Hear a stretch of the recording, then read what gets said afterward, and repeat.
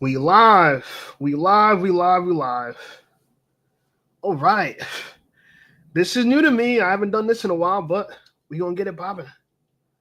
Let's see. StreamYard got this. Okay. We here. We are here. We are here. All right. Let me get my Instagram set up. Okay. Let's see what's going on here. Wait for all this to fill. I'm gonna see if this is going right. Let's see. Let me see. Let me see. What's going on, people? I'm just gonna set up my Instagram as well, so we can see what's happening here. Let's see.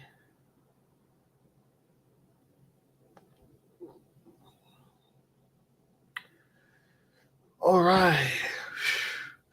10,000 subscribers, man. Thank everybody.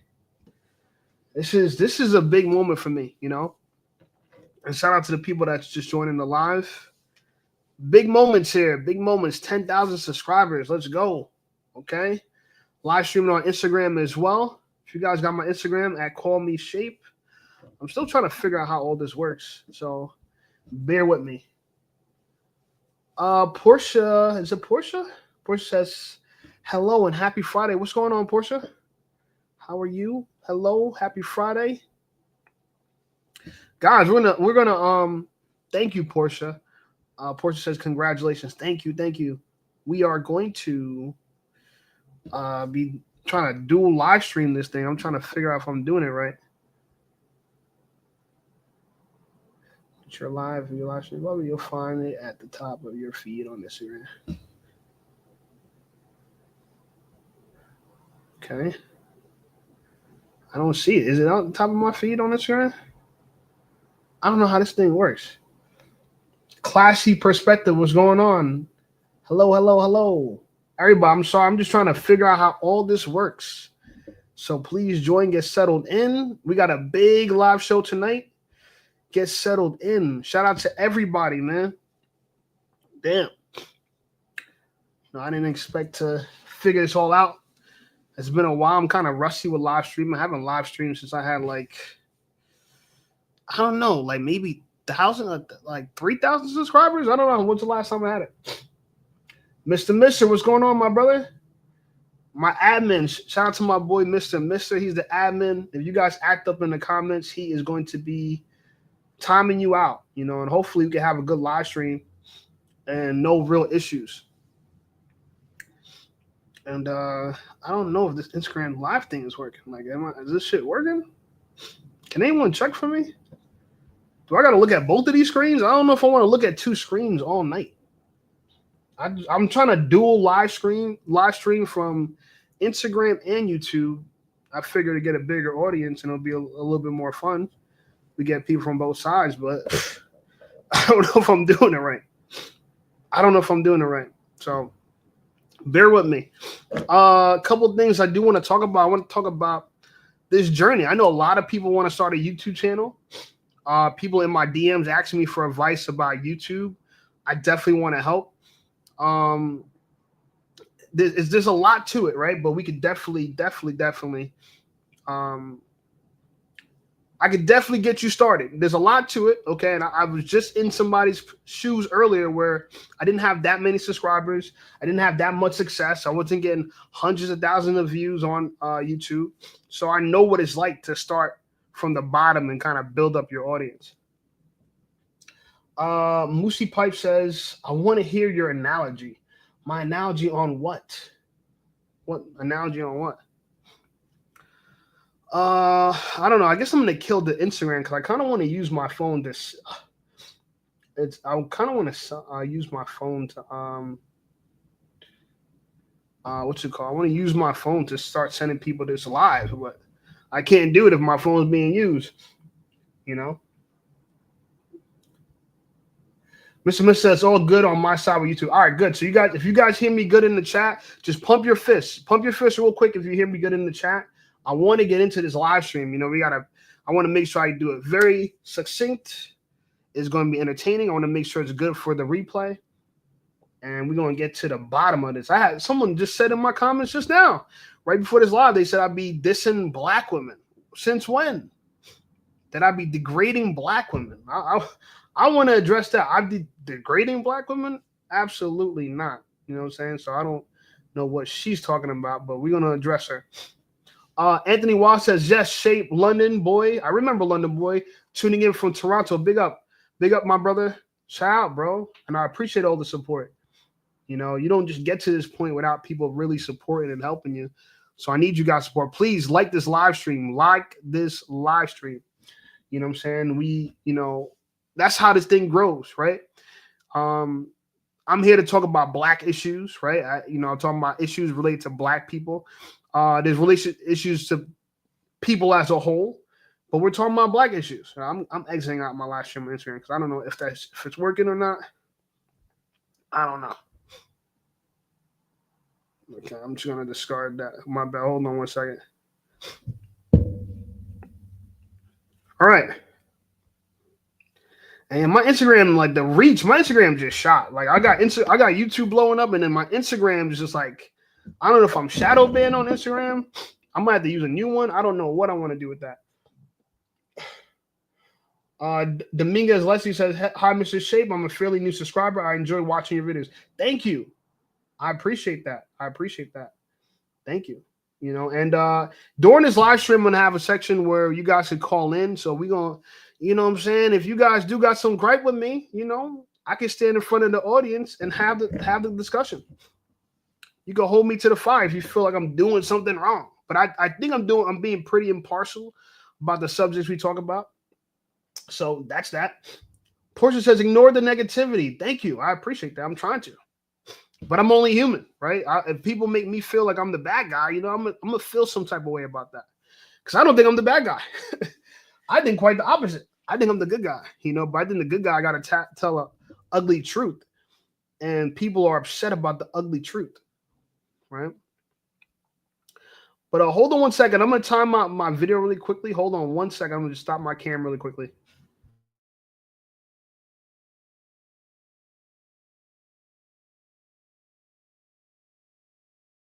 I'm coming back. Don't worry. I just hold on really quickly. I'm coming right back.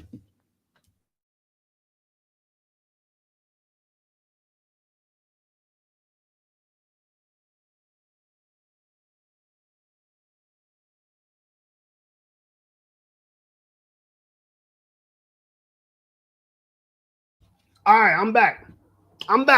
All right. I'm sorry. All right. So many of you guys don't know me. You probably look at me like, all right, who is this guy? Call me Shape, right? I kind of popped up on your screen. You see me talk about dating. You see me kind of controversial subjects in the black community. I get it. Even just in dating just as a whole, right? Who am I, right? Who is this guy that is appearing all over your screen? Well, for one, they call me Shape. That's why my channel name Shape. Call me Shape is an unusual nickname, but it is my nickname. I had it since I was 14 years old. So I grew up with this name all through high school, right? I had his name before I lost my virginity, right? And my neighborhood gave me my name. You know what I'm saying? That's why they call me Shape. Long story. I'm probably going to tell the really origin of my name at some point. I'm sure I might have told it in prior videos, but now I'll talk more about that. But ultimately, I used to be a photographer, right? Yep, Mr. said it right there. I used to be a photographer, and they used to call me Shake Out the Models.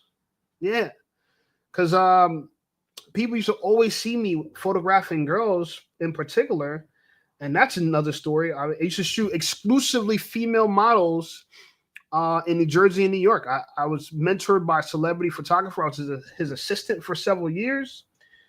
And so that led to me being called Shape Got the Models. And I had a rap career like that. If you actually search Shape Got the Models, I got a few rap videos under that moniker too. But ultimately, in the last 5 years, I've been personal training, improving my overall health. Since the lockdowns, I've made it my mission to really, become as healthy as I could possibly can. Because I've realized the value of your own health, right? Mortality was staring me in the mirror, right? I mean, all of our mortality staring us in the mirror. And when I had nothing to do, when the whole world was on lockdown, I'm like, you know what? Well, I'm going to work out. That's what I did. I learned how to do it. And while I was doing that, I started uploading videos about dating on YouTube because I have my own dating woes and issues, right? Now, I've had a lot of success dating. I won't lie. I've had a ton of success dating. I'm fortunate. I realized that a lot of men in the space are kind of bitter, kind of upset about their dating prospects, but I've actually had a really great dating life in my personal opinion. I've enjoyed it very much. I've learned a lot. I've had heartbreaks. I've had moments where I was upset and I'm, pissed off, I guess you could say. But ultimately, I was able to prevail because one door closed and another door opened. And life is pretty much like that, right? So, and I was fortunate enough that a lot of women decided to pursue me. And so when people say, "Oh, what gives you the authority to talk about dating?" I think I'm a pretty well-versed dater. And a lot of the women men want to date, I've already dated. That's the part that I think bothers some people, and that I say that. And I'm not saying it to brag, but I'm saying to tell the truth. So many men are so scared to be masculine and tell the truth, right? We live in a world where everybody's trying to become an androgynous idiot, you know what I'm saying? And we're all the same. We're all stupid idiots and we're just the same. We're one homogenous group of androgynous people, it's ridiculous, So I tell the truth, whether people like it or not. And some people in the sphere, as you can see, some people in the manosphere or whatever, if you like to call it that, are liars. They don't tell the truth. They don't represent themselves properly, right? They pretend to be one way and they're another way, right? Most people in this space, because let me tell you the truth, real players don't end up on YouTube. Real players don't sit around making YouTube videos, okay? So most of the guys in this space are going to be nerds, obviously. I don't got to name them. You guys know who I'm talking about. They're going to be dudes who are nerds and they know pickup lines and they might know a little bit of female psychology and behavior and they could spew that kind of stuff out. But if you look at their own behavior, they're clearly beta, right? They're not alpha, right? And so I'm challenging anybody that thinks I have some real female women issues going on and I'm hurt or something like that. I'm going to have a portion of this live stream where you could call in. You could say your piece, right? And then from there, what? I'm gonna just have to defend myself, right? If you're gonna make a good argument that I'm such a bad person, I guess I'm gonna have to defend myself. But I don't think you're gonna be able to do that. But we'll allow you to try. Let me answer some more questions. Let me respond to some of these comments. Anthony Wild says you're gonna be massive shape. Relax. You're gonna be as large as Kevin. You're on the same route. I saw him rise. People relax and enjoy it. Nobody can take from you what God ordains. I appreciate that. And I do feel ordained by God. Ordained by God. But I think honestly, to tell the truth about all this, and I was concerned about doing a live stream because my thoughts were like, how are people going to respond? Who's the real people that watch this content? I see people in the comments. I see people, in the comments, and you see the views, but who's really the people? So I want to get to know you guys, right? I want to get to know everybody's in here, talk, have a discussion. Don't be just a ninja watcher. You know what I'm saying? This is for me as much as it is for you. You know what I'm saying? I want to talk to the audience. I want to see who really supports the content, who likes the content, and heck, maybe even what kind of content you like, because I've made so much different types of content on YouTube. And at this point now, I'm really trying to, I don't want to say please the audience, but I want to make things that you guys can enjoy because I have a range of interests, you know what I'm saying? So, talk to me. What's going on? But we'll keep this going on. I got some giveaways. I brought some gifts from me, So look, this hat has become a big success for me. So, I decided like, heck, let's support the people. You know what I'm saying? So we're going to do some giveaways tonight. And if you want a nice little hat like this right here on my head, signed copy, you know what I'm saying? All you got to do is subscribe to me on Instagram at Call Me Shape, and send me a DM saying why I should give you this free cap. Because look, this is the crucifix, right? This is a very important hat, so I don't want you to do no only scam type of stuff with this hat, right? So we want to make sure this hat ends up in good hands. Okay. Um, this green hat means something to me, but I'll definitely be giving some away tonight for sure. All right. Also, I don't know how many people are into boxing, but we do have a huge boxing match tomorrow that I'm going to be popping out. If you guys are on the East Coast area, we got Javante Tank Davis fighting against Lamont Roach, and your boy is going to be in the building. You know what I'm saying? If you see me, say what's up. My largest audience is in New York, so if y'all run into me, you know what I'm saying, give me a year. I'm gonna look up. You know what I'm saying? I'm from Jersey. Anytime I hear a year, I'm looking up. Could be it could be for me. You know what I'm saying? So, I'm making sure I look up to that. Okay, hold on.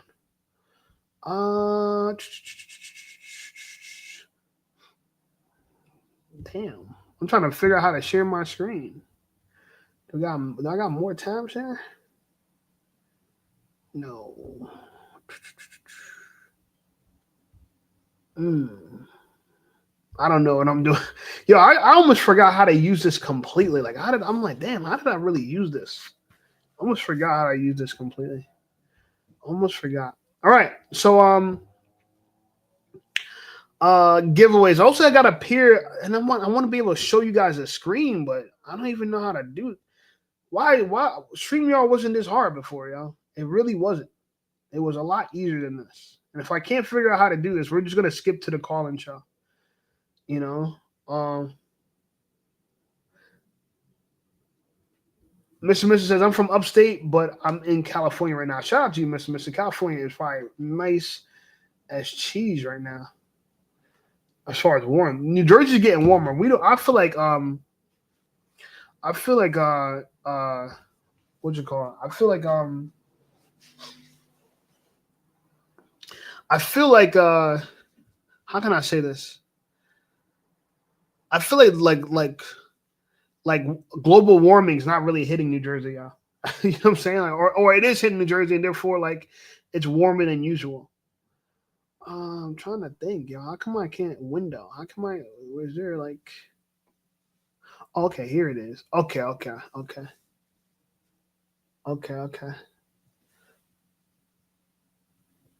It says entire screen, no. Window. All right. Can you guys see that?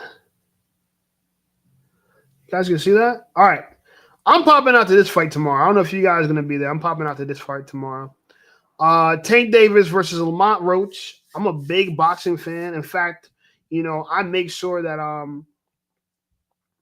I box a little bit. You know what I'm saying? I don't think it's smart for people not know how to defend themselves, y'all. It's if you want to, be a valuable person in this world, you got to know how to defend yourself. For real. Mr. Smith said it's 72 and sunny over here. Man, you lucky, man. That's nice. That's nice. Black Lynn says, Black Lyron? Am I saying that right? Black Lyron says, peace, shape, and peace to the chat. Peace, brother. Shout out to you guys. Jack Morgan, my buddy. Shape the Great. Appreciate you, bro. Thank you, brother. He says, congrats on 10K. Yeah. Thank you, brother. It was definitely the journey. I won't lie. I almost quit halfway there, but I'm glad that I stuck it out. And my last live stream was talking about that. You know what I'm saying? My last live stream was talking about that. So shout out to Jack. Jack was a very pivotal part. All right, I'm going out to Lamont Roach versus Tank tomorrow. Barclays Center, Brooklyn, New York. Brooklyn Popeye. If you out, holla at your boy. If you see me, give me an ear. You know I'm going to respond. All right. So 2 giveaways. Second giveaway, I got a pair of Dylan shoes. I mean, these Dylan shoes, they're Zero shoes.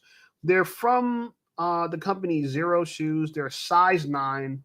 If you are a size 9 and you want this shoe, DM me this screenshot to my Instagram and call me Shape. and you guys gonna get this shoe. Okay, I got one of them. Only got one. So we're gonna figure out how to do the raffle. But send me a DM with your email. DM me with your email address. Send me what's it called? I said send me DM me your email address. Follow me, and that's gonna be the rules. Follow, screenshot, email in my Instagram. Call me Shay. And then you might win these shoes, okay? I want to give them away. There's some good pair of shoes, y'all. Good pair of shoes, y'all.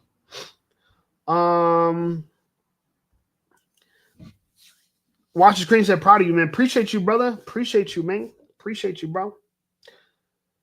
He said, I told you would hit it. You told me you'd hit it. Yeah, bro. That was the plan. You know, it's funny when you execute a plan the way you say you're going to, you know. And I can only dream of it. I won't even lie. I was dreaming of hitting this shit, you know what I'm saying? And I actually did, you know. Jack Morgan says, tell us the struggles. Well, let me get this off the screen right here. Let me get this off the screen. He says, tell us the struggles. Well, you know, to be honest with you guys, like, I don't even feel like YouTube was so much a struggle for me, so much as far as it was like the difficulty of the assignment. But I won't lie, man. One thing people don't understand about success is that you're going to get a lot of failures before you get that win. You're going to get a lot of failures. One thing I can tell you about success, and it seems true to be for every industry, you fail a lot initially, and then things eventually get better. But you're failing a lot. And I think in that time when you're failing a lot is when people quit. I quit. I just came back, but most people quit and they just stay out. You know what I'm saying? Is what you know, the problem was when you're trying to achieve something great, you know, you got a few challenges, right? One, the great feat is, you know, what makes it great is that it's hard to attain, right? Like not everyone can do it, right? If everyone could do it, it wouldn't be great. And the reason why most people can't do it is because it's challenging as all hell. You feel me? It's challenging as all hell. But the other thing that you're going to face is that people doubting you. You know, so many people doubted me. So many people thought that, you know, I was never going to make anything out of myself. It was shocks the hell out of me. You know what I'm saying? But so many people think that I was never going to pop off. I was never going to make it. They counted me out. And the funny thing about it is now when I see them, they got to change attitude. They got to change the face because as a man, I'm going to tell you this, for all the men in the chat, what you're going to realize is nothing is more fulfilling than success. Success is one of those things that when you get as a man, it's almost like you feel like you finally become visible to the world. Like the world could finally see you for who you are. And I remember what it was like before I had any kind of success, you know, and a lot of people, you know, they look at you like they don't value your opinion as much, right? But when you do something that a lot of people would love to do, but have never done before, and they'll most likely never be able to do, and it's right in their face, they can't deny, it's undeniable. That's when you get true respect. You know, that's what I'm seeing nowadays. I'm seeing some real respect when I'm out in public, real respect when I'm around people because they look at it like, wow, that's impressive. And I know a lot of people never done it before and never will. And that's just the hard, cold truth. Max Powell says, congrats with 10K, bro. Thank you, my brother. I appreciate it. He said, I like your weighted approach. A piece of advice from a total stranger. Please do not turn into some red pill coach, a.k.a. red pill roach. We got enough of those already. Yeah, well, you got to explain to me what exactly is that. Because I don't, you know, I do feel like someone that shares some of the talking points, but I don't feel like I'm a red pill rager. I'm not what these dudes are where they're like completely pissed at women and they want women to suffer. You know, I don't have that same mindset because, like I said, and I said it earlier, I've had a great life with women. You know what I'm saying? I've had an amazing, bro. Sometimes I look back at my life and I'm like, I can't believe I was able to do that. Like, I really think that myself, like, how did I pull this off, yo? Even I was shocked, you know what I'm saying? So that's that. Watch the screen says camera quality looks great. Also, thank you, brother. I appreciate you. Yeah, so I also want to, in general, I know a lot of people, and I don't want people to feel bad about this because I was in the same position. A lot of people want to know how to do YouTube. One of the things you might like about my channel and the success is that you're watching somebody go from nothing to something. Literally, if you've been on this journey with me, you're watching me go from someone I was struggling to get by to now YouTube's paying my rent. YouTube is literally paying my rent now, right? It's not a flex. It's not a brag, but it says that I could fully invest into this as a project, as a mission, you know, and it allows me to make probably more competitive content than the people out there. So I don't got to red pill rage for attention. I can just make quality videos on the subjects that we care about, and people going to react to it. You know what I'm saying? So I'm happy with that. You know, there was times when my channel did 20,000 views for the entire month, and now I'm doing 400,000 views a month, 500,000 views. So if you're rocking with me right now, you're about to witness someone that's going to take this from 10K subscribers to 100,000 subscribers, to 200,000 subscribers. You're going to see it. And along the way, people are going to ask me questions. They're going to want to know, hey, how did you do this? How did you do that? I have no problem sharing. Be my guest. I will share. I'll tell you. I'll give you the juice. I am not a gatekeeper. Y'all. I share the wealth. You know what I'm saying? I share the wealth. Jack Morgan with $10 donation. Thank you, brother. He said, money in the bank, shorty. Shorty, what you drink? Appreciate you, brother. I want to have people hop in soon because what time is it? Damn, we're 30 minutes in. Good. All right. I did a good job. 30 minutes in. Now it's time for the people to call in. I'm going to put the link in the chat. We're going to go one by one. I'm going to talk to some of the pivotal people in my life as far as this thing goes. You know what I'm saying? Some of the pivotal people that helped me get here. Jack Morgan being one of them. You know, me and Jack, we was grinding this shit out 2023 when nobody was watching, y'all. When nobody was paying attention. Me and Jack was grinding it out. So I'm proud to have him as one of my close friends. Shout out to him. Incredible channel. If you guys never heard of the Jack Morgan channel, where the hell have you been? You know what I'm saying? My brother is out here, y'all. And he's honestly one of the best talents that we got coming out in the space. You know what I'm saying? So I'm going to bring him up. You guys, whoever else wants to hop in, let's have a discussion. Like I said, I got these giveaways. I got these hats, man. You know what I'm saying? I'm sharing the wealth. I ain't keep all the drip to myself. I'm sharing the wealth, okay? I got drip for everybody. Everybody going to be dripped up. We all going to be dripped up. All right, let me put the link in the chat. We got $2 donation. Facts, brother, been in here for a few minutes. I rock with you. Appreciate you, brother. Shout out to Keith. I'm rocking with you. All right, guys, I'm going to put the link in the chat. Let's get the conversation going. But don't forget, we got a giveaway going on. In the giveaway, subscribe to the channel. Mr. Can you put inside the chat that these are the 3 steps for the giveaway if you want to receive like one of the hats or even the 0 shoes that we're giving away? You got to follow my Instagram. You got to screenshot this live, and you got to send me your email all in one DM. A screenshot. All I want to see in the DM is your screenshot of this live, your email address, and I want to look and see that you follow me as well. All right? And then you're going to get something for free. You feel me? Yes, of course, bro. You can have one of these rings, bro. I told you, I got, bro.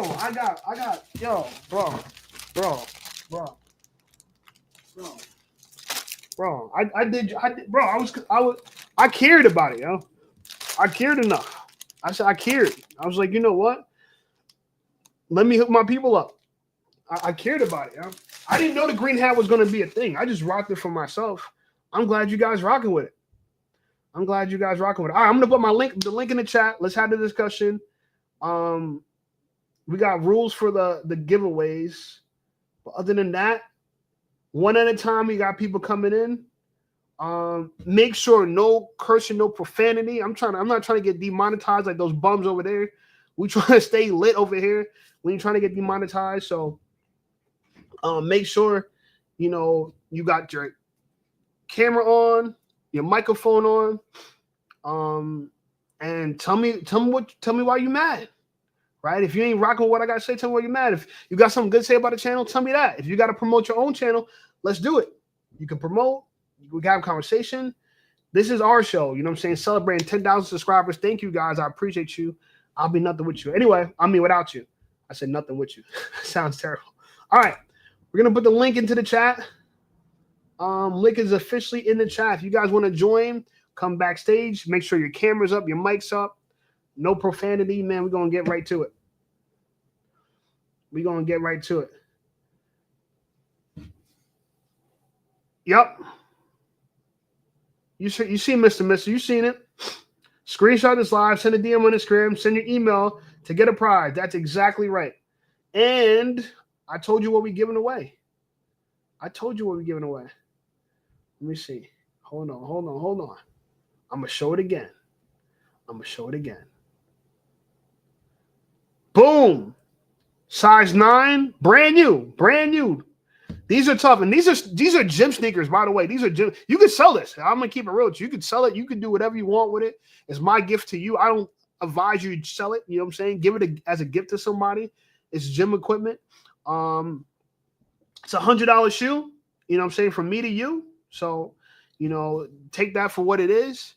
Size 9. It's a barefoot shoe. So if you feel it's great for squatting, great for legs, because you could really grip the ground with your toes. And that's what you're supposed to do. You're supposed to grip the ground with your toes.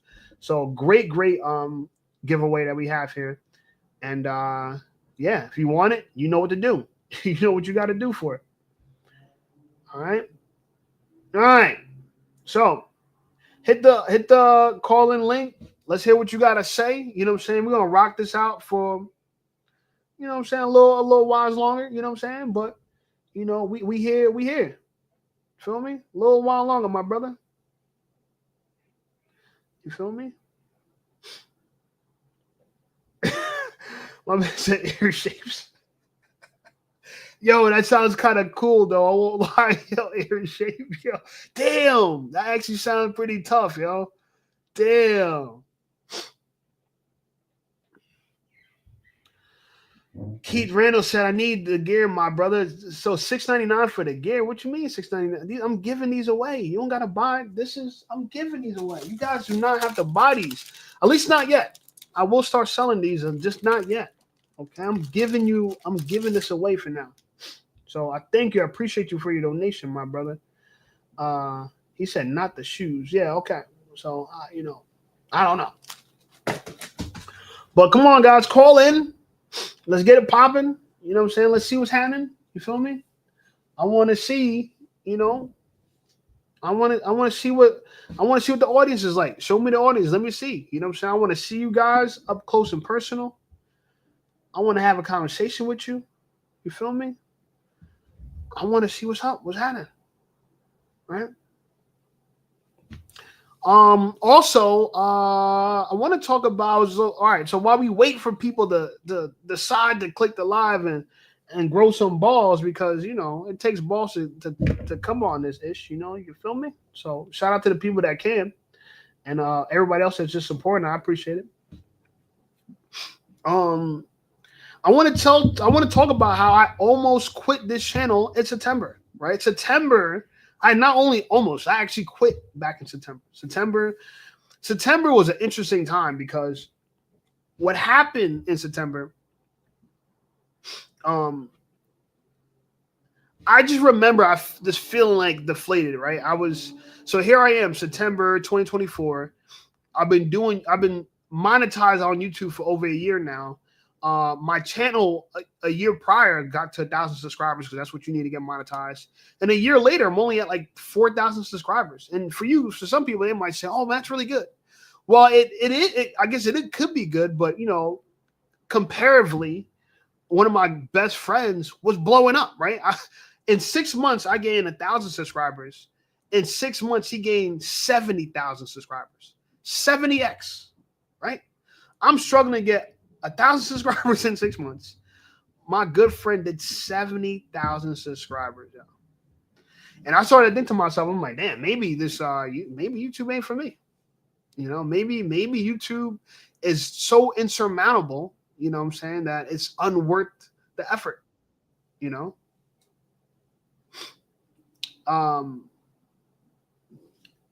on cam. If you want to hop in, get on cam. If you want to hop in, get on cam.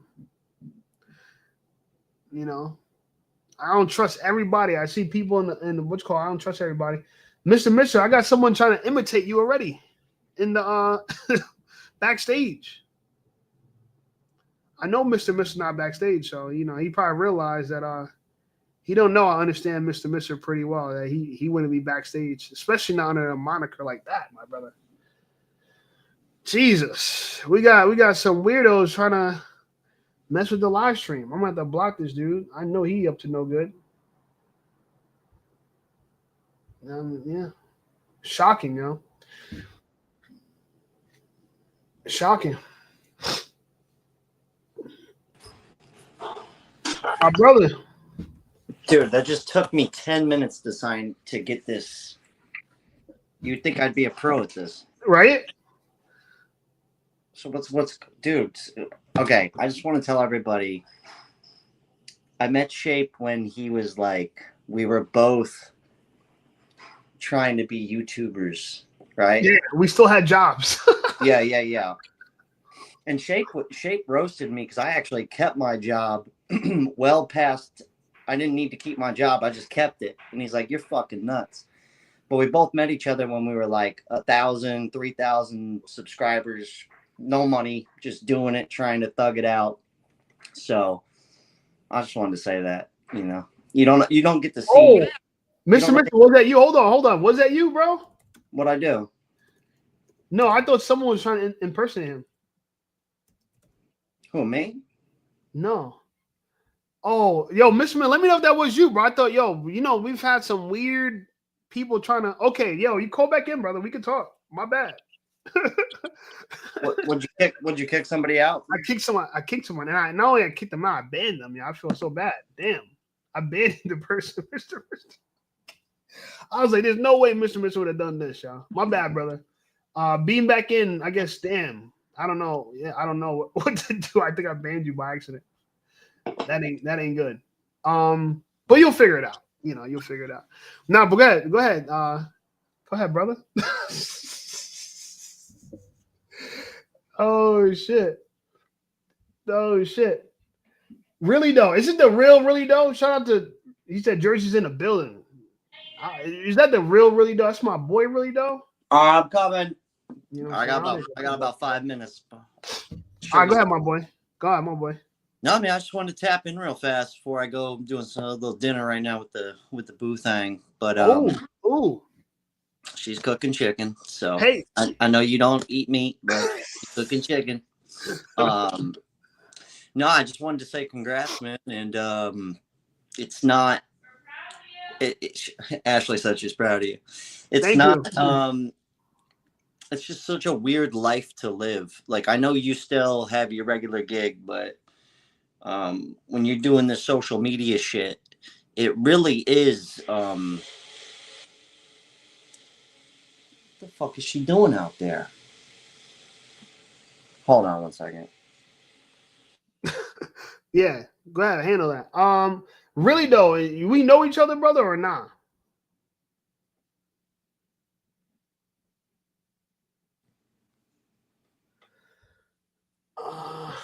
He said I bloom StreamYard, but use thumbnail. I saved it on there for a joke for someone else. Oh, okay. Yeah, I don't know, bro. My bad, bro. We usually have some sometimes weird shit. Really though, are you the really though I know from North, bro? Because I know one of my good homies. I think he's living down south now, so I don't know if you know what I'm saying. Nah, if you don't, bro. If you said you're not sure, you're not him, bro. You're not him. My really dope. He used to be my barber, yo. He used to cut my hair. Nah, you're not the dough I know. But I might know you though. You know what I'm saying? Shout out to you, brother. Mr. Smith said I blame. Okay, I get what you're saying. All right, Jack, go ahead. Holler at me, brother. Oh, my bad. My boy Jack got things to do, man. I want to just get him in on here. She started messing with the blender, and I was like, come on, man. No, I just wanted to say that, like, you hear people who watch YouTubers, you think it's like you just, for real? You think it's some kind of get rich quick thing, but it really is a grind. Like, it's like a real hustle. So I just wanted to pay you your respect, give you some kudos, and because I know how hard it is to even get to 10,000 subscribers. Like, people can look at it like it's only 10K people on Instagram, but it's fucking difficult. It's especially when people around you in real life know you, and they see you trying to make it. It took me so long to get any kind of momentum on YouTube. And so to have to run into people who are watching you just eat shit, oh man. So I'm just really happy you're past that eating shit phase, because it is brutal. Like, it's one thing to have a shitty job, but at least you're making money at your shitty job. Mm. That's all. That's really all I'm going to say about that. Because I was just thinking back to when you said that earlier in the stream. People, dude, it's fucked up. It's a weird bracket for anybody to try and go into, to be a influencer. I'm going to call it that. It's a really, do it, to be honest it's with a you. really strange thing to do, especially to anybody who's watching this who has tried it or has thought of trying it. If you've tried it, oh, it can be soul sucking to just eat shit, and not even a bunch of people see it.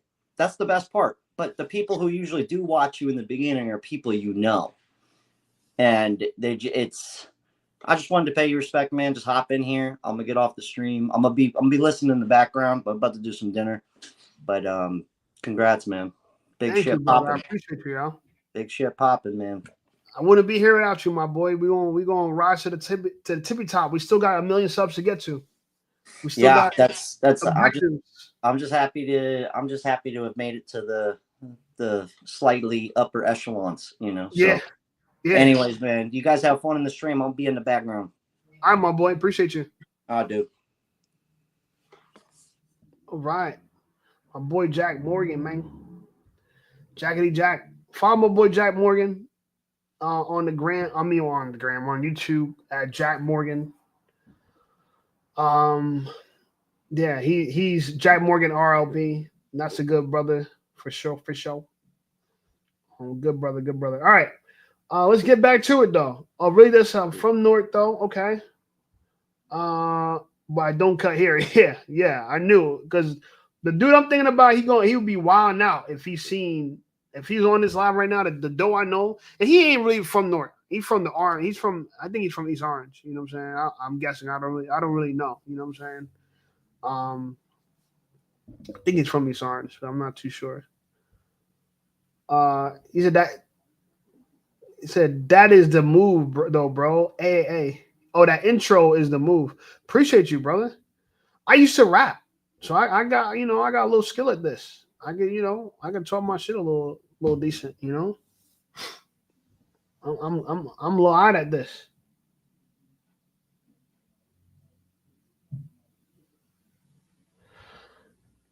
He said, "God, I don't know how to unblock you, brother. I'm gonna have to try to figure that out now. I'm gonna try, bro. I don't even know if I know how to unblock. Damn. I wish I was trying to get you to call in. I mean, I was trying to get you to call. I was trying to get you to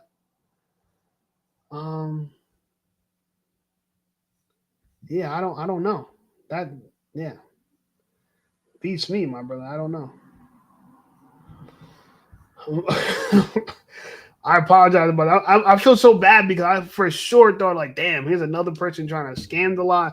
Bro, when I first started doing live streams, that was the move. People would try to get in here and be funny style. But anyone else who want to join, I'm gonna go. I've been going on for a little bit. You know what I'm saying? Want to just celebrate with you guys. Appreciate all this, the support to get me here, y'all. Got YouTube paying the bills, man. I'm like Jack said, bro. When I started YouTube, bro, it was not paying the bills. A couple extra $100 here and there, but it wasn't nothing serious. You know what I'm saying? Yeah, bro. It was kind of like the Zelensky went, very quickly.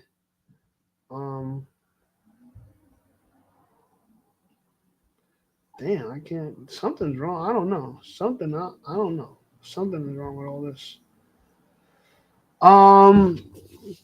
Yeah, so we're gonna do a call and show. talk your ish. You know, you got something to say. You want to promote your brand. You know, you want to learn about YouTube. You guys, like, this is the time y'all got me. You know what I'm saying? Like, we're going to rock this. I'm going to let this rock for a little bit, you know, 10, 15, 20 more minutes. You know what I'm saying? If you guys want to call and we can rock it out. But I just want to get on. Honestly, I just wanted to show my face. I feel like I hold myself accountable, bring my face to the fire. I'm already in, you know, you guys' home feeds, I guess. But I wanted to just pop out and say, what's up?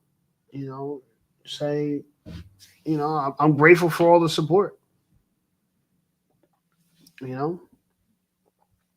So, you know,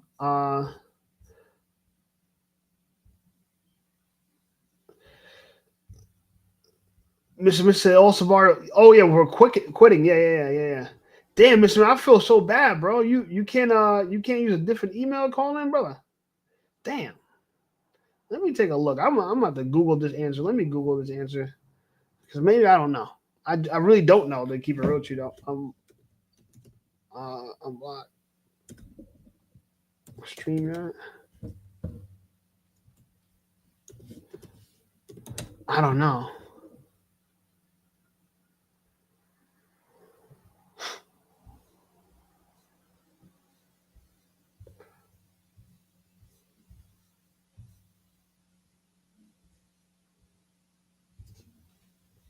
Yeah, I don't think there's. I don't think there's an. There might not be an unbanned, but I'm looking at. Banned guests will not be able to rejoin the studio using the same account that was banned. They, however, using a different YouTube face. Oh, you need to rebrand the user again. Oh, can I remove a banned guest from the banned guest list? Oh yeah, you can. Yes, go to the end of the studio, click on settings, and click. Oh, okay. Hold on. I actually think I found a way. My bad. We might have a solution here.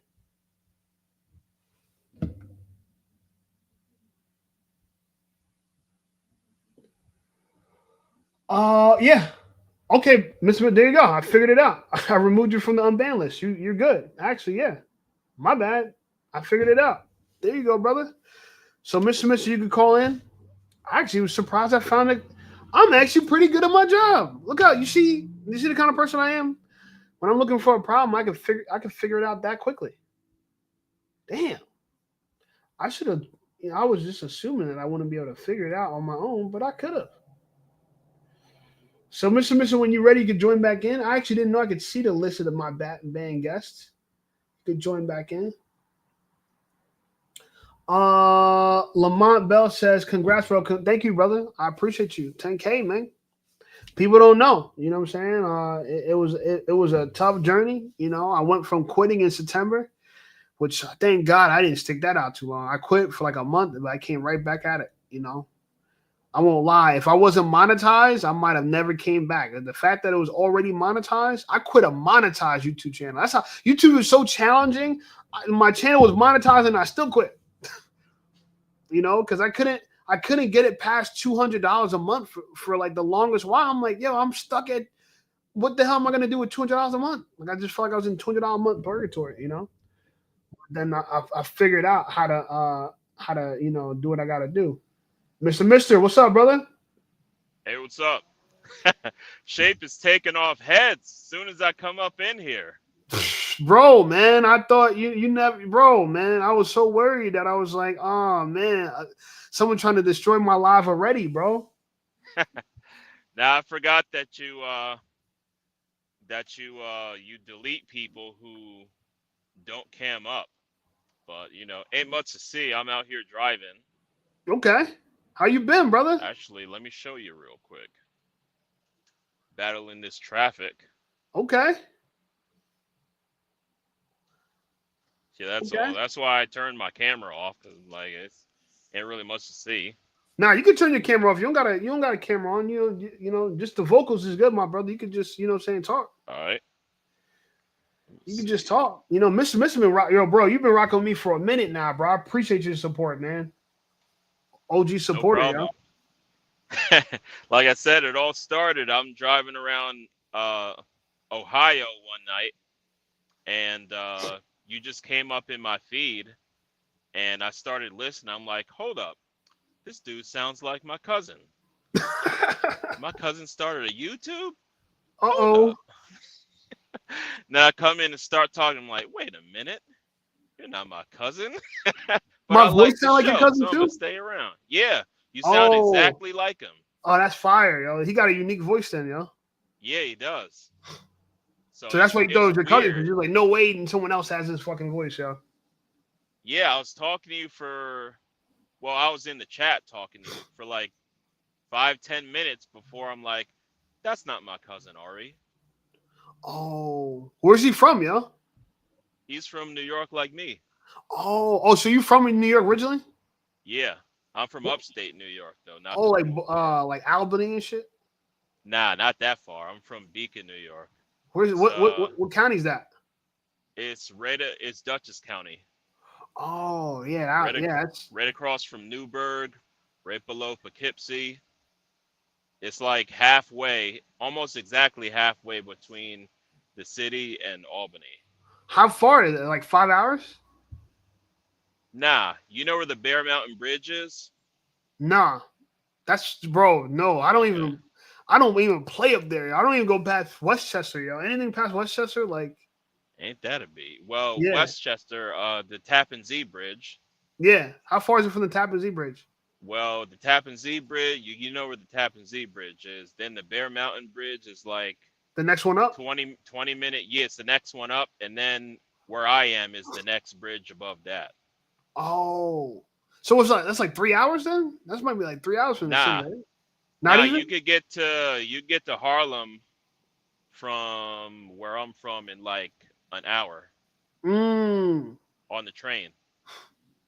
Okay. Yeah, so damn, it's not bro. That far. It's good to hear from you, bro. Cause I remember you told a lot of interesting stories throughout the times, man. I got stories. I still got plenty more. So wait, all right. So I thought you were living. I don't know why I thought you were living overseas. You used to live overseas. I used to live overseas. I'm trying to get back, but just like you, I'm focusing on my purpose so I can make that happen. Because last time I was over there for like 4 months, and then I had to come back. But I wanted to stay 6 months at least. But you know, I ain't have no job out there. I'm just living off the money I stacked up. How was it though, yo? That's still fire, so bro. I don't ever have to come back. That's still fire. It was great. It was great. That's why I can't wait to go back. I was out there before people were talking about it on the internet like they are now. It was my first time leaving America was going to Thailand. And it was all just because I wanted to go somewhere where it's cheap. Okay. And my money would go far. And you were saying you're trying to go for your birthday. I was, and then my channel started popping off. Yeah, I was gonna go. I'm like, all right, let me just go. And I'm like, oh shit! Like I started to see the route to 10K. I was like, oh, I have, because like I was struggling to get my channel above 4,000 at one point, and then I hit 5,000, and then I struggled to get. It's like from like 3 to 4 was tough, and then from 4 to 5 was like okay, but then like from 5 to 6 was tough again.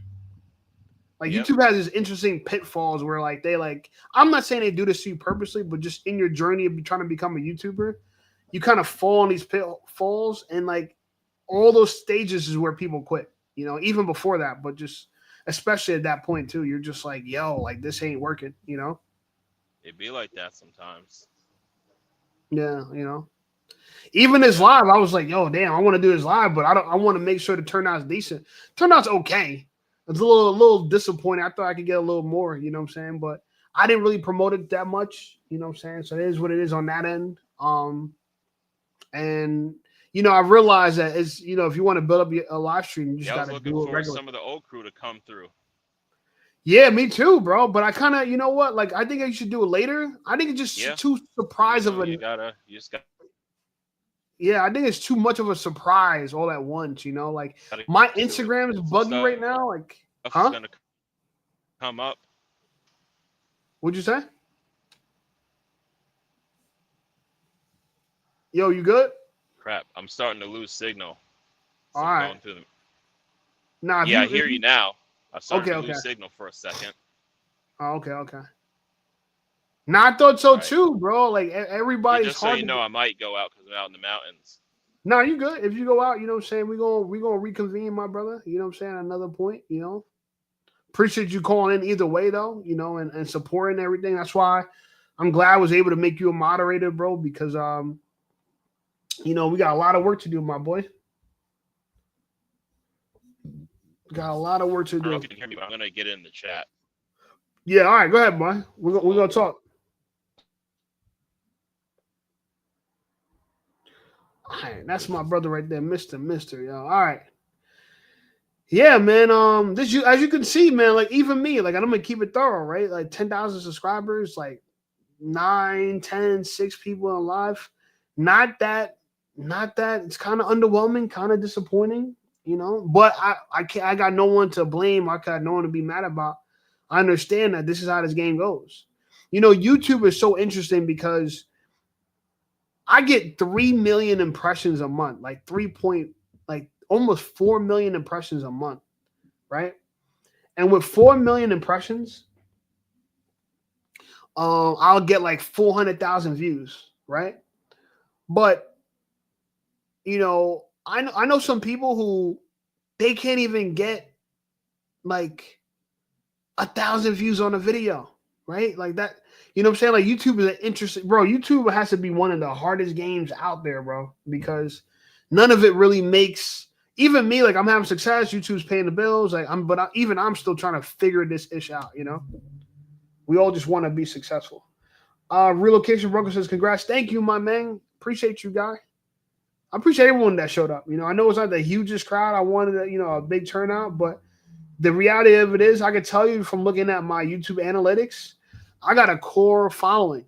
21%, almost 22% of my views comes from my audience, which is pretty high. It's pretty high. A lot of people can't say that, you know. So I'm proud of that about that.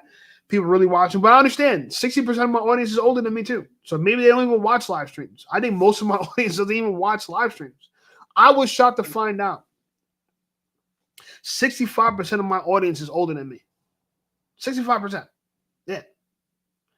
You know, like, but it makes sense. You know, when you speaking that real ish, when you telling the truth, when you're not lying, you know what I'm saying? This is what happens. Guys, I'm gonna put the link in the chat. If you guys want to call in, you can call in. I'm gonna rock out for a little bit more. You know, we got giveaways. We're gonna keep doing these giveaways until these hats are gone. I got it for you guys. And yeah, look at that. Relocation. There you go. Relocation brokers are old soul. I never watched live. Yeah, thank you. Well, see, there you go. If you don't mind answering, bro, how old are you? I'm just curious because most of my audience, literally 65%, literally are older than me. It shocked me to my core. I was shocked. I never had such a grown audience ever. And now 65% of the people that watch my channel are older than me, right? And I'm not saying I'm old, but I ain't young. I'm 37, right? Relocation broker says he's 54. All right, so shout out to you, bro. I appreciate that, man. You know, I can learn a lot from you guys, man. This is why I have this. Bro, if anybody wants to call in, we can talk. I'm here for y'all. I showed up for y'all. You know what I'm saying? But after this live is done, you know, I'm getting back to work, get back to the grind. You know, I'm dropping 3, 4, or 5 videos a day, and I won't lie, the numbers been going up. I'm really, really excited. Right, we just passed 1.6 million views. Almost 2 million views. We have 1.6 million views, right? I was keeping tabs, as you can see there on my whiteboard, of the different milestones I hit. But I had to just stop writing it because every day was a new milestone. You know, the channel was growing a lot. You know what I'm saying? Channel was growing a lot.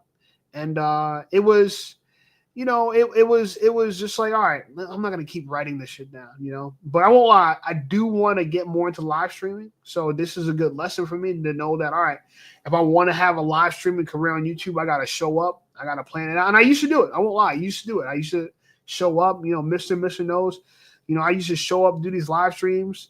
It's a whole different beast. And that's what's so interesting about YouTube. You got 2 routes to success. you know, or 3. I guess you could do shorts, you could do long form, you could do live streams. And I know people successful in every category, and each category has its own challenges, you know. So I know, like I said, I told people, some people are in my DM, there's asking me for help with YouTube. If you guys want help for YouTube, let me know. You know, it's just a kind of a Q&A. You can ask your questions. I got answers. What's up? What's up? What's up? Mr. says, where's Doxy? I don't know, bro. Where is Doxy? Where are my boys at, man? I know bad marketing. Marketing is just that. If you don't market things very well, it won't get pushed out like that, you know? And even the thumbnail that I use for the live stream, it's not my usual thumbnail. So it's like, no, of course nobody would expect to see it, you know?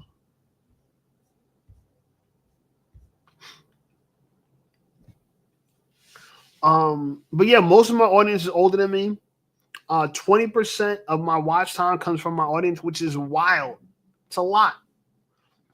They said the numbers. I was looking at the numbers. It's so funny because I was trying to say that, like, I was looking at videos, because if you look at my list of my videos, like, we'll go through my channel now, because, you know, shit, we here, right? Might as well, we talk about the channel, you know, until somebody calls in, if anyone ever does. We gonna discuss what we hear about. We here celebrating the 10K subscribers, man. We celebrating 10K subscribers, man. All right, so let me share this video. Let me share my screen so you guys can see it. Let me share my screen. All right, you guys see that? Call me Shape. Boom. And I won't lie, like, just seeing my name here when you search, and just seeing this 10,000 here, amazing feeling. Also, this is the thumbnail that I used for the live. As you can see, the live is going. Boom. And then, you know, I want you guys to take a look at the last couple of videos I dropped, and I'm really proud of this. I'm gonna keep it real with you. I really am. And look how uniform all these thumbnails look, bro. This is one of the hardest. You want to know one of the hardest things in YouTube? I make all my own thumbnails. By far, one of the hardest things to do is make thumbnails. I make all my own thumbnails. You know what I'm saying? All of them. Bring Mr. back. What's up, brother? Hey, what's up? Can you hear me? Yeah, I can hear you. Hold on. Let me see if I can see you too in here. Yeah, I can see you. What's up, bro? All right. I don't know if my camera's on or not. I was trying to put my email in the back chat. Okay. Careful there, brother. Careful. What do we got? I don't, you know. There we go. Yeah, let me just type this real quick. All right, you got it. So I was saying, when I look at these views, right? So look, if we look at 20 hours ago, 1,000 views, that's okay. A day ago, 1.3, that's okay. A day ago, 3.3, that's pretty good. 1.7, that's good. 10K, right? Look, when I look at these videos that do 10K, black men are choosing hobbies over singles events, which, by the way, pretty accurate on that title. You know what I'm saying? Like, black men are not really dating the same way anymore. You know, I know a lot of women want us to go to single events, but again, you guys want us to go to those events and just compete for you. We ain't trying to go to no events and competing for you. No. I'm not trying to go to no singles events. So it's like speed dating. You could just, choose between me and a group of people. Hell no. Why would I be doing that for? You know what I'm saying? Like, what do you think about that, Mr. Mister? Can you hear? Yeah. Would you go to Would you go to a single event? Would you go to a singles event? Hell no. Okay. But before you answer, do you agree with me that isn't like single events still a scenario where girls making you compete for them? Yep. It's like it's not in our favor whatsoever, you know? And ain't nobody trying to pay for that just to go and get rejected. Yeah, that's what I'm saying. Yeah. And that's the whole point. That's so funny about it, because it's like, instead of giving us a scenario where we're guaranteed to succeed, you give us a scenario where you're guaranteed to succeed and we're guaranteed to lose. Like, what's the, you know what I'm saying? What's great about that? Yeah, it's a weird setup because they're expecting Chad to show up because they're only trying to choose Chad. So if Exactly. you're not Chad, don't bother showing up. But they want groups Chad of doesn't Chad. need to show up. Yeah. And they no, yeah, you're right. Chad doesn't need to show up, and they want groups of Chad. They want groups of Chad. Like, you know, I don't see the value in single events, and that's probably why that video did well. But I was telling them before you hopped on, like how like 65% of my audience is older than me. 65%. Isn't that crazy? Yeah, it's crazy. I'm Would you older than expect that too. though, or because sometimes I'll be thinking like, yo, the content I'm making, it is kind of. I don't think it's childish, but you know, it's. Would you expect like that much successful the older generation though, like Gen X and shit? That kind of shocked me, bro.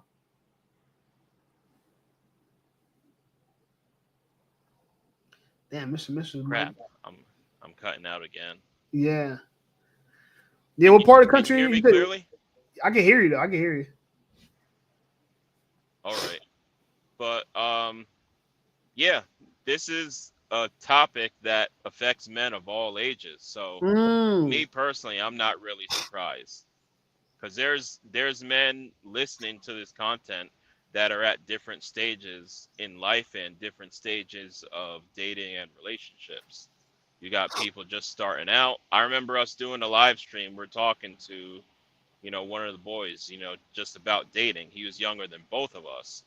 Right. And we're saying like, yo, you gotta focus on doing this stuff instead of doing that. But you know, there's also guys who listen who've already been through all of that. They've already been married, had kids, and all that. And this stuff applies to them, either getting back into the dating world or things they already experienced during their marriage. So I'm not surprised that people of all ages are listening, especially older men, because they've been there and done that, and they see the truth in what you're saying. No, yeah, I mean, it just shocked me, bro. You know what I'm saying? You know, I was like, whoa, like, you know, I at least thought that like a good portion was going to be my age, but not even. Like my age is only like 20%. Like literally, you know what I'm saying? It's like not even half the amount of views are coming from. And I'm like I said, I'm not young. I'm 37. I'm not saying I'm old, but I don't feel like I'm like a you know, a teeny bopper. You know what I'm saying? Yeah, and I'm 41. There you go. So you're millennial too, though, right? You're like the beginning of millennials.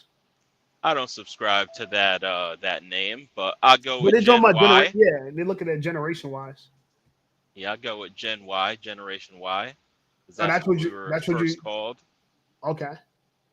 That's what millennials are first called before Gen Y. I mean, Yeah, millennials. because it's supposed to be Generation X, Y, Z. So Oh, we were Generation Y. Oh, but I guess they didn't want to say like question mark with Generation Y.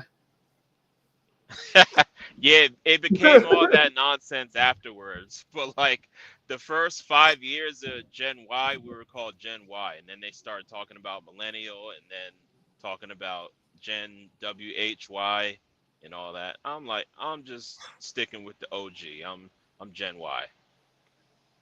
I rock with that. And really, I'm on the cusp of Gen X anyway. There's only like what 1 or 2 years between when I was born and the end of Gen X. I was born in '83. Okay. Relocation Broker said your content strikes a nerve with Gen X. That's I'm shocked. You know what I'm saying? But I do see myself around. I do see myself as someone that has been around the older crowd, soaking in wisdom from the, you know what I'm saying, people that came before me. I'm a big, you know, I read books from the 1800s. People laugh when I tell them that. I'm like serious. I read books that were written over 100 years ago. Relocation says, I see you being up there with my favorite soon, Coach Greg Adams and Anton. Thank you, bro. That's actually a really big compliment. I appreciate it. And our content is not completely the same. You know, Coach Greg Adams and Anton, no respect to those guys, but they're nothing like me. I don't think they've ever had the kind of successful women that I had. No offense to them, no knock to them, you know, and that's okay. Anton is a family man. You know, I know he said he was getting all the girls in high school. Okay, I don't I don't know if that I fully believe that, but let's say that's true. But he's been married for the last 20 plus years. Something I've never done. So shout out to him. I think he did it the right way. His daughter has a great father. You know, I think he's an excellent black father. So I shot much respect to him, but we're very different. And then Coach Greg Adams, a divorced guy. I've never been married before, so I don't have the same kind of POV as Coach Greg Adams. But we do still taught that masculineness, and that's kind of where I'm happy that you mentioned two other black men in the space that they're nothing like me, but they both offer value. So shout out to those gentlemen. So I appreciate that. What you think about that, Mr. Mister? We don't all need to be the same because we all come from different places and have different experiences. And not everybody has the same experiences or the same wisdom. Mm. So when we all come together as a community or as a team, you know, you learn different things from different people, put it all together, and you got some stuff on your hands. No, facts. I think the biggest thing I'm trying to do, because I realize a lot of people, like, I don't want to name no names, but a lot of people want to come off from the standpoint of I was the dude getting all the girls.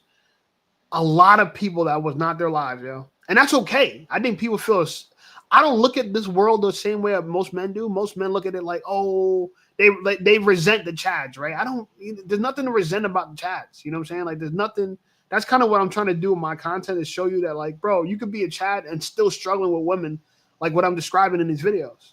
Look at that one dude. I did a video about the dude that got murked by his white girlfriend. You seen that video that I put up? Let me see if I can bring that back up here.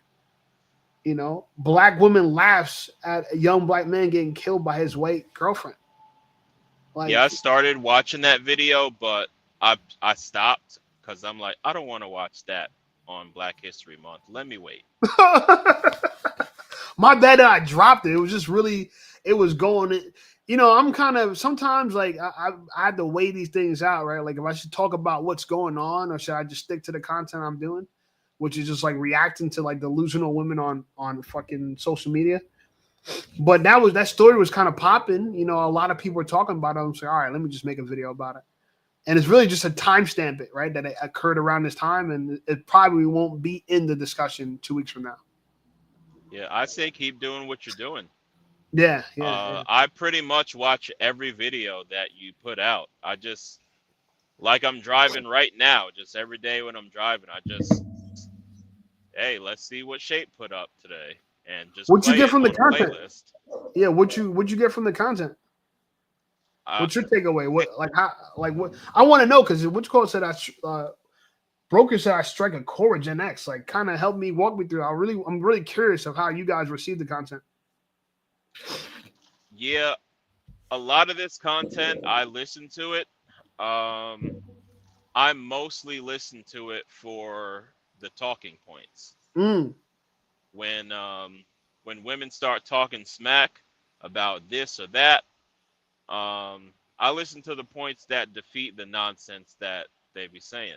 So that's what I take from it. So that not that you could use that in your own life, but in the sense where, like, you got the gotcha moment for all their slick talking points, right? Because they got a lot of them. I won't lie, they got a lot of slick little points, and if you know, they're kind of they're like quicksand, right? If you stick your foot in it, you start to sink. So a lot of people don't have a good defense against these things. I agree with that. Yep, and I literally have a playlist. I call it Argue Favorites, where when somebody puts up a good point or a couple of good points, I save it in that file. And I remember, like, oh, they said this and that, because, well, I don't know if you know, but I'm sure a lot of men have come across a lot of these man-hating sessions that women tend to have. Right. And, you know, sometimes you'll be there and you know what they're saying is BS, but you don't know what to say in response. And that's pretty much, you know, my motivation behind listening to some of this stuff. Right. Yeah. So in those moments, are you with like family? You with coworkers? When are you really in those moments? Like, who are you around? Are you at functions, events? all of the above. All about okay, yeah. Yeah. Um, Yeah, you know what's I would, funny? Like I would want to say this real quickly. I think just before I forget this, because I like to pay attention to what people are saying, and this is kind of why I gotta drop certain things at a certain time because I'm gonna be on to the next thing like everybody else, you know. But you know, I think it's interesting that you say that for the talking points because I won't lie. Part of what I feel like I do that I have to do as a content creator is have fresh talking points, not to say the same thing everybody's saying. And that's what I don't like about a lot of red pill dudes. They're just regurgitating, you know. Like, where's the fresh ideas, you know? yep. And you come up with a lot of good ones, but unfortunately, I'm drawing a blank at the moment to come up with an example. But So this one I've been usually you using say, lately is like, you know, you're gonna work this hard just to stare at buttholes. You know what I'm saying? That's the one I've been saying yeah, lately. Like everybody, like I'm gonna just you want me like women want to dangle this thing in front of your face. All this like, oh my god, you're gonna all this wonderful, oh wonderful what? I'm just gonna see your yeah, butthole, like literally like all this work taking you on all these days just so one day I can look down and I see your butthole. Like it's I just yep. thought that I was. It reminds me of so many times when I've actually done that. Where I look down, I'm like, I did all this for this, yeah. Yeah, and I know there was one video you did. It wasn't you that said it, but it was someone in one of the videos you had recently, where he was saying basically like, I gotta jump through all these hoops and pay all the, or I gotta jump through all these hoops just to compete to pay your bills. Exactly. Like Yeah, what? yeah, That's the exactly. point right there. I Yeah, had to no, save that. absolutely. Yeah. Just so I could persuade you to protect you and provide for you for a lifetime, right? Just to be able to Yeah. persuade someone that, please let me protect you and provide for you. Yeah, because a lot of times women will say like, "Oh, that's just your job. That's what you're supposed to do." And I'm like, "Why? What do I get out of it?" But I didn't really know what to say in response. And then, he says that, and I'm like, "You know what? That's what I'm gonna say." Yeah, yeah. Because when you That's think about it, it dope. it really doesn't make sense. Like, why am I doing all this? Let's go. Now, That's a good now, one. Yeah, I like that. not me in particular. I have a policy. I gotta smash first before I pay anything. That's hard to do these days, bro. I won't lie. I wish I had that policy. That I would have probably not get as much ass as I got last year with that policy. Well, I I'm see it. somebody There's a that gets dollar to sign try. connected to every tail that I touched last year. Yeah, well, I'm somebody that gets to travel the country and travel the world, so it's been working for me. No, I believe. No, I believe it, bro. I know people that, bro. I know, and that's what's so interesting about this space is I've heard all types of stories, and the only people that I tend not to believe are the ones that say things that's so outrageous, and you could just tell. Like, again, I'm not bringing up no other podcast name because I don't even care to. And I don't need to give them any more shine. And a lot of people, when you talk about them, they make it seem like, oh, you're only talking about us so you can get popular. I got popular without talking about none of these fools, yo. I stayed on my own path, you know what I'm saying? So I'm not gonna get started. But I think about that, like when all my guy friends, they all have different life stories with women. And this is why it's great that we could have these like locker room conversations and compare notes. Like this never existed, when we were coming up. Like we Yeah, never got to compare notes, right? Like yeah, exactly. on a global level, right? This is like, it's a global level of all of us. Because, I got some audience from Australia. I've seen people from South Africa commenting, like all over the place, and it's shocking to me, but everybody has problems, bro.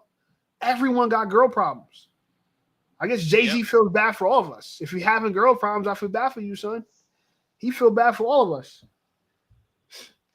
Yeah, and I got different experiences too. Like I said, I travel all the time because that's part of my job. So I've dated in my home state, well, where I'm from originally, New York.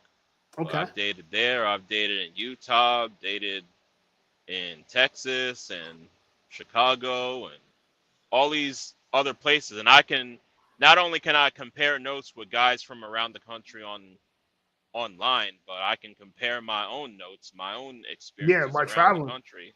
And then you know, everyone I dated outside of the country on top of that. I want to ask this question because, you know, one of the things that people attack me with a lot, and I really resent this, and that's why some people say that I cap for black women. But I always run into this, you don't like black women, you hate black women. You know what I'm saying? And I always tell people, like, I find black women, honestly, and this is no lie. People think I'm just simping or capping or caping. I'm not. I'm telling you, I find black women to be the most attractive women objectively in their natural state. The most baddest women I've ever seen in my life. I'm talking about, like, you know what I'm saying? Like, baddest, right? Have all been black, yo. All I'm talking about bad, like, bro, you're looking at them like, I can't believe this. Like, you're pretty, got a nice body, and your skin is soft, smooth, and vibrant, yo. That's a black woman. You know what I'm saying? I don't like the fucking bat wings that girls put on and the extensions and the weaves. Like, I've seen like some of the baddest girls on my notch count are black. A good portion of them, yo. Like, straight up. I look back at those days like, I can't believe I was smashing these girls when I was such a loser. Yo. I was like a bum. I had no money. I was just a photographer. I was just, I was making great art, but I had no money. And they all knew. But I was out here fucking clapping beautiful black cheeks. I'm gonna keep it real with you. So a lot of people think I hate black women. I don't. I hate what we're going through with black women. But you know what I'm saying? Sorry to be so explicit, but the type of buttholes I've seen, top notch, bro. Yeah, and that's why I said it all started with the Simone Biles video. Yeah. What was that, like 4 months or? That was exactly when I quit. Exactly when I quit. Because everyone just ripped me a new one. I'm like, yo, what the hell? Like, everyone thought for sure I hate black women. So I'm glad I don't even make content like that anymore. That's why I stay away from like making like celebrity focused content, because all people will do is come to their rescue, and defend them. And I see people doing that with me. Like, people that argue with me in my comments now, I don't even fight with them anymore because my audience just destroys them. Like, and it's for like days, right? There's days of just people attacking someone over and over in the comments, and I'm just like, it's laughable. Relocation Broker says, "Yep, same here. I use it like a smoking patch so I don't get caught up again. They on me hard, and I'm like, nah, not today. No more girlfriend. I can't help it." Yo, you know what? It's funny that now that I know that's why you guys want. Like, now that I know that. I didn't know that, and I'm glad I did this, because that's part of the reason why, when you're successful on YouTube, you don't really know why you're successful. You're trying to figure it out. A lot of people don't understand it. Even you're trying to figure out, like, why is this working? Because there's so many things you think would work on YouTube that don't work. There's videos I spent hours and hours and days on that did nothing, and there's a video I spent 20 minutes on, and it blows up. And I'm just like, what do I do now? Only spend 20 minutes on a video? Like, you know what I'm saying? It puts you in this weird place. Like, people don't know to drop content like this, of value, of high quality, say something, have a meaningful message, and make it work where people want to click and watch it. Not easy, bro. Not easy. Yeah, you never know what's going to blow up. So that's why it's good you do like 4 or 5 videos a day. Yeah. Now you got more chances. Yeah. I didn't look at it like that originally, but when I got with McQueen, shout out to McQueen, which, I haven't spoke to him, but that dude gave me such gems, and now I understand why he got 1 million subscribers, yo. For those who don't know, I was mentored by this dude named McQueen. You can go check him out. His name is Mega McQueen on YouTube. Popping, he has 1 million subscribers. He's known for going up and just trying to pick up girls and stuff. I try to make reaction videos to his content on my channel. They don't really work well, so again, like, I focus on what actually works on my channel.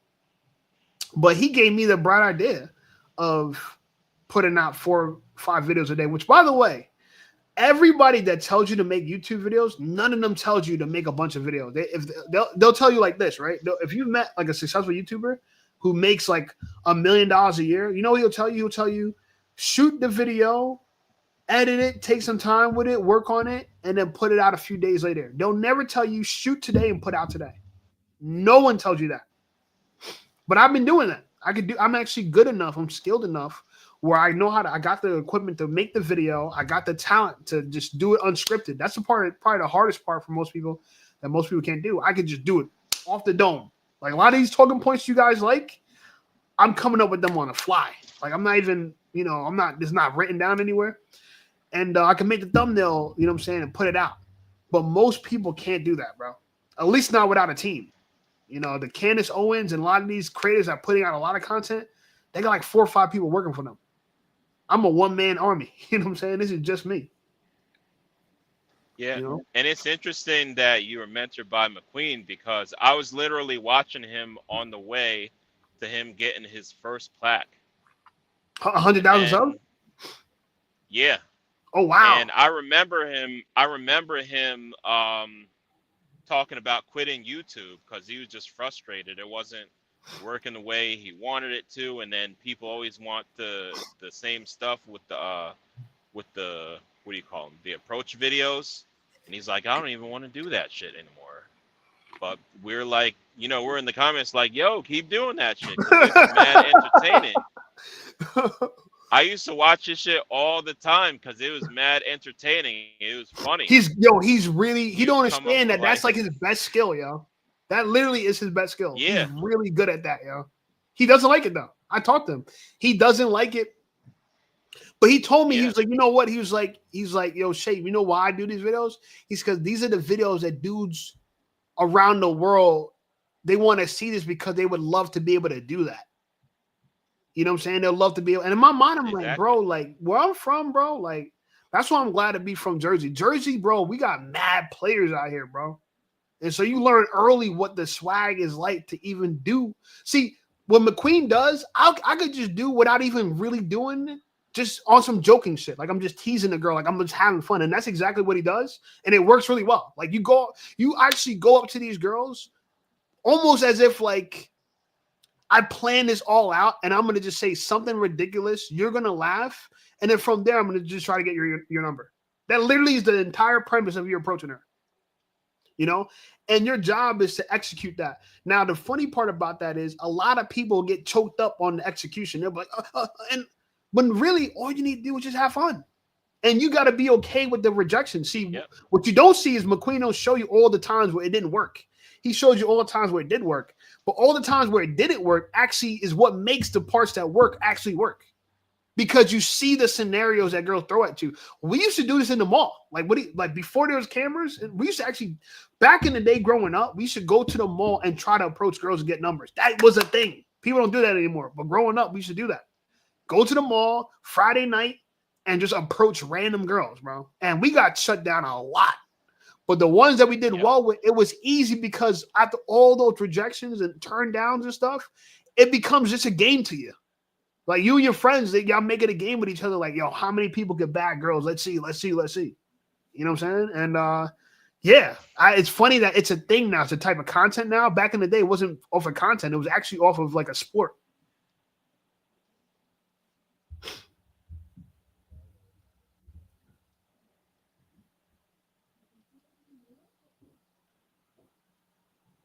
You know what I'm saying? So, yeah, I think about like okay, I'm just making sure. I thought I lost signal for a second. No worries.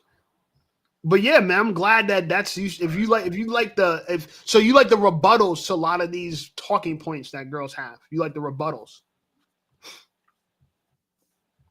Yeah. Okay. Because I often relate it to something that has happened to me a lot over time. Women would start talking about this stuff, and they'd talking about like dudes ain't shit, and start arguing with me like y'all don't pay your child support, you don't take care of your kids, you don't do shit. And I'm like, why am I getting chastised for not taking care of my kids? I ain't even got no kids. No, absolutely. Nah, that's like it's so funny because they tell us not to generalize anything, but they got a general beef with black men. And that's what's so they really all do this is hate one black big men.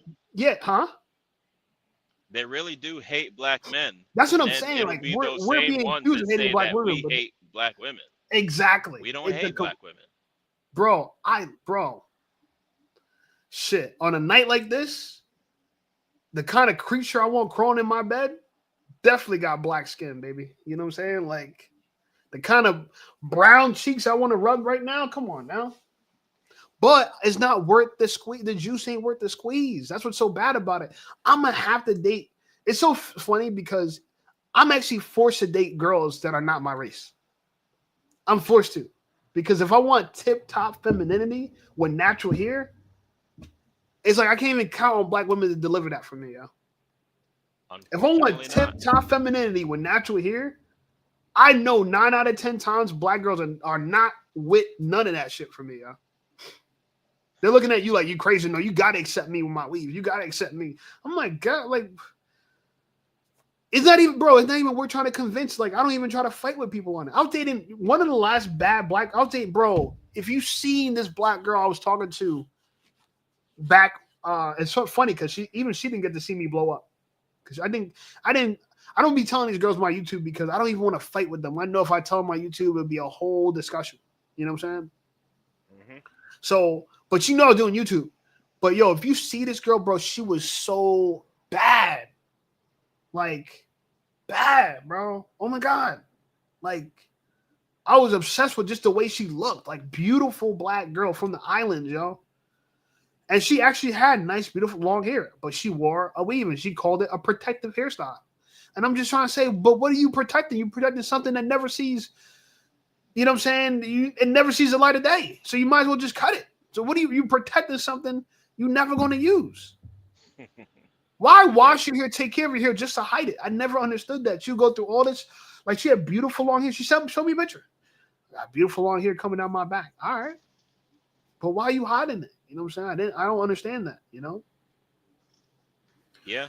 And black going women, back- they don't, you know, I would love, if there's any black women in the chat, please let me know. Help me understand because, and honestly, I don't even really want to understand. Well, help me understand this. Help me understand why y'all don't want to just listen to what we got to say about the way you look. Because your looks ain't for you. Just like my looks ain't for me.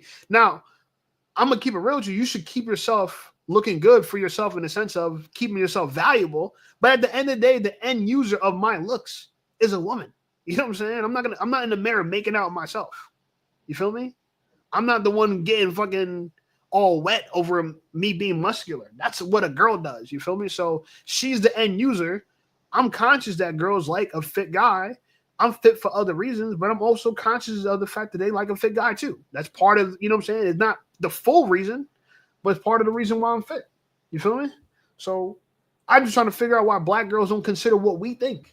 Why, like, I don't get that. And I've had similar experiences myself dating in the States, and it all changed when I started dating black women from a different country. Ironically, when I went to Thailand the first time, I didn't even date a Thai woman. I dated a black woman from South Africa. Yeah. That's fire, A yo. black woman from South Africa who was also living out there. Oh, wow. And the difference was like night and day. Feminine, natural hair, nice. Never, you know, we were able to disagree and she doesn't raise her voice or talk over me or interrupt me or nothing. We could have a nice, healthy discussion about anything. And it was completely different from my experience with black women in the States. Now, I'm not saying that there aren't any good black women in America, but I am saying there's not enough. You really gotta search. But you go other places, you know, you can't walk 10 feet without finding one that's halfway decent. Yeah, because they buy the bullshit. The problem with our women is that they follow the herd more passionately than everybody else. At least women in other cultures, some follow the hood, but some are not. Like the one that, and I don't know if I want to say this because I already know this could be chopped up, clipped, and used against me. But I'm gonna try to say this without saying this in some crazy way. all right, I'm not even gonna give a culture, but some cultures, there are women. So yeah, that's how I'm gonna say myself. I ain't gonna say who, but maybe you guys kind of guess who I'm alluding to. Some cultures of women, yeah, there are girls that follow her, but other ones like, nah, they ain't buying it. They just don't buy it. Like they just, you're not. And I thought it was so interesting. Some girls like, no, they know what masculinity is, and a lot of them because they had their dad. So the cultures where a lot of the black girls had their dad, and the dad wasn't like a pushover dad, like a dad was a real masculine dude. They understand it. I was talking to this one girl, like she grew up around firearms. Like her dad had a firearm, he had a CCW. Like she grew up around that. So for her, she understood like how to have firearm safety. She understood all that stuff, which to me, you know what I'm saying? As a woman, if you understand that, you understand the proper role of things. You feel me? And a lot of women don't. That's why that one dude that got murked by his girl cleaning the gun or whatever when they got home after they were drinking, supposedly. You know, even though she's white, she's just as bad as any girl that you could get from our end. You know what I'm saying? She's no better, especially if that's the outcome.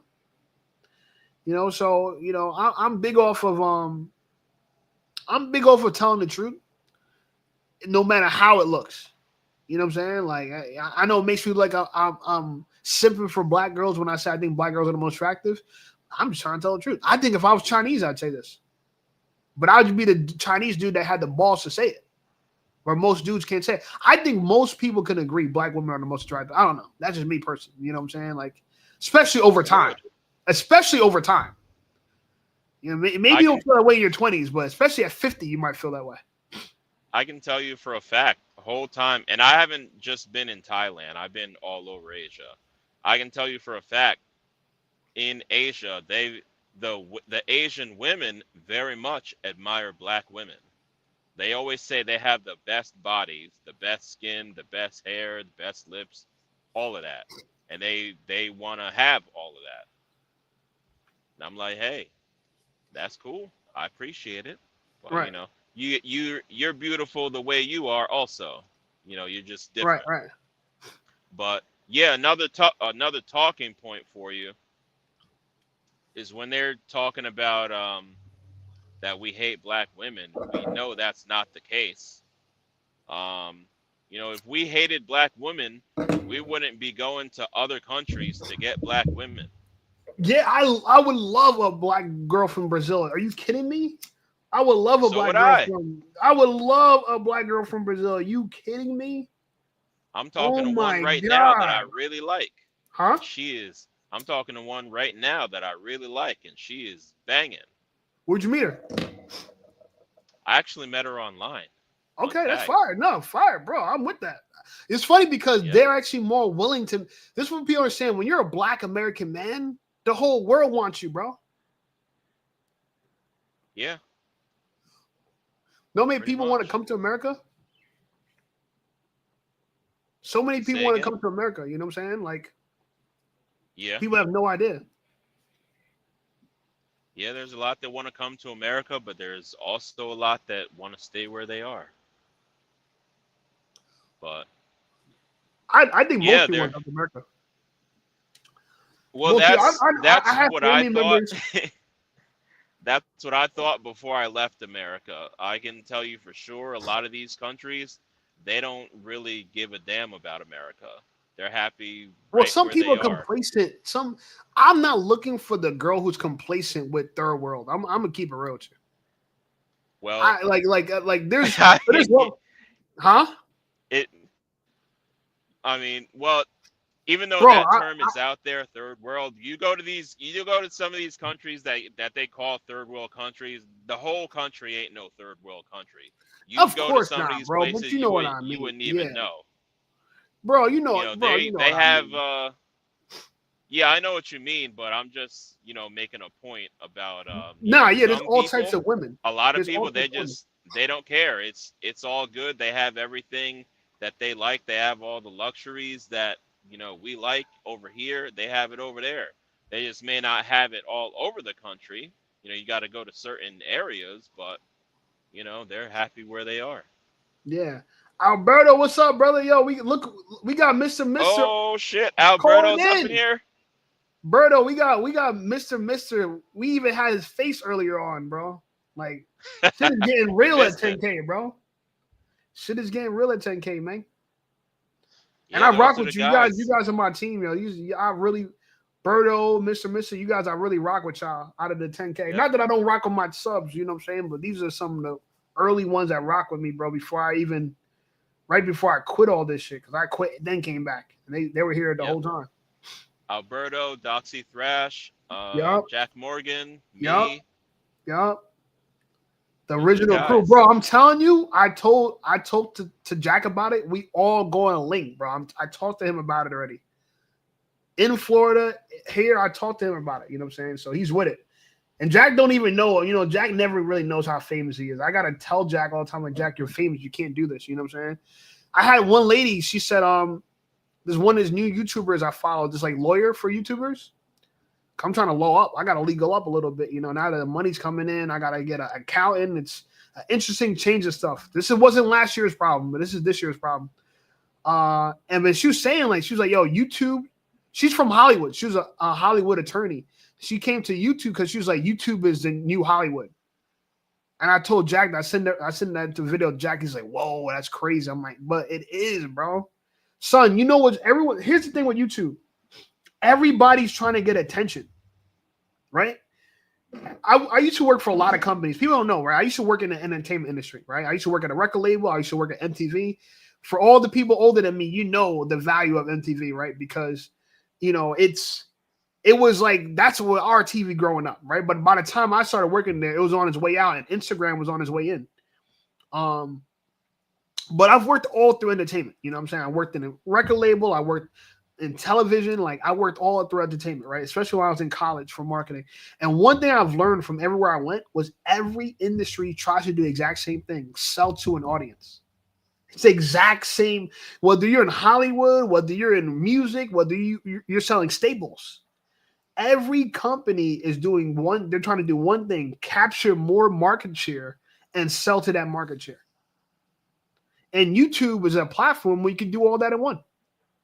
You know, you don't need, like I tell people all the time, like, you can look at me like a rapper with a record deal, but a pretty damn good record deal, because at least with my record deal, I don't owe YouTube nothing.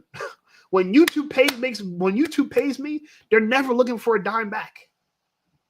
If you get a record deal, when I used to work at a record label, all the money they gave you, they try to recoup that money. It's a wild game, you know what I'm saying? Burrow says, yes, influencers such as YouTubers such fitness are the new. Yeah, I think we're, bro, I think that's definitely the case. Like, and it's hard to comprehend, but bro, I have a video that do well, and I'll look at the stats. Like, let me look at some of the stats now. And I'm not gonna necessarily show you guys this specifically, but I'm looking at, like, let's say I got a video that did 10,000 views, right? If I look at the back end of this video, give you some weird raw numbers that's wild to hear, right? Where's this stat? The stat's so wild, yo. No. What's this right here? I think this is it. Where is it? Okay. I got a video that did 10,000 views, right? It did 1,400 watch hours. 1,400 hours people consumed this one video. 1,400 hours. There's 24 hours in a day, right? It's equivalent to 58 days. If someone watched that video back to back to back, like one person, they'll be watching that video for 58 days straight. Now think about this, right? In between, let's say 3 and 5 minute segments, YouTube puts ads. So YouTube is putting ads between 3 and 5 minute seconds. 5 minute segments. They're putting ads between 58 days of a content. It's crazy. But that's why YouTube even pays people so well, because if you could deliver attention like that, well, one video is equivalent to someone watching the same video for 58 days straight without stopping, without breaks. And they could put ads in between that. That's influence. Like, YouTube figured it out to the basic T. You know what I'm saying? And I try to explain this to people, like, but people don't get it. YouTube is still trying to break through in a sense. Like people think all the best place to be a content creator is like Instagram, because Instagram is like the best dating site for sure. You know what I'm saying? For sure. Like, but I tell people you get successful on YouTube and then you stunt on Instagram. That's kind of what you got to do. Like some people are trying to get successful on Instagram and stunt on Instagram. Problem with Instagram don't pay you nothing. So you can have 100,000 subscribers on Instagram and be broke and be homeless and getting evicted. You know? And YouTube is not easy, bro. I know people they're making fun of Cam and Mace because Cam and Mace are doing successful on YouTube now. But bro, just because you're a rapper don't mean you're gonna succeed on YouTube. You know, people don't gotta give a fuck about what you're talking about. You know, and do you have the patience to wait around long enough to figure out what people actually like? I spent 5 years trying to figure out how to make content that people would actually like. Think about that. 5 years, bro. You know, so I'm happy about the success now, but I look back at it, it was a huge investment, yo. It really was. You know what I'm saying? It is a huge investment. And I'm glad you didn't quit. By the way, congratulations. I didn't Thank say you, brother. it yet, but congratulations on hitting 10,000. You think it's a big deal or not, yo? Tell me the truth, Misty. I know you call it straight, yo. Am I hyped or is it a big deal? Of course it's a big deal. Like they said, with the statistics, only 10% of people actually make it to 10,000 subscribers on YouTube. Ever. In the last 20 years. 90% of people don't even come close to getting that. Yeah. So it's definitely big. Yeah, thank you, bro. Yeah, I mean, but it's just so many losers in the space. That's why it's kind of a weird thing to give somebody a crown, because how many losers got 10,000 subscribers, 100,000 subscribers, 1 million subscribers? Like you said, you should rock out with McQueen's content, right? Yeah. Yeah, like McQueen. I used to watch him all the time. A lot of the people that he's around, a lot of them are weirdos, yo. Like, I'm not saying he's weird per se. I mean, maybe he is a little weird. Shout out to my boy. But I look at like the other content creators that are even past him. I'm not gonna call no names, you know what I'm saying? And maybe people are gonna infer who I'm talking about, but I ain't calling no names because, like I said, it's not really about them. It's just about the concept that you could be a straight up dweeb and be popping, not even like kind of popping, like super popping on the gram, yo. I mean, super popping on YouTube, yo. Super popping, like making bread, bro. Some of these dudes are cleaning the house. It should seem like it should be illegal, you know, like they're cleaning and they're straight up dweebs. I feel so bad because like they fumbled the bag. They use the bag so poorly, yo. But you can't help it. If you're a beta before you make it, you're going to be a beta when you bro, because it stunts your growth. When you become famous, I already know my growth stunts. This is where my growth stops, right? So my true age for the rest of my life is going to be a 37-year-old man. But that's not too bad, right? But imagine your growth stopping at 11. You know what I'm saying? That's like if you're a bad. childhood celebrity, like, bro, like when you had enough power and clout to tell people, like, because like, let me put it to you like this, right?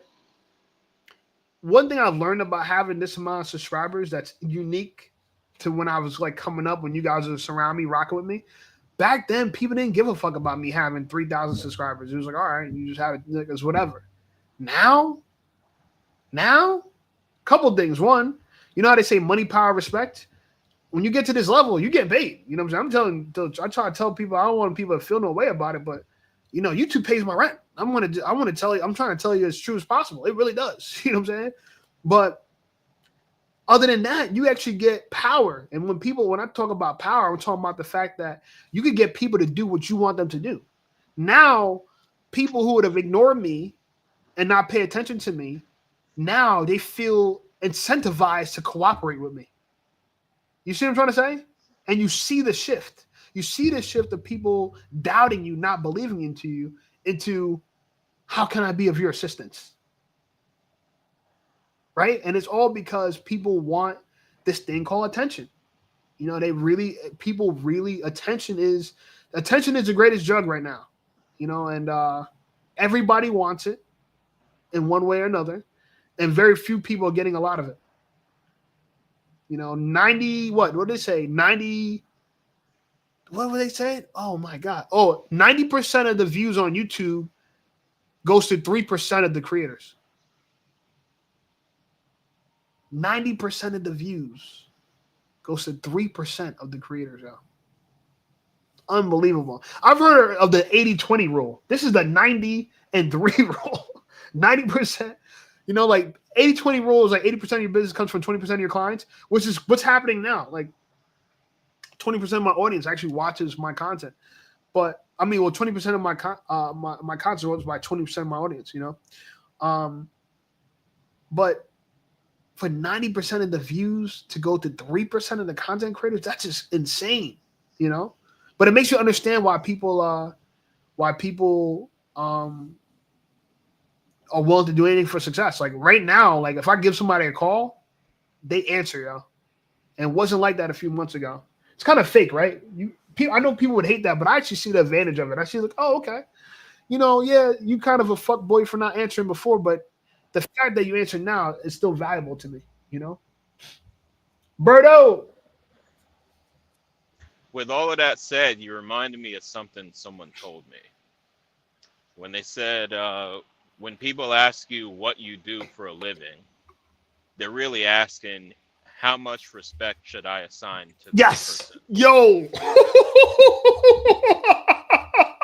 Yo, that's hard, bro. I'm going to keep that with me. That was hard. I rock with that. Yeah, no, absolutely. How much when you think about it, that's really what it is. Bro, it's funny. So I had to tell, because now that I'm at 10K, I realized that, all right, people around me are going to start to figure out. So let me beat them to the punch, right? Let me tell people, let me proactively get ahead of this coming out. And let me try to control it and spin my own narrative, And that's exactly what I did. But when I came out about it that I'm a personal trainer, right? And a lot of people don't know that. On my YouTube audience, I try to tell them all the time, but I'm a personal trainer, right? I know people just see me as a YouTuber, but I train in a very nice gym in New Jersey. And, my audience, I built them without anybody in my immediate life really knowing about it. I didn't need any of my friends to support me. I did this all on my own. And I got all the support straight up from YouTube. Everybody's directly from YouTube. I didn't even have 10 subscribers from friends and family. I would be surprised if 20 followers are from friends and family. I would be surprised. But when I had to tell them about it, what I realized was a couple things, but one, people don't believe in you at all. They think you're going to be no one thinks you're going to be as great as you really are going to become. You know what I'm saying? So everybody out there trying to chase a goal, chase a dream, let me tell you something. Nobody's going to believe in you. So you got to believe in yourself. You got to stop looking for validation from other people. I had to learn how to do that. And that's why I was able to build this channel without anyone knowing, because I never went out there trying to inform them, look at me, I'm doing this, I'm doing that. And by the time I told them, it was so big that it's oh shit, they had to change the way they looked at me. So now I'm seeing people make a big drastic change from all right, you're just someone I know, you're someone I work with, you're someone that's my relative, just people, everybody, relatives, cousins, coworkers, family members, everybody. I'm see everybody go from treating you one way to treating you a whole different way. I'm getting a lot more respect now. And it's funny to me because in my personal opinion, I'm the same person. And that's why I'm still effing with Mr. Miss. I'm still rocking with Alberto. Alberto got my personal contact information. You know what I'm saying? I'm still rocking with people because, I'm still me. I'm just more successful than I was before. That's all. Yeah, and congratulations on the 10K, my bro. I appreciate that, brother. Yo, I appreciate that, man. Yes, sir. What up, Alberto? What's up, man? It's been a while. You get to hear his voice for the first time, bro. Mad long. It was always you calling in, but I would just be listening. I never called in till now. Hell yeah, here we are. I never thought Mr. Mitchell was ever gonna call in, yo. That's why I made him moderator. I'm like, this guy's never gonna call in, yo. But let's give him something to do. The man, the myth, man. Yeah, right. I'm like, he's in the comments because you were definitely the comment king, bro. Yeah, bro. Your comments were fucking clutch back then. I'm like, yo, this dude is ripping them. I use your comments in videos, bro. Chatbox champion. Yes, sir. Yeah, I've used your comments in videos, bro. I saw it and I appreciate it. Yeah, bro. I wasn't expecting it. It surprised you when you heard that at the same time you're listening and just out of nowhere, right? You get shouted out. Yeah, just I was literally driving down the highway, and then I just hear you say, Mister," and I'm like, hold up, what? I had to look at the screen, almost swerved out the lane. Like, Hey, yeah, I I'm like to happy call about that. myself the chat box champion. Yeah, I like bro. You to, know, make the funny comments and stuff, keep the chat going. yeah, and that's why actually it resonates with me what you said that you like it for the talking points. That's actually I'm like, oh, okay. I need to get harder with the talking points. What about you, Berto? Why do you think is the appeal? Why do you think my content why do you think I got to this point to 10K in your personal opinion? Because you've seen me for a long time. So for the audience that from you watching from like prior, I think you've seen me, bro. You might have found me prior to 2024, yo. Like maybe Well, 2023. I found your channel when you and I were on Jack's live stream that one time, Mm, and that's when you were probably still at probably like 2.5K or a mm. couple thousand. Um, but I think just your content is just like you kept at it. You stayed true to yourself, and it's a lot of people. You're getting viewers, man. Yeah, but bro, aren't you shocked? Remember my videos you never used to do shit, and now they're doing 10K, 20K. I had a video do 50K the other day. Another video do 94K. I'm not gonna lie. I think it's just the algorithm because I've been getting a lot of. I don't know if you remember that guy, Coach Red Pill. Yeah, The guy Gonzalo who passed away, I think a year or yeah, two yeah. ago. I've been getting a lot of his like archive page, popping up on What? my on my algorithm. Not even kidding. It's not like he's promoting it. No, because he's He's not dead. he's not with us anymore. Yo, Used to be. I don't, bro. Rest in peace to him. But I don't know why he was out there, bro. I thought the whole purpose of his channel was, it's almost like cryptic because he talked about how his channel was to like teach his son who to be, what kind of man to be. Yes. And now it's like, bro, did you foresee your own death? Is that why? Like, I thought he was just doing it as when he said that initially. When I was watching this content, I thought to myself, man, that's clever. That's actually a clever thing. You're gonna, memorialize things for that something that can last here for your son. I felt that. But to then be like 2025, you're not here anymore. That's just wild, And did he really die a martyr? Like, do people even look at him like a martyr for real? For real? I'm not sure. So he was making content about Red Pill, and then he turned his attention towards the conflict going on in Europe right now. I'm not gonna say it. Yeah. We all know what's going on. So he's basically, he started talking about that because he saw that as an opportunity, and then he got accused of spreading like disinformation and propaganda, and he got locked up for that. Ooh. Yeah. No American embassy did nothing for him? Is he an Nope. American? Nope. That's during Biden time too, right? That was during Biden time. This was like around 2023. Man, Jesus. Yeah. Now you'd have a fighting chance, but back then, Jesus, you're done. Yeah, you go against the regime, you're done. Boy, Yeah, oh boy, man. do I feel safe to be American now. I ain't trying to say why, but I feel a little safer right now, resting my head in America, man. Shout out to us. Yeah, but it's not, I mean, I can't say it's just an algorithm. I'll tell you why, because not that I fully understand why my videos are working. I mean, I kind of understand, but I was more asking like what do you think is the appeal? Like, because Mr. said that what he likes from the videos is he likes the talking points. So when he's out in public dealing with girls, whether it's families or friends or coworkers, whatever, when they start kicking men's back in, he has rebuttals. You know what I'm saying? And I never thought about that. I'm like, oh, that's actually a good reason. Because, bro, there's not many red pill people making this type of content that I'm making right now, right? Like Steph is Cold's not doing this. Like, name the other black dude doing this like this? I can't name none. That's what I'm trying to say. Like, even like everybody's doing the panel show still, right? Like most people still do the panel show in the red pill space. Is whatever podcast still there? I don't know. I haven't watched whatever Fresh and Fit in a while now, just because I don't know. I kind of steered away from that content. It's dead now.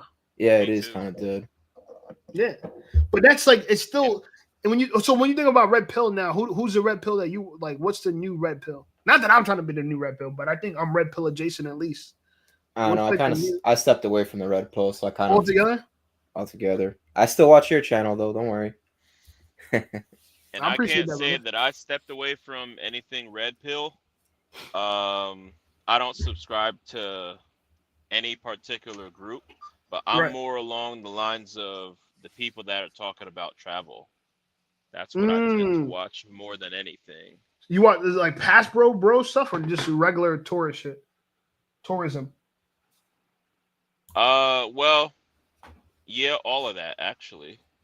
I won't lie. That's I won't lie. I don't watch enough of the passport bro shit, but every time I'm always fascinated by the numbers and the figures, the when they break it down to dollars and cents, and then how they're treated, bro. It makes so much sense.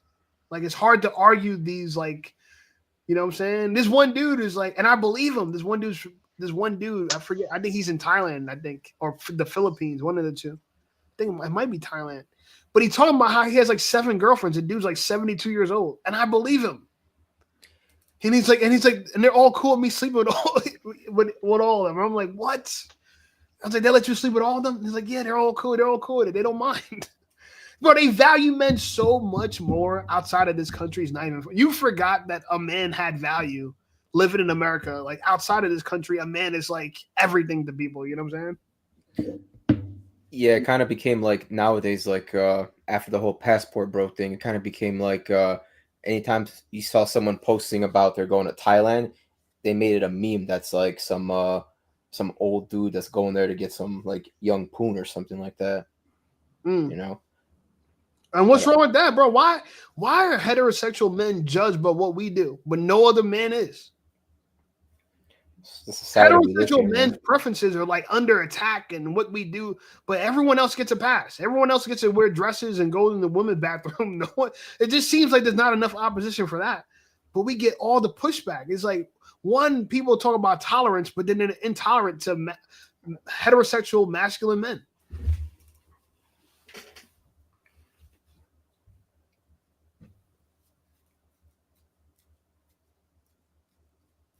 Fire, Mr. Mr. That's dope. Yeah, I'm on it. You know what I'm saying? So I look at that and I think to myself, I'm like, it's funny that everyone tells us what they feel about this, but it's like y'all very vocal for us for a particular. And then the argument is, oh, everyone's speaking bad about our women and our women. How come everyone, bro? A lot of this shit, and you see in the video, a lot of this stuff I'm doing is just rebuttaling what's being said in the video. Like, I'm showing a clip, a girl saying some delusional shit, and I'm just like rebuttaling it. But everyone somehow spins that on that I'm attacking and I hate black women or whatever. And it's so funny. And that's why I started naming my videos Pretty Black Women. You know what I'm saying? Because yeah, a lot of these, huh? Oh, I was gonna say, like, I also been watching this one channel. His name is Sadagaskar. It's like Madagascar, but Sadagaskar. He's kind of been doing like similar to what you're doing, but he's kind of been like just making a video about like these viral OF creators about like Bonnie Blue and the chick that one chick who slept with 100 guys in one day. Yeah, something Phillips, Lily Phillips. Lily Phillips. There you go. Yeah. And he's kind of just like making like his commentary about it. Like he's not like attacking them. Sadagaskar. I'm looking at Sadagaskar. Yeah. I'll look it up. I never heard of him. He popped up in my algorithm just like how Jack's channel popped up. It's crazy how it works these days. Sadagaskar. Did I spell it right? Oh, he's like an Asian looking dude or something? Yeah. It's like Madagascar, but with an S instead of the M.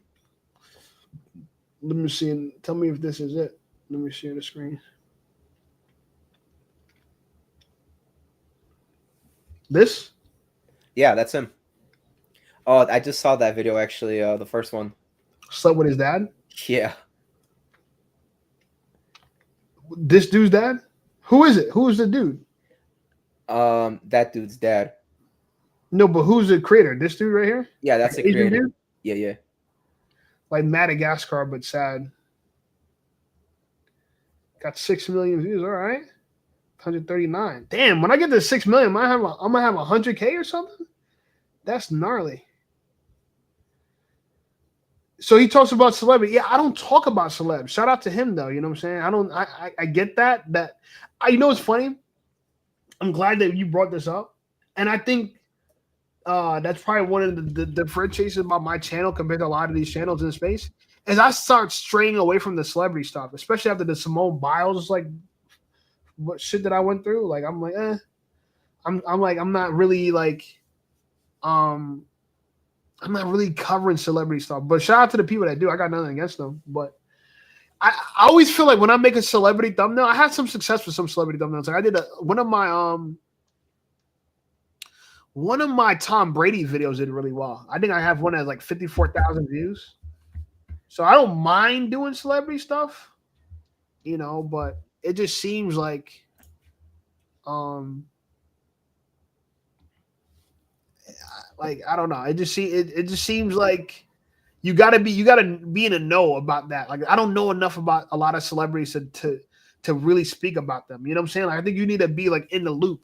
A lot of these people I don't know. Like the Phillips girl, I've never heard of her before. I don't know if she's a celebrity before. Like I can't keep up with it. I'm actually at the point now where like I'm one of the older dudes that don't know what's going on in pop culture. I got to that point now where like I'm kind of removed, and that's probably why the older crowd rocks with me because I'm not even coming from a pop culture standpoint. I guess if I was, I'd probably have a younger audience, but I don't. So I don't really know what's going on in pop culture. You know, It's funny you say that because I've been feeling like that a lot lately. yeah, like I don't know nothing about trap music. I'm now the old guy that's like, what's this newfangled woogie boogie music y'all listening to? I don't know nothing about trap music. I'm still in touch with the music a little bit, not that much, but I'm not in touch with like one of the hardest things for me to do as a YouTuber is be on top of like TikTok trends. I don't know nothing. Like so much goes on TikTok every day that I could make content about, but I never catch it. But when I do catch it, the content comes out beautifully, you know. Like when I made a video about that girl with the gym crush, like she had a gym crush, I thought that was a pretty interesting video, and a lot of people responded to it. But I would have never found out about that video unless someone on YouTube was posting about it. Because I look at all the people, like there's a couple people that I'm in. I guess our channels all share subscribers or whatever. That's like Anton Daniels is one of the people that I get a lot of people from his content like recommended. Like a lot of my videos get suggested under his channel, so I get a lot of people from him. But that's how I figure out what's going on. I like to pay attention to those channels. That's how I figure out kind of what's going on in the space. But I feel so bad because when I was younger, I would have probably knew everything that was going on. You know what I'm saying? I was like, damn, like I'm so disconnected now.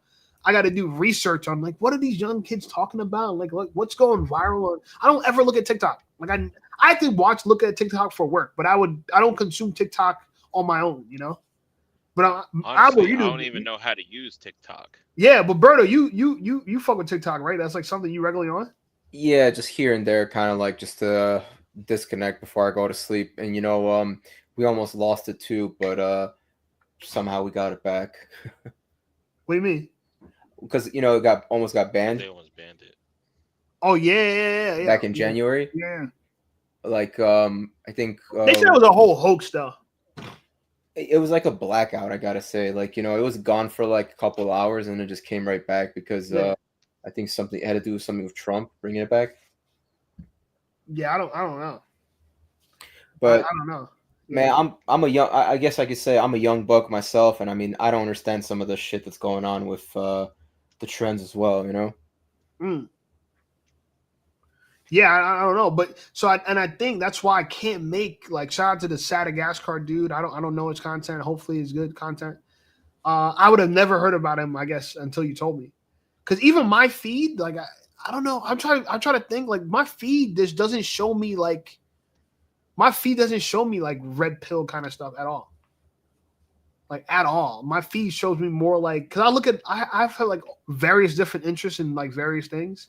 And it shows me stuff like that, like stuff with like 2A stuff. I get a lot of 2A content, but I watch a lot of 2A content. If you guys know what 2A content is. Second Amendment? Yeah, I watch a lot of that kind of stuff. Oh, are you into guns too? Yeah, bro. I'm licensed, bro. Oh, you are? Nice. I didn't know that Yeah, actually. man. Hell yeah, bro. Ain't nobody gonna infringe on my Second Amendment, my brother. Yes, you I'm know. into just- And that now that too, I'm but getting famous, you know, I don't want no goofiness, bro. Like, I just got my concealed carry last year actually. hey, Buddy. yeah, I'm in the process again now. I'm waiting for the email. Yeah, bro. Illinois is like so bogus. Like you can't even over here. It's like you can't have anything over 15 rounds. You can't have ARs. You can't have this, and it's Jersey's like worse. You said Really? anything over 15. We're ending over 10. oh, I did not Yeah, We know got that. to artificially reduce ours to 10. Yeah, we had to change the springs. Our stores, our firearm stores have to change the spring and glue it and essentially destroy the magazines to restrict them to 10.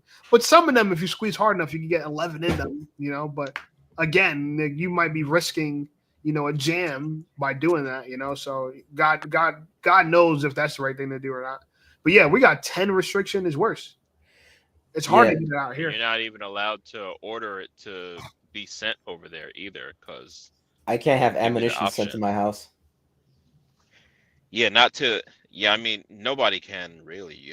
But I mean like you can't have them send it to a local store by where you live, like in New York. If it's like 15 Oh, rounds, you FFL? can't have them order it. To an FFL?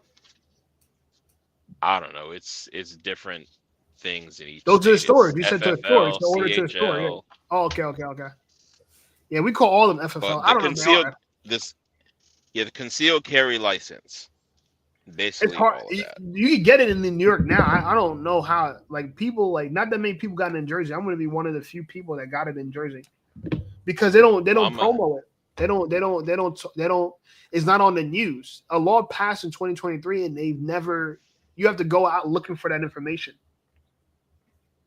Yeah, They well, I'm don't- a Texan now, so I'm out of the loop on how they go. Oh with yeah, things and, yeah. You guys got a but lot of. I good- got all mine in. Lucky. Yeah, I got all mine in Texas, where you can have as That's the many place to rounds live. as you want. Yeah, But yeah, I don't that's what they do. have the concealed carry license yet. I'm actually gonna get that soon too. But you guys So have I only constitutional have carry, all though, right? rifles. Yeah, guys we got- got all of that in You Texas. got constitutional carry. Yeah. I be in the range in Texas. I be shooting Uzis. You can shoot machine guns Bro, down there too. Bro, me and Jack are gonna visit you, yo. Me, Berto, Like automatics? Yeah. Yo, bro, Full we auto. are coming to Texas. Yo, Berto, you trying to go to Texas, bro? What part of Texas? Houston. Bro, Oh, we H Town. going. We going, bro. Oh, Bro, you snap. stay in Houston? I got some riders hitters out in Houston, yo. Let's go. I rock with Houston, bro. I want to make one of my biggest audiences from there. Not, you know, I think it's in the top 10. That's crazy. Yeah, but over here it's like it's been in the talks about getting rid of the assault rifle ban. They said that some judge ruled it unconstitutional, but living here for so long, it's honestly like I don't think it's gonna happen anytime soon. So I don't understand what I don't know. Maybe I'm tripping or not, but I think we have assault rifles for sale in Jersey. I'm pretty sure we do. we can't have ARs, can't have AKs, can't have Are you a talking about fully automatic or semi-automatic? semi. We have semi Automatics you can't have anywhere. Yeah, we have ARs in Jersey. Then we do. That's why I'm trying to. I don't even want to talk about the laws out here, but some of the laws are so strange. Like it doesn't make any sense. Like, yeah, we can get off the subject, but yeah, we 2-8 dudes. You know what I'm saying? R says shape. What's up, R? Where you calling from, bro? I'm gonna put the link again to buy. Anybody wants to jump in, have the conversation. We went over a little bit longer than I thought, but you know what? Conversation's going. It's still early in the day, and now that I'm a YouTuber, I don't give a damn. I'm a YouTuber, man. This is what I do now. Are you know? still doing personal training or just doing 9 hours a week, bro? Barely. I'm at the point now, like when you guys knew me, I was personal training more than I'm doing YouTube. Now it's the reverse. I'm doing YouTube more than I'm personal training. It's crazy. And YouTube pays more than personal training now, too. That's the other flip. Get into Say 10K. what? That's what I'm saying, bro. Bro, I could quit my job now, actually. I could go full-time on YouTube, yeah. R says from Michigan, love your videos. Thank you, R. Appreciate you. Yes, guys, support the channel. If you want to donate, super thanks. You know what I'm saying? All donations, things like that help. It seems No, to I- me, in my opinion, like personal training is kind of becoming like a bit like around me. in my opinion, it's kind of becoming a bit saturated because a lot of cats around here are like either they're personal trainers on the side or some kind of like real estate, brokers. It's a passion job. So a lot of people want to do a passion job, but it's hard to make money because it's a sales job more than it's a passion job. People understand, like, if you want to be a trainer, you got to sell. I went to school for sales, so I'm cool with selling. I'm one of the best salespeople at my job anyway. I'm a good closer. I've had over 100 clients at my current job, and that's just one gym. I worked at 2 other gyms. So I trained well over 300 people. What I can tell you is, like, if you focus on personal training, you can make money out of it, but you got to be every day you grinding. Like, what I like about YouTube is not that I'm not grinding every day, but I'm not trading my time for money. I'm trading my time for assets, and the assets make money, and that's how I make my living. When I put out videos, I go to sleep, I wake up, and they got 30,000 views. I wasn't working all night. You know what I'm saying? I wasn't working all night. That's the great thing about YouTube. And I want to help people. A lot of people DMing me, and I told them to come to this live stream about YouTube stuff, but I guess I won't have to, I won't have to talk about that. But I'm willing to help people with YouTube, I think YouTube is the future. Me and Jack are actually going to do a school for it, shockingly enough. That's how deeply we want to actually contribute to helping people out with YouTube. And we got 2 different perspectives. He got one perspective, I got another perspective, but we both, as homies, made it together on YouTube, both of us, so that's kind of a dope thing.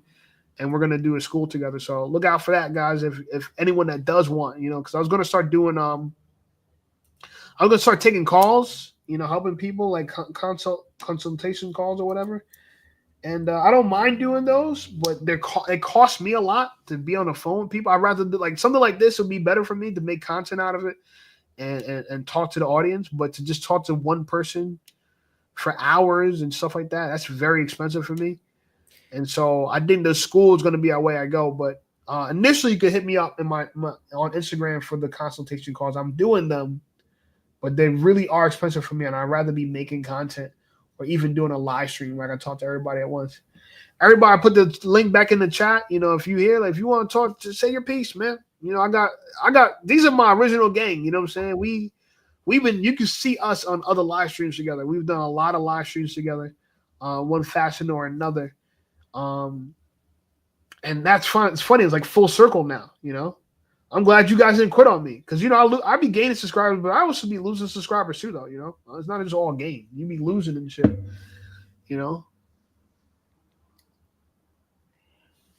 Yeah, it's kind of keep my I keep my head in tune sometimes because I'm not like I'm not on YouTube all the time, but when I am, just like watch a couple stuff. Are you what do you consume? TV more? Nah, I just honestly, personally myself, I just try to consume less of like screen time. Oh wow. Because it's like for me, I'm already like for my job, I'm already in front of like computer screens 8-9 hours a day, and I just kind of need to like disconnect for a bit and just kind of do something that's more like that doesn't involve a screen, Right. So if it's like going to the gym or something or going out somewhere, How's the girls treating you, man? You still out here single, man? Yes, single mingling, Yo, I try to tell people, no matter where you're from, what you're dealing with, we all have women problems, So I said JC feels bad for all of us. Kind of want to go back to Europe though for the women though.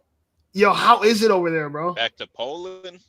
Actually last summer I was in Austria and I was in Prague, Czech Republic. Oh wow. Okay. Yeah, and I've got to say, like, I mean, women over there are just like they're more approachable, like cold. You can more cold approach them, and there's no stigma against like guys. Like you can go up to them, talk with them, and if they do reject you, they'll reject you nicely, and then whatever, you just walk away from it. So you got some poon in Prague, yo? Nah, some in Austria though. Yeah, my German's a bit rusty, but some in Austria though. Hey, bro, I won't lie. Cheeks overseas. I got cheeks overseas before. It's a different feeling. I'm like, damn. I'm like, yo, I'm like, yo, this is pretty cool. I'm not on American soil, but I'm still overseas. getting this. You know what I'm saying? I'm still getting to hit the soil, baby. That's hilarious. No. Yeah, but I feel like there's no stigma towards guys like out there compared to like here, where if like you try to like approach a girl like in the store or whatever, it's kind of like she's kind of looking at you weird and shit. And then when I was over there, it was like there really wasn't no like it's a pretty neutral face when I would go up to somebody or talk with them. So you want to approach girls?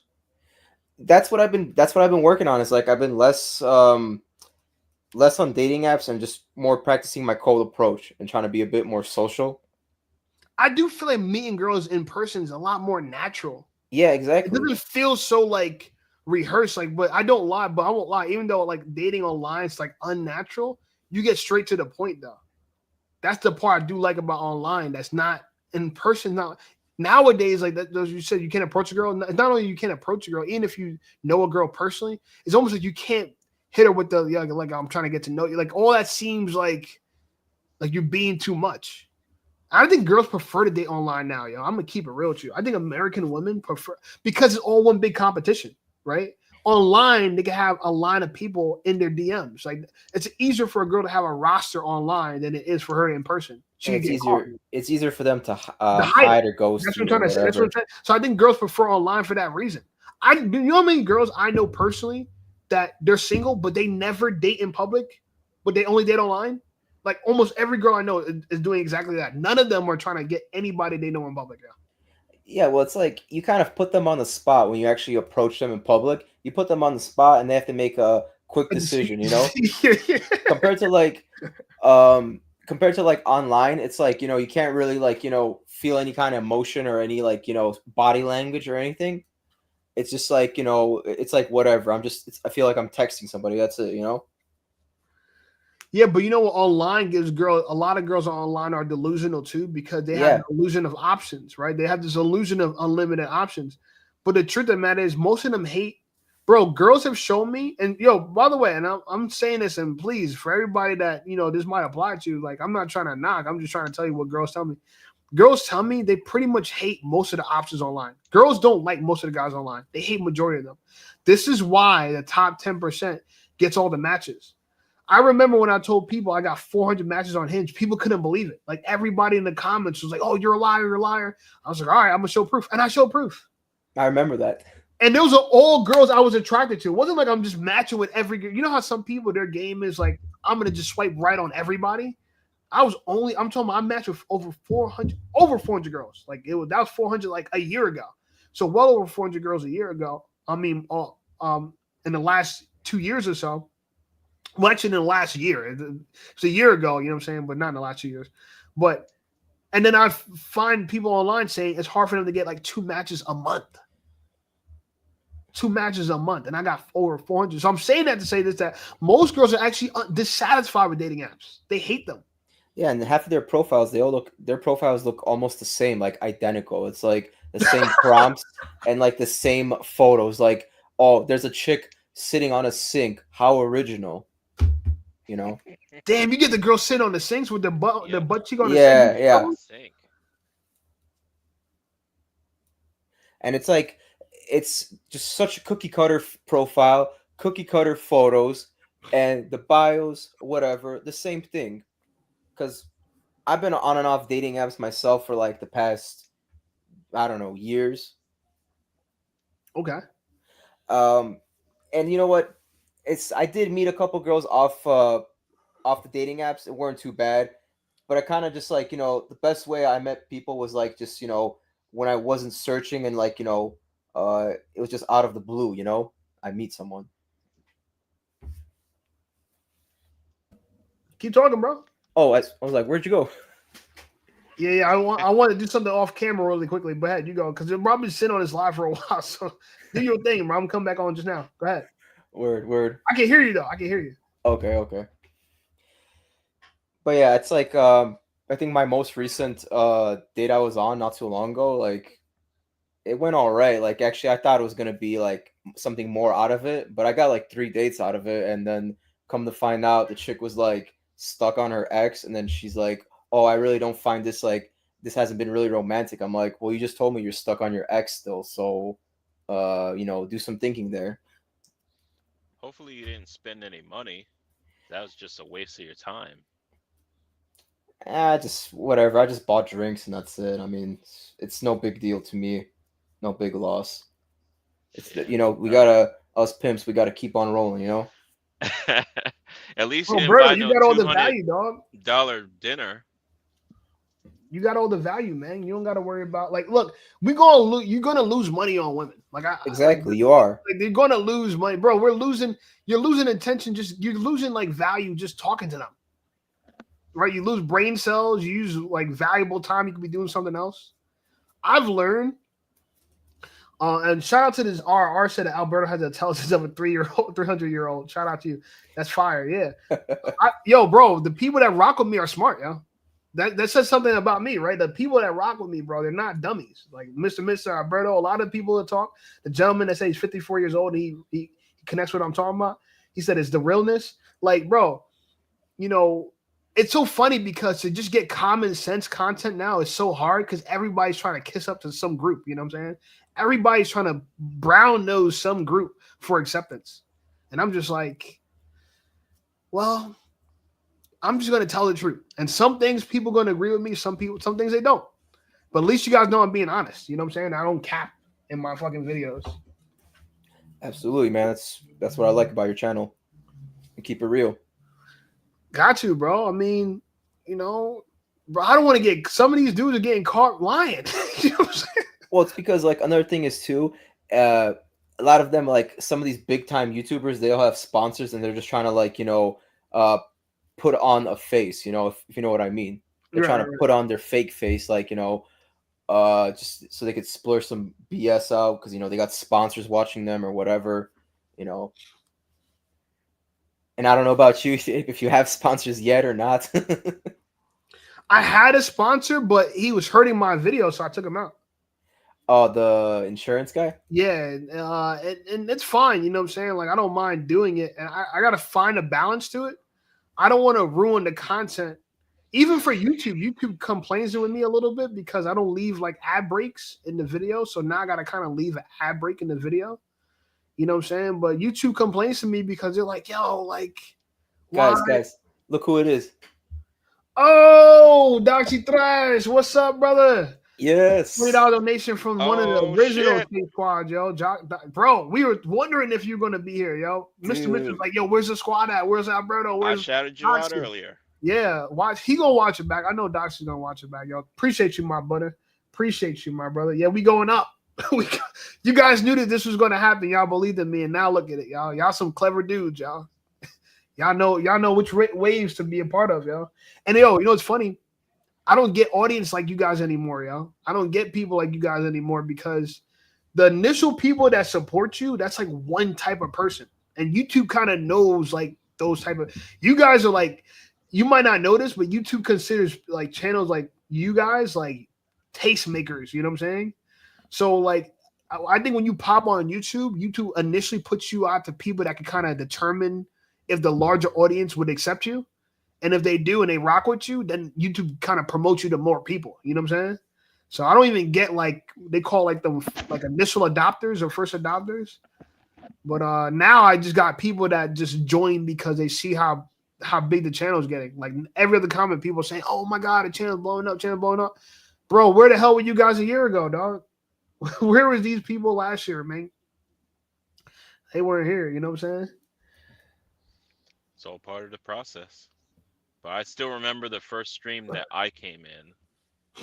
You were setting up a date with a black woman. Oh yeah. And I said in the comments, you can hear the attitude through the phone. I know this ain't going. Yo. This wasn't the first live you brought that up. The first live you brought that up, though, because that's how long ago that live was a while ago, bro. Bro, that was last year, dog. No, that's 2023, bro. That wasn't even 2024. Yeah. That was 2023, yo. So you've been watching for a while, dog. Like that was like, time. Huh? Yeah, that was 2 years ago in the wintertime, yo. Mister, I could tell you got some emotional intelligence. I do.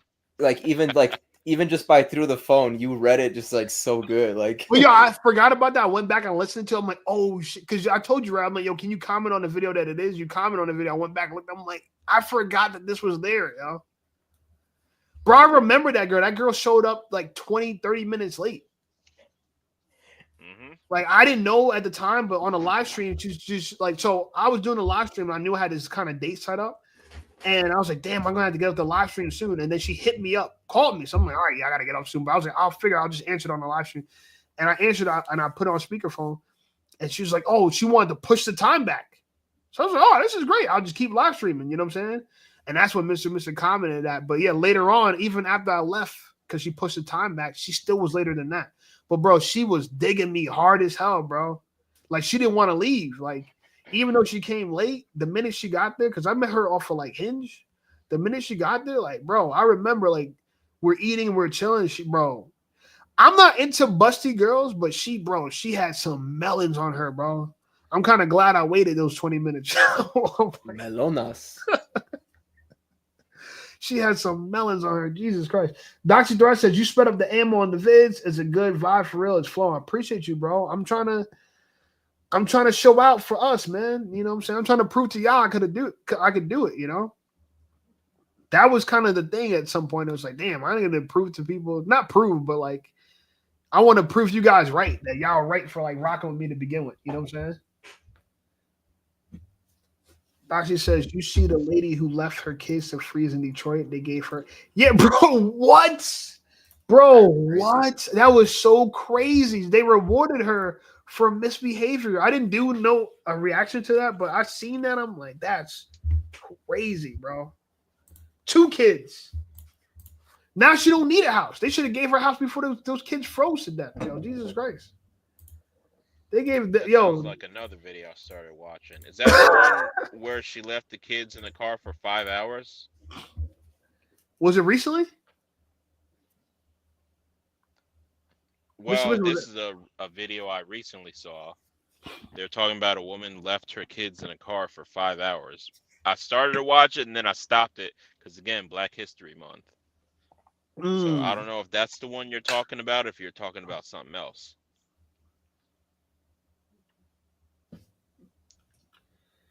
Oh, Doctor said the dad left hanging, and he always had a home. Damn. So she was so rebellious that she left her kids in the cold. She wouldn't even go to the father's crib. And this is the exact issue we got. You know, unless I'm getting this wrong, but if I'm getting that story right, bro, a girl disobeys, you know what I'm saying, common sense just to spite the father of her children. And this is the issue we have with Black women. Oh my God. What is Kevin Samuels said? Sign language. You know what I'm saying? Yep. Shame, insult, guilt, and it need to be right. That need to be right part, bro, is crazy true, bro. Like a woman would rather be wrong than look stupid in her mind. Yeah, even though she still looks stupid, but she'd rather be wrong than just look. They know they can't get condemned for it because if it was the other way around, we'd get automatically condemned. Yeah, if we had 2 kids, we would have been. Yeah, I mean, the media, and this is why, like, I have to believe the media actually wants this chaos that we have. It has to be, bro. It can't be accidental that we have so much turmoil between the genders, y'all. Like we're like, what? Like, I'm lost. Like, we're trying to convince everybody that there's no real difference between a man and a woman, and I'm trying to think why do we need to do that. Like, why do we need to call people birthing people? Why can't we just call them mothers? Like, why are we trying to shift this whole thing into like nothing makes any sense? Like, I'm trying to understand, but that's the exact reason. So nothing makes any sense. Everybody's confused, and if everybody's confused, well, we can't be doing the right thing. You know what I'm saying? It's all chaos. Because Uncle Sam doesn't want to have any competition. I don't think it's America. I think it's the globalists. I think this is a larger agenda than just America. I think America is one of the victims. I don't blame Uncle Sam. I guess we could, right? I mean, in a way. But when I think about Uncle Sam, I think about who's in office. When I think about America, I think about the leadership we're currently under. So if the leadership was heading that route, I would agree with you. But I don't think the leadership. I think the leadership's trying to undo that. It was kind of interesting to see all this play out. It's a very, we're living in some very fascinating times, bro. We're living in some very. This is one hell of a moment in America right now. We're living in some very interesting American history time. Like I think 100 years from now, a lot of this shit will be settled. And if it's not, it's going to be on a verge of like on the tip of the precipice. But I look and I say, there's no way this is sustainable for that much longer, right? They can't keep giving women houses for like negligence like this. You know what I'm saying? Like it can't. This is not sustainable. Or maybe it is. I don't see it. I don't think it is. Yeah, I think it's coming to an end. Honestly, I think we have a lot of crybabies and confused people more than ever. Professional victims as well. Yeah. And it's really messing up stuff to the point where people like me don't even want to be here anymore. I'd rather be overseas somewhere. I don't blame you, bro. Once you get a taste of that, bro, you can't forget that, bro. How can you? That's like the litmus test now, right? My trip changed my life.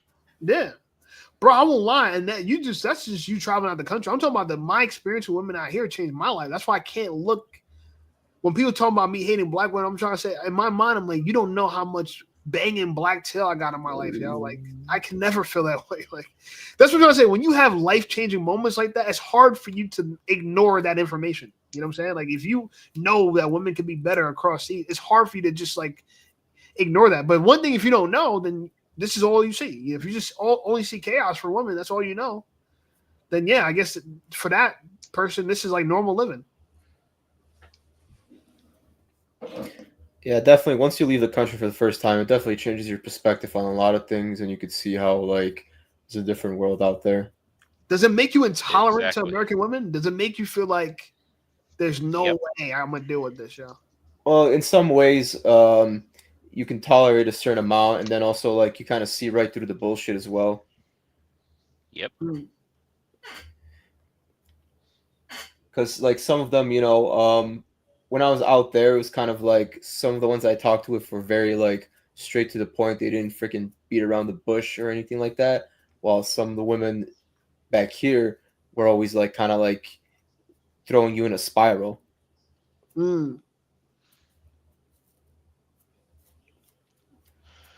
Yeah, and my whole motivation behind traveling the world had nothing to do with women.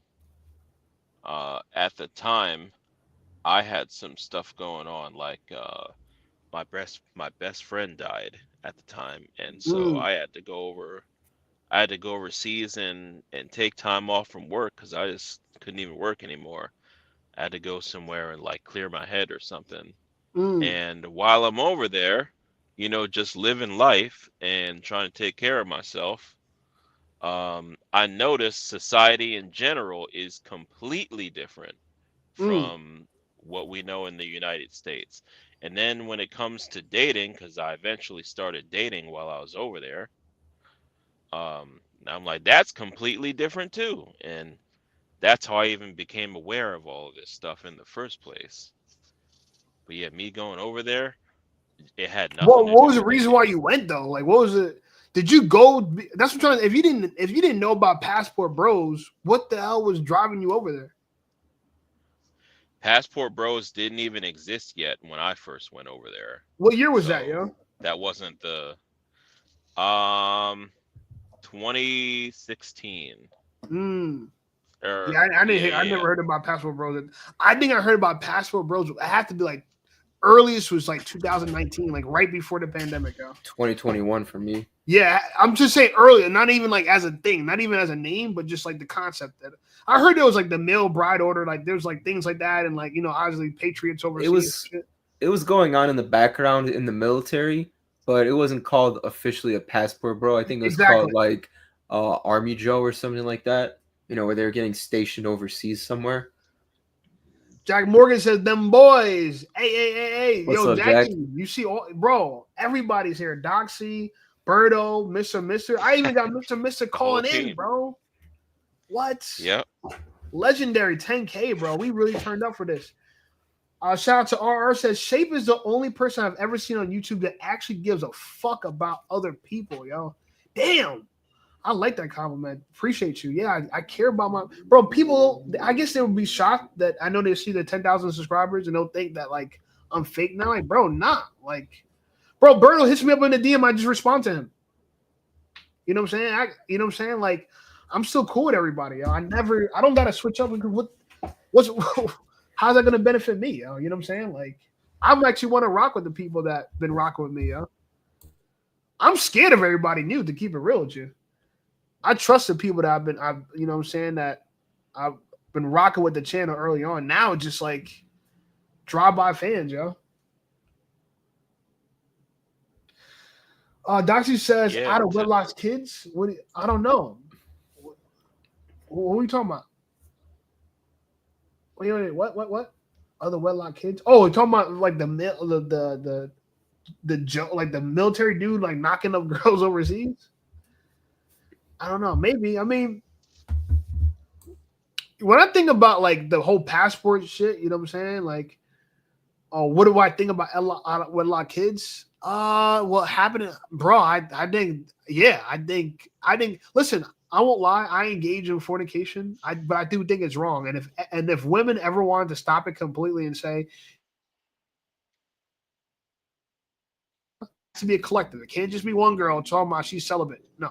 If women as a whole all decided, like, you know how all united they are about like the A word. I don't want to see it. The A word. You know what I'm saying? How they're all passionate. They're all in lockstep with that. If women got all in lockstep and say, yo, we're going to only sleep with the men that are our husbands, I'm with that. Well, you know, sorry to interrupt, but when you know who got elected, you know what was going on, the 4B movement. And actually was going to talk to you about it because they say they were actually like shaving their heads and becoming celibate as a protest against, you know, Cheez-It head, whatever. But basically, like, they were just saying that, like, oh, we're going to do this for 4 years, no intimacy, nothing like that. But I'm pretty sure at this point it just went away because, like, it was probably cool for a month and then they're back to doing their, you know, usual scheduled program. Mr. What's your thoughts on that? Most of those women, people weren't checking for in the first place.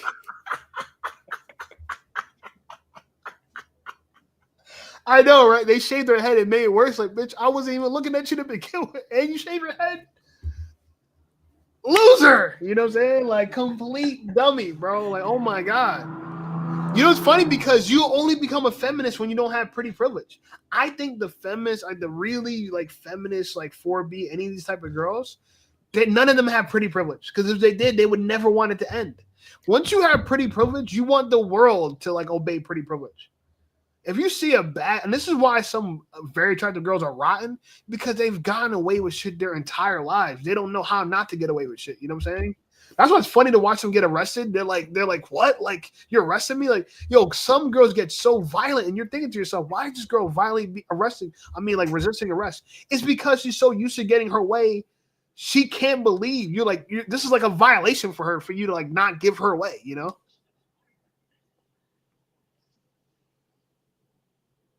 Yeah, and a lot of them too have colored hair, I noticed as well. Yeah, I mean, you know, I see that one girl didn't shave her underarms. Colored hair being crazy. They got colored hair. They don't shave their tattoos, arms. piercings. Yeah, the septum ring is always like, why? Like, yeah, it's this rebellious, like, I'm gonna be sexy and rebellious at the same time. Like, no, you just look stupid. Like, somebody's missing their cattle. Yeah, like, why do you want to look like a cow? I mean, I guess some of you guys make sexy cows, but what? Like, they're real life mood doja video type shit. You know what I'm saying? These people are the real life version of that. It's crazy. You know, I'm shocked. You know, we live in strange times. I'm excited though. I won't lie. I'm gonna keep it real, Chan. Part of what I want to do on this channel is to kind of show you guys my perspective of how to use, like, your celebrity and fame to get girls. Because I've witnessed a lot of these dudes do it so wrong. We're not going to name any names, but a lot of these dudes, even when they get on, they fumble with women. And, women are actually supposed to get easier when you get successful, But some people, it gets harder for them, Can you imagine being rich and struggling with women? I knew a few people that that did struggle with women, and they were like wealthy. People you know personally? Yes. So one of my friend's uncle, he actually, funny story. He was actually he became a passport bro before it was cool, like probably 20 years prior, because he was doing really good with real estate in the area, and he was quite known in the area. So like a lot of the women that he was like meeting up with, they knew that he was loaded. So like he's like, man, I'm getting tired of this because they only want me for my money, and he even tried to like dress poor, like look the part, It's so funny, and this is my thoughts, and I don't know what you guys think about it. We're gonna have a discussion about it. I'm glad you guys are here. But even now, for me, like right now, like people will think like if I'm becoming successful, I should hide it and I should want anyone to know about it.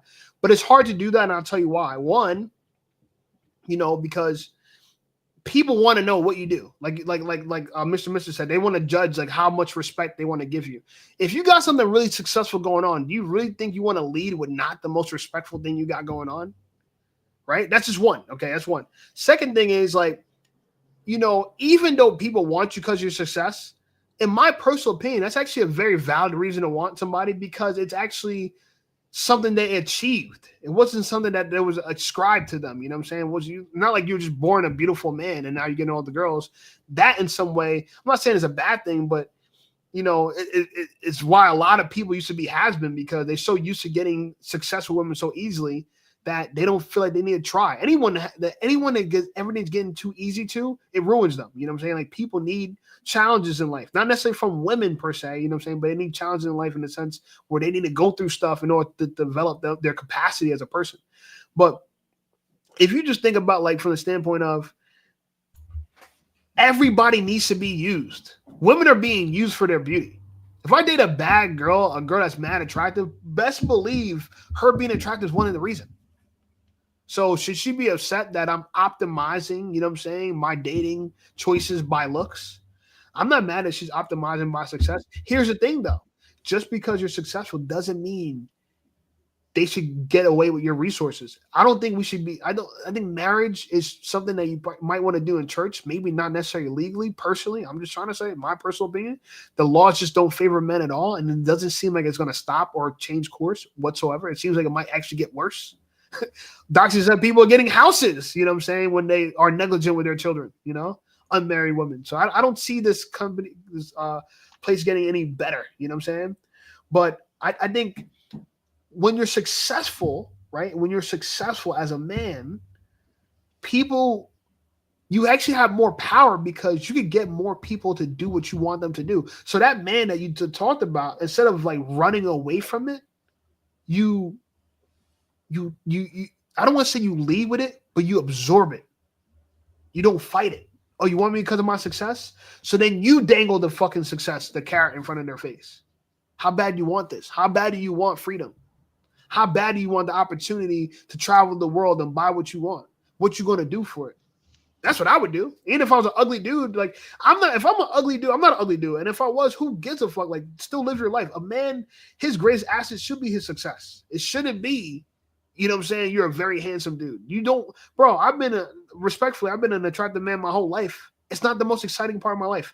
Right now, this YouTube channel is the most exciting thing about my life. If you have success as a man, nothing's going to be more fulfilling than that. Every man needs success. Every man needs success. I'm telling you.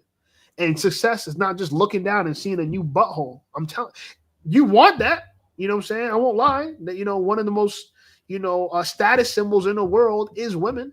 You know what I'm saying? Like, but again, like I've used my recent success as a reason why I could collaborate with other female content creators. And guess what? They're down because I'm successful. I'm not going to look at it like, oh my God, they're going to use me. I'm using them too. You know what I'm saying? Like, I'm only here because you look good. If you shaved your head or if you had purple hair, I wouldn't be here. You feel me? So, like everybody's going to get used. Don't fight it. Absorb it. You know what I'm saying? stand on it. You feel me? Like that's my personal take on it. What do you guys think? I mean, I know that was a long answer, but what's your thoughts on that? Should you hide from success, or should you embrace it? That people want you because you're successful. I kind of would like to have stealth wealth, if you know what I mean. But I'm talking about like why girls. Like, okay, let's say Yeah. you're a millionaire, Berto. You're a millionaire, right? You meet now, bro. You're all the OnlyFans girls that you see.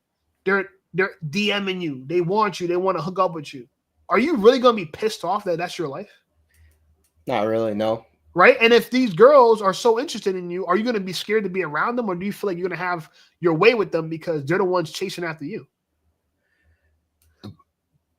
Like, are you gonna resent the fact that the reason why they like you is that you're not a stud, that you're successful? That would that bother you? Do you want to be like a model to them, or are you cool with the fact that they want you because you achieve something that most people won't achieve? I don't know. I'll just be cool with them being around me. And that's it, you know. But why do you want? Do you get the question I'm saying though? Like, does it matter why a girl likes you? Like, does it bother you if a girl likes you for one reason or over another? Like, do you want to be liked for a particular reason? I mean, I kind of would like to be liked for personality, not really for materialistic things. Okay. You know, because that's just how my logic is. You know, because like. But what if a girl cheated on you because the guy had a cooler personality though? Then I'd be hurt. Then But that's the same reason why you got her. You got her. He just was cool. That's what I'm trying to say. Like, do you think you're the coolest dude? Where so no matter anyone gets around your dude, you're safe because she likes you because of your personality, or do you feel like if she likes your personality and this dude is cooler than you, technically she should like his personality too? No. Yeah. So I'm saying that to say that like it doesn't safeguard you.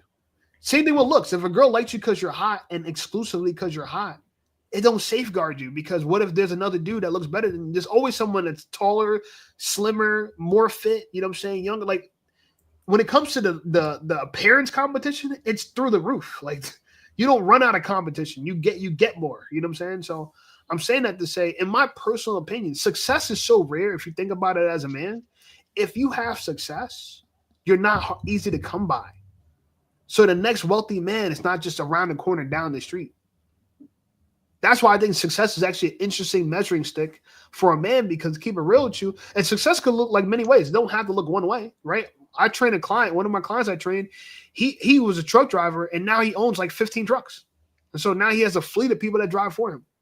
So success could come in many ways. You know what I'm saying? I got another friend. He's a millionaire through Amazon, right? Selling stuff on Amazon. You know, what the hell? You know what I'm saying? But he's in his 40s. He's like 47. You know what I'm saying? He's old, you know, but he you know, he's getting women based on that success. I just personally think that, like, you know, I would be flattered, like, if someone wanted me to become successful. I wouldn't look at it like, oh, you're just a gold digger. I would look at it, and I know people take it that way. I would look at it like, you're smart, because a lot of girls like bums. A lot of girls get pregnant by bums. You know, though you want those girls to curb you. The girls that get pregnant by bums, you want them to have no interest in you. And the girls that like men that are successful, that's the kind of girls you want anyway. But you gotta, it's still on you to filter them out, right? It's not that it's all right, it's end of story. I'm not saying it's the end of story, but you know, I'm okay with a girl wanting me for success. I like I said, I think that's admirable. And I know a lot of men that's unconventional, but I think it's admirable, like I said, because you know, it's something that you achieved with your hard work. You know what I'm saying? Like, unless you were like a, you know, you're a silver spoon baby like Marcus Jordan. You know what I'm saying? Unless you're a dude like that, you know what I'm saying, where you're living off your dad's name, then that's another thing. But even him, you know what I'm saying, people rock with him because of who he is, you know? What's your thoughts on that, Mr. Yo? What I just said? I'm kind of leaning towards what Alberto said. But okay, and that's fine, bro. That's fine. I'm still kind of torn on it. Yeah. I'm still. So you guys don't want to be okay. Because... So you guys don't want to be. You know what they say about women, that we exploit them. No, they're sex objects, right? So you don't want to be a success object. Yeah. Okay. Correct. And I understand. Like I'm torn on it because, you know, I do want to have a woman that just likes me because she likes me as a person. But I'm also aware it is in women's nature that they want to have a man that's successful. And really everyone, they want to be around successful people. I And guess when you've so been like liked for not, I can't hold them again. I can't hold it against them. yeah, like me too. Like now that I'm becoming successful, I see people treat me differently.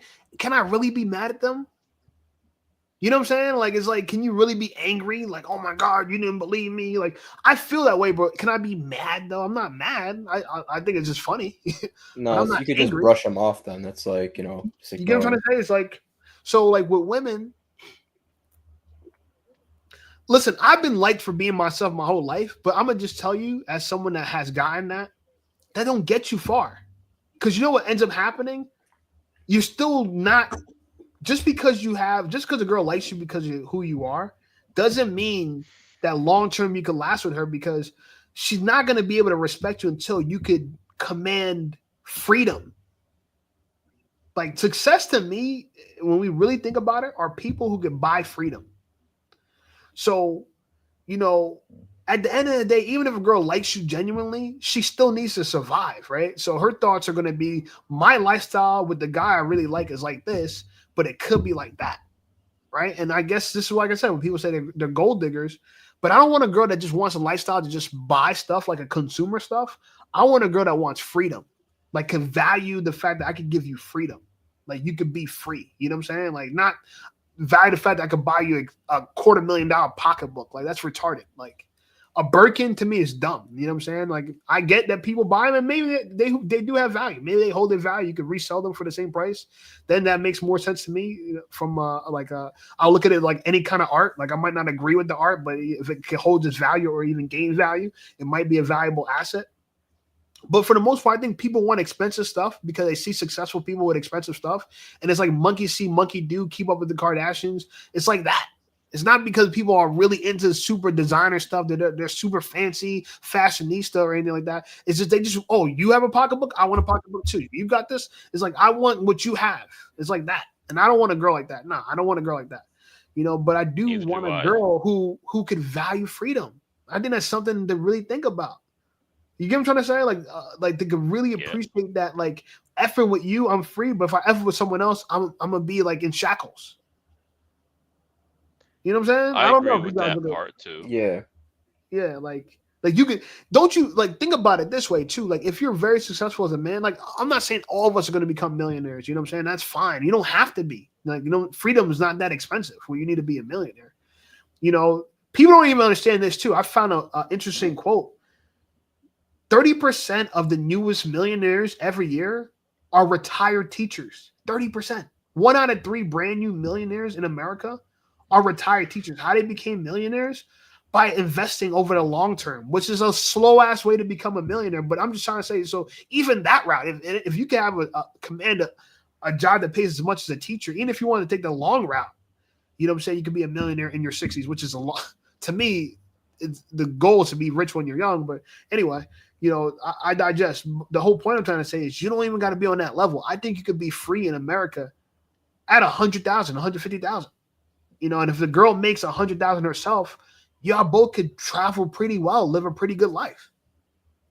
And if she values you because you could see, I think what people mix up is they think that if you're rich, you're going to pay for both of us. See, that's nonsense. Rich people, they both buy their own tickets.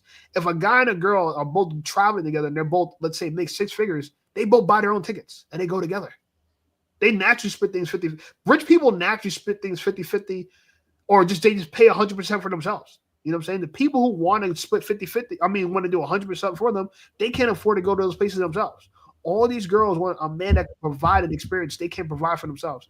All the girls that can provide that experience for themselves are glad if you could just show up and you ain't cost them. Or they could go to Dubai and you could come with them and you ain't costing them. For a lot of women, that's a flex for them because a lot of men can't do that. What's that one girl? Lisa Ray. Lisa Ray says, I want to go on vacation for a month. I don't think she wants a man that can pay for her to be on vacation for a month. I think she wants a man that has enough money and resources where he can take a vacation for a month. And yeah, he pays for some of the meals, but she'll pay for some of the meals too. A lot of girls that got money, they'll pay too, yo. You know what I'm saying? They will pay. Damn, I didn't realize a lot of people talking over here. Darcy says more than 1 million girls on OF. Just say 300K under 25. Those are the future wives and your baby mamas. Crazy how that might affect LTR. Yeah, really crazy, bro. Darcy said very good taste, success, and clout are blurring. Yeah. You know what I'm saying? That's really the thing. Darcy said you have the URL to the news story about the family in Detroit. I'm right outside of there. Oh, so we got Detroit, we got Michigan. That is Michigan. My bad. Someone said something else. We got a lot of different people in the house here, man. Okay, yeah, you're the one that said Michigan, Detroit there. Yeah. I think what's Doctor says he agrees. I think I don't know. I might be the only person on this, and I guess like we won't all fully agree, but I don't think it's wrong that the girl wants you for success. But what I do think is wrong is if you let her control your success. Dude, you got to have a very distinctive boundary where you make decisions outside of your woman. That's why I like the book, The Way of the Superior Man. It talks about like some really, like if you want to be a man, if I had to give a person one book to become a man, The Way of the Superior Man is a good book because I can even tell you some of the chapters, bro. Chapter 6, never change your mind to please your woman.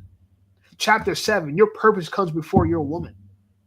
Like little like chapters like that, and they're not even that long if you read them, but it breaks down to the strong boundaries that a lot of men don't have.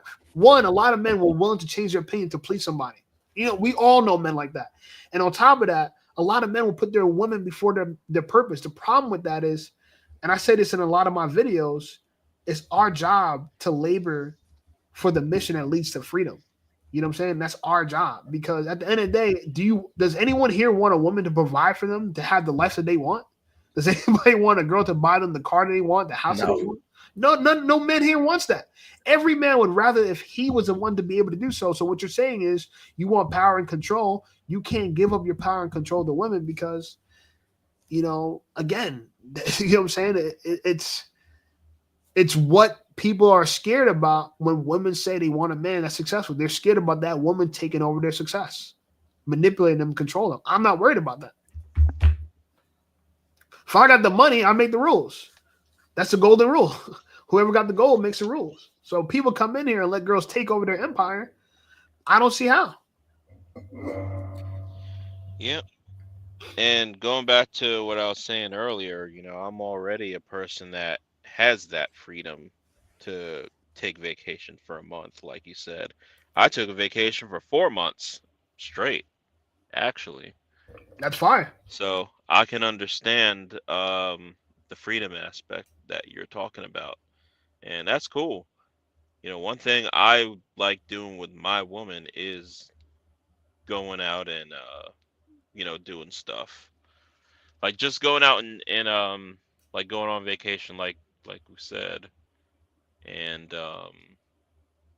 like let me just give an example. With one of my exes, the African one. We decided to go to Pattaya, Thailand, which is like the vacation area for Thailand.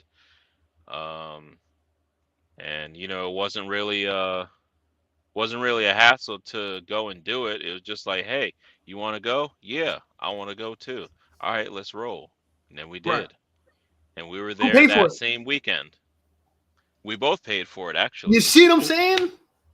People, but no one talks about it. I won't lie, I'm gonna tell you the truth. I talked to my dad about it. My dad is the one that put me onto this. He was like, yo. Oh, this is a funny comment. Before I even read that, let me see the comment first. Mister, do you have a YouTube? You sound like a pro radio announcer, bro. I didn't know this dude was this sharp. This is the first time I heard his voice, and I knew him for like 2 years. I'm shocked that he's a real blessing to bro, Mister. I rock with you, bro. You know, mad respect to you, bro. It's good to have you here, and I'm glad the audience loves you, man. Shout out to Mister, y'all. Another comment says, question: if a girl you're seeing has male friends, what do y'all think of that? If a girl I'm seeing has male friends, I mean, so what? You're worried? Listen, this is my thoughts on life when it comes to girls in general, bro. Don't be scared to lose any girl. That's when you lose. The minute you're afraid to lose her, you lost. And no girl is your mama. She's not gonna love you unconditionally. And you're lucky if your mom loves you unconditionally. My mom don't love me unconditionally. And if she does, you know, it didn't feel like it growing up. You know what I'm saying? So I'm saying that to say, you know, you can't chase validation from women. like a singular woman. I think it's okay to chase validation from women in plural. What I mean by that is like, if you want to appeal to the opposite sex, that's in your favor because it's your mission in life to spread your seed far and wide. So you better be desirable to opposite sex. But I'm not into taking prisoners. So if I have a girl, she has guy friends, fine. I'm okay if she's sleeping with them. I'm not even not that I want her to sleep with them, but if she cheats on me, she's allowed to do that. And if I find out, I'm gonna dump her. But I'm not gonna be worried about and have anxiety that a girl I'm with, her guy friends are cracking it. If they crack it, they can have her. I hope I find out. You know what I'm saying? If she gets away with it, then she's slick. But no, I'm never worried about. And when I was younger, I used to worry about stuff like that. Bro, you can't control it. If a girl's gonna cheat on you, you won't be able to stop her, yo. I know because I was the guy that girls cheated on with, and they were very sneaky when they cheated with me. I'm talking about high-level girls. I don't know if I told you the story about the doctor. It's kind of sad that I'm blown up now. Maybe she'll find these videos and be pissed about it. But the story about the doctor is true. I used to talk to this girl. She's a doctor. She was actually dating another doctor. I didn't know. But he was such a good, well-to-do guy, well-to-do black man, that he wanted to wait till marriage till they actually had intercourse for the first time. Now, mind you, neither of them were virgins. So for me, first of all, I am not waiting till marriage to sleep with a girl who's already given up to someone she wasn't married to. You know what I'm saying? No, I don't pay more for a used car than when it's brand new. You know what I'm saying? But anyway, long story short, she found me on a dating app of all places, right? I met her, you know what I'm saying? Realized she just wanted to hook up. I was completely cool with it. And I found out that she was using me for a hookup because the guy she was dating didn't want to hook up just yet. And she needed to get her back scratched. You know what I'm saying? She had an itch. And she should literally just call me for D. A beautiful black girl at that. This girl was bad. And she was like, bro, I would have actually loved to marry this girl, aside from the fact that she's a cheater. You know what I'm saying? But she's beautiful. She's attractive. She's a doctor degree. But being a doctor is so stressful, yo. She needed her back cracked, bro. You feel me? And absolutely. I was there to deliver that. You feel me? And I say that to say that they're together now. They're married. They have a kid. He probably has no idea this happened. And he may never find out. Because I'm not going to go out my way to identify myself to him. You know what I'm saying? But I'm saying this to say that even him, I don't think he's in a bad position. If you don't know, you don't know. If you die a man not realizing your girl cheated on you this entire time, it's almost like she never did. It's sad that she did, but what I've realized about this is that all this is all how it makes someone feel. So if it makes you feel like you're lesser than, I don't feel lesser than if a girl cheats on me. I feel like she's just an idiot because now you lost me. You feel me? Like I don't make me feel less. Bro, people will mistreat you, fumble you. Like I talk about now, me hitting 10,000 subscribers.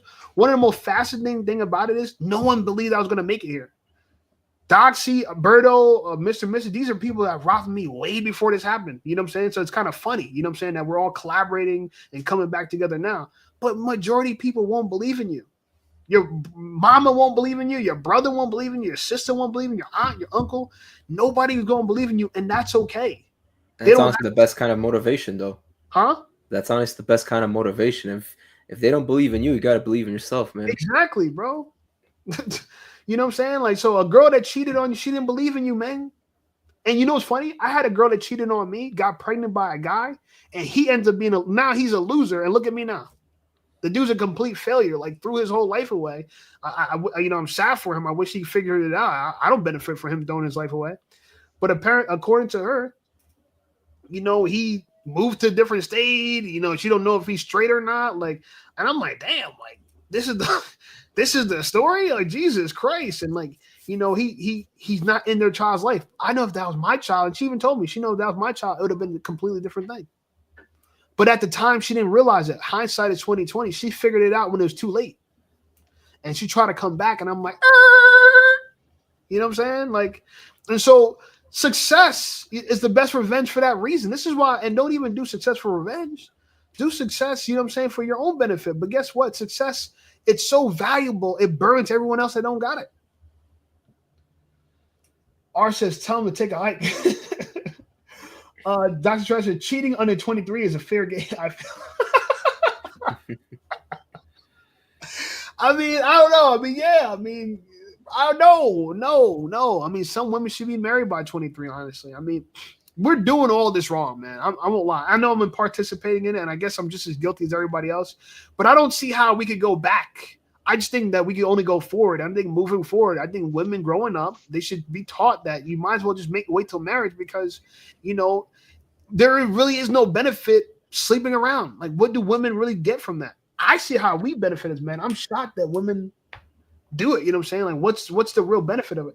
Well, it's a much appreciated. Yeah, shout out, man. Yeah, of course. Yeah, you know what I'm saying? I'm here trying to help. You feel me? Like, some of these are tough questions, and I think I'm willing to take those answers, take them on. You know what I'm saying? Like I said, like, you can't be upset that someone didn't have the same vision as you. Like, I'm not, for everyone that didn't believe in me, I'm not mad at them. But guess what? I know they got poor taste. I know they got poor judgment. People always talk about judge someone by their character. I think people who knew me should have known that this was going to happen because I'm the kind of person that I'm relentless. You know what I'm saying? And I got certain skill sets. And you combine those things together, you know, success is guaranteed depending on where I apply my attention. And that's true for a lot of men. A lot of men, almost every man I've ever met has some kind of skill. It's very rare to meet a man that has no skills. Every man I've ever met has some kind of skill. Their job in life now is to take that skill and exploit it to freedom, meaning that you get it to where you can use that skill to earn such a high living for yourself that you could buy your freedom. And I think an unsuccessful man is a man that never fully buys his freedom. You never want to be in a place in your life where you're stuck and freedom is too expensive for you to afford. That's like the place where you don't want to be aiming towards that direction, right? You want to be aiming towards a direction where next year you're going to be more freer than you were prior. And by the time you die, you are the most freest you've ever been. To answer R's question, my opinion is that if she has male friends, then she should be fine with if I have some chicks that are friends as well. Because if you're just in the dating stage, then yeah, it's like it's kind of it's expected that yeah, they're probably going to be seeing somebody else as well, not just you, you know. So even if she does, even if they do like walk away from you, just on to the next one, and that's it. But when you're actually getting serious with the chick, and you're actually about to get married or get engaged with this person, then it comes down to where you got to put the boxing gloves up. Oh, looks like he agreed with what you said there. Yeah. Yeah, I mean, just like my biggest thing is like, I see your point and I see everybody's point. It's just that you just don't want to be bitter when it comes if you're going to date girls, bro, take everything that comes with it. Literally. And there's a lot of scary things that come with it. Pregnancy, this, that, everything. You got to take it all on the chin because you're putting yourself out there. Mm-hmm. You got to take everything that comes with it. There's some, and this is why I tell people all the time, it's not really worth it. I've done it. I've smashed a ton of girls, bro. I've lost count. I've done it. And I could look back and say, what did I really gain from it? Not much, yo. I'm going to keep it real with you. Yeah, can I talk my shit more and blah, blah, but who gives a flying fuck? Like, being cool is so overrated in my opinion. I'm glad I'm a cool guy, but it's that itself is overrated in my opinion. Dr. Sanchez, every man gotta bring some value to get any validation for a baby girl. That's what I'm saying. Like, you gotta, bro, honestly, like, to me, like, I feel like I'm a guy that has a lot of swag, but if another man has more freedom than me, he's the better choice. Let's tell the truth. You know what I'm saying? Like, I know a lot of people want to be the guy that your girl's cheating with, you know what I'm saying? But I've been that guy, and to me, I'm the dude that got more freedom than me is winning. Freedom is the name of the game, bro. You know what I'm saying? Like, and that's why you need money. You know, and guess what? In places like Thailand, freedom costs a lot less than it does in America, you know? And that's why it's a good place to go. You know what I'm saying? These places are where freedom is cheap and the quality of living is high. It's a no-brainer. It's all math. You know what I'm saying? All of this is math, yo. It's all math, bro. Yeah, and going back to that, I wanted to say about me going to Thailand, my biggest motivation to go there specifically was the price, because I'd already researched it for years before then, and then that happened, that incident, and you know, it was like, hey, I have the freedom to, you know, just go over there and relax for a while. So I want to go somewhere where my money goes further. So let me go to Thailand. Already knew before I was going there that I was gonna have really cheap rent, and when I Mm. got there, my actual rent was $130 per month. Mm. And then I'm going out That's to crazy, eat at yo. 130 restaurants every US a day. month? Yep. That's And I'm going out crazy, bro. I'm going out to eat at restaurants every day, and the whole meal, uh what is it? Appetizer, entree, and dessert and drink. The whole meal would be like $3 or $4. So I was able to eat out 3 times a day every day. Yeah, it's And $10 then a there's day, a whole month, $300. Yeah, $300 to eat for a month, 3 times a day out eating out. Yeah, that's nothing. That's just math. Yeah. So it's cost you more to eat out than it does to even live there. So it's $500 for the whole. Bro, that's crazy. So $600, you can live like a king in Thailand. Yep. That's Now crazy. my budget was like $1,500 a month, and I balled the fuck out on $1,500 a month. I bet, bro. Balled the fuck out. Yeah, when I was over in Europe too, like in some places the USD to currency exchange rate was pretty good. Where like I was going on like some shopping trips, getting some nice clothes, and for a decent price too. Like I wasn't breaking the bank. Yeah, I heard Prague is pretty cheap over there for Europe. And It's I've been wanting Prague, to check that out. Poland, Slovakia. Austria is pretty expensive because they're in euros, so it's kind of like euros was like almost the same value as USD. Mm. Hmm. But like some of the places like in Eastern Europe, the currency rate goes a long way. Yep. I actually wanted to go to Russia at one point too, but What about when now? they not now. I don't know if they'll be done with that by the time I actually go over there. But yeah, little known fact, I like fighting. You're talking about boxing. I like boxing too, but I like fight sports in general. And one of the fight sports from Russia is called Sambo, and Mm. I'm really into that, and I wanted to go to Russia for that.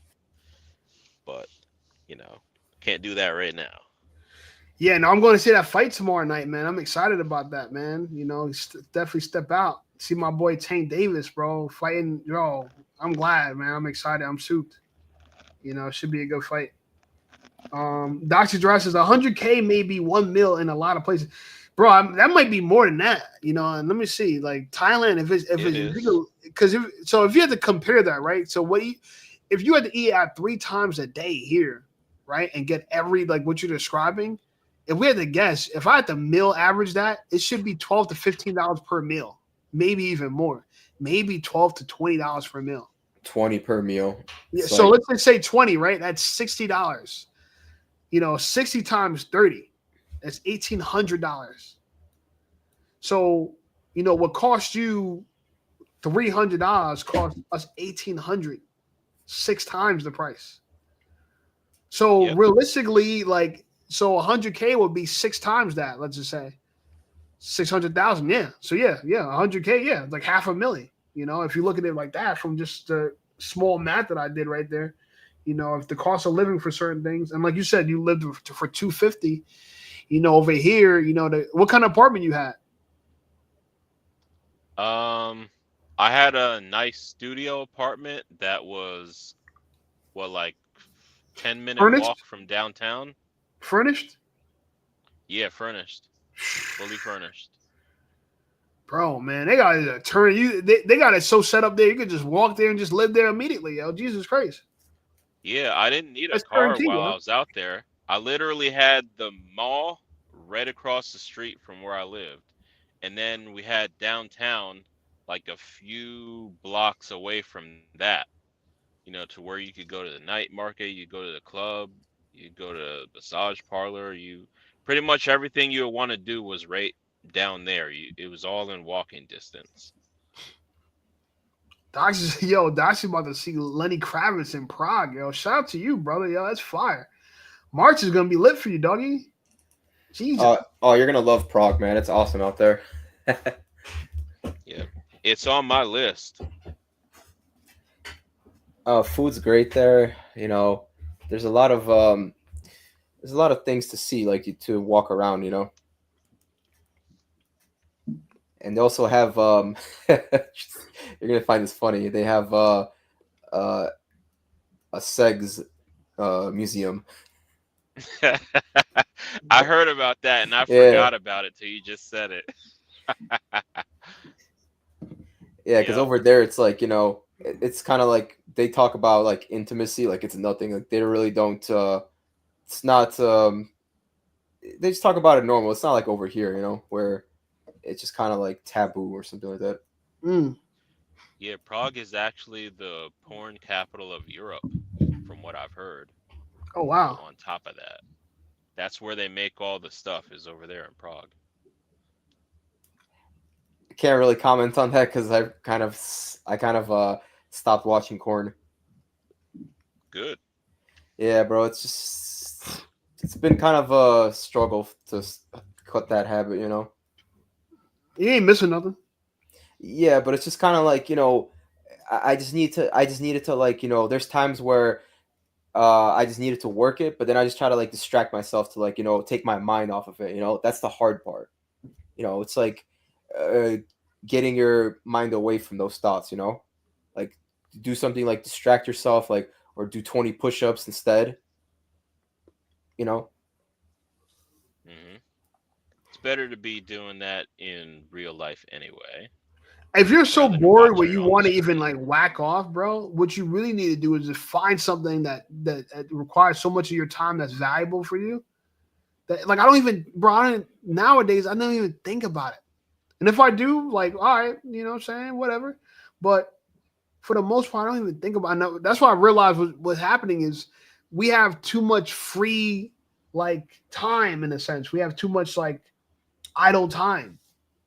When you have a lot of time to kill, yo, I won't lie. Like that's when Cornhub is the best. You know what I'm saying? Like, damn, I got nothing to do, man. All right, I might as well do this. You know. But if you're busy, bro, you could be too busy for it. You know what I'm saying? You could be too busy. And I think people need to get to that point. Like as men, like I'm trying to say, unless you are free, the only people that should relax. It's like what Mr. talking about in what you call it? Mo, if you're a real person, bro, show your face. You gotta hop on the cam. I know I got a lot of people off cam, but I know these people. So if you're a real person in the chat, Mo, you gotta show your face. You a real person? All right. We're gonna let somebody join, you know what I'm saying? How's it Bro, going, what's guys? on, man? How you, Mo? Yo, I've been a fan, bro. I love your content. I've been in the space for a while, stumbled on your channel, and I've been watching it like daily now. I love your Thank you, shit. bro. Where you from? I'm in New York City. Hey. Heavy on the red pill, bro. I'm black, 29, single. Okay. Been thinking about getting in. I mean, I attempted to get in like the dating scene, then I realized, bro, this ain't it. I see myself as a high value man, right? I'm 6 foot. I make $200K salary. I got no kids. No extra baggage. But I'm like, these bitches ain't worth it, bro. You got a 200K salary. What you do? I work in cyber threat intelligence in finance, so I make good bread. And so what did you go to school for? I actually dropped out of school, but I learned the stuff on my own. Okay. Had a mentor and kind of got in the industry early. So yeah, I'm 29 now. I got like 6 years in the industry, but I didn't start at 200. You know what I'm saying? When I was 21, I was broke, down bad. These bitches ignored me. They ain't even want to look at me twice. But now that I'm damn near 30, doing good, it's like now they wanna, you know what I mean? Now they wanna. Now they want to holler. Married. Exactly. That's why. But let me ask you this: so does that bother you when women want you for your success? Yeah, because as a man, I feel like our loyalty is forged when we're at our darkest moments. You know what I mean? Okay. If one of them was there when I was 21, 22 and hurting, I would be loyal to her to this day. But the thing is, nobody was there during the darkest times. Like, why should you get me now? You feel me? Yeah, you know, the one problem with that narrative is that a lot of great people can't meet you in your darkest times. Yeah, no, I didn't meet you in your darkest times. You know what I'm saying? I'm meeting you. Nah. You know what I'm saying? And you think I'm fake or something? Like, you know, it's like it's like you get what I'm trying to say. It's like you know, like shout out to the day ones, you know what I'm saying? And you actually on a live with me in my day ones, you know what I'm saying?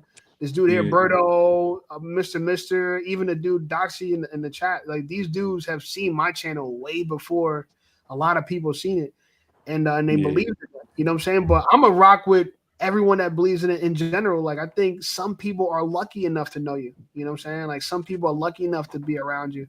But let me ask you this: so when did you find the channel? Like how long ago?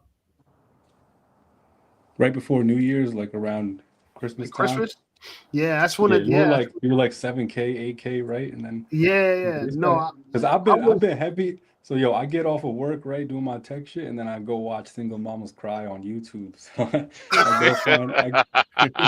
it's my favorite pastime hobby, bro. So like, female delusion is so interesting, right? It's such an interesting. Yeah, I never thought this was gonna become entertainment, yo. Yeah, I've been doing this like 2022, and then I found your channel. I was like, yo, you got some fire shit. So you my go. Yeah, bro. Yeah, I appreciate that. Yeah, and you're consistent. You're consistent too. Thank you, bro. You got any pushback on anything I've said? Hell no. Okay. Obviously, we're not gonna agree on 100% of things, but cool. Yeah. Everything you say is solid, you know. Yeah, I try to be even keel. You know what I'm saying? I try to. Well, like I try to take devil's advocate too for the modern scene right now. Like men do got to step up, stop playing video games, stop being broke. Because what I see is like I get tired of them coming out here and calling us broke and dusties. They're not meeting. And you feel like those men are to blame. Nah, not that, but I'm just saying they keep encountering them, so they keep assuming we're all like that, and that kind of. So what should we do? Should we? I think it's actually. We can't all be high net worth. That's the thing, but. Yeah, Doxy says, "Shape, you get any honeys over making girl?" Of course, bro. Jack. See, me and Jack Morgan, we're two different people. I'm from the entertainment industry, so I understand fame a lot better than most people. You know what I'm saying? And I understand that you got to use it. Like, bro, nothing succeeds like success. So I'm the kind of person, if I have success, I'm gonna put it in your face. Like, this is the success. You know what I'm saying? And YouTube kind of does that for you already, so it's kind of a win-win on that part. But yeah, like, bro, people treat you very differently when you're successful. I want to kind of write where, like, I'm thinking about a book, and I have a title for it. And the title I'm playing with my mind is The Invisible Businessman. And what I really meant by that is that a lot of us are trying to make some kind of business, right? Trying to run something to make some kind of money doing our own thing. But nobody sees you initially. It's not until you have success where you become visible. And I started to realize, like, this is what women talk about all the time when they're like, they go from like being a drop dead, gorgeous bombshell model in their 20s to being like an old woman who no one checks for in their 40s and their 50s. Right. I've watched videos of women saying that. I'm like, they're like, we feel invisible. I'm like, and then after this happened, I'm like, wait a minute. Now that, like, bro, everybody, like, where I'm from in my neighborhood now is like all eyes on me. Like everybody's like, it's funny because like, not that I didn't want people to find out about it, but I didn't hide it for them to be one day like, oh, gotcha, now I'm successful, motherfucker. Like I didn't do it for that reason, right? I just kept it on the low because I know like you're just an invisible businessman. No one cares that, oh, you got a YouTube channel with 400 subscribers. Good luck, pal. You know what I'm saying? Like, no, like, it just sounds like I'm a rapper and I got a DVD or I got a CD. Like people like, who cares? Right? Like no one cares about what you're doing on your grind until you have success. And rappers are like that too. No one listens to your music until you're popping. Someone said something? Nope, but I did want to say, you're. You know what I'm saying? That's some Jersey shit, man. I know New Yorkers do that shit too, yo. Shout out to us, man. East Coast. East Coast for life. Yeah, I mean, like I said, like I don't know, bro. Like I get that you feel like these girls, they weren't with you from the beginning. It's just not that. That's one element. Okay, element. What's the other element? They're tainted. They can't be intimate. Well, okay, let's talk about the value. Okay, let's check this out, right? You're a smart guy, so you could pick out. Let's talk about the girls you actually want. What's the issues with them? Because I can tell you about me, right? The girls I actually want, the issue is they're still tainted by feminism, right? So like the word tainted, when you say that, my mind, like some people, they're not happy with the level of attraction of the girl they're getting. They feel like, damn, I'm only getting fat chicks. Like I hear dudes say that all the time. And I get that, you know. No, it's true. Some people do, bro. I've been there before, not in a long time, you know what I'm saying. But I remember, Like early on when I was like in my early teens, like it just seemed like that's the only girls I could reliably bag. It wasn't until I got to college where I started clapping like some grade A cheeks, you know what I'm saying? But my issue is even if they're grade A cheeks right now, nowadays, they still want to control you.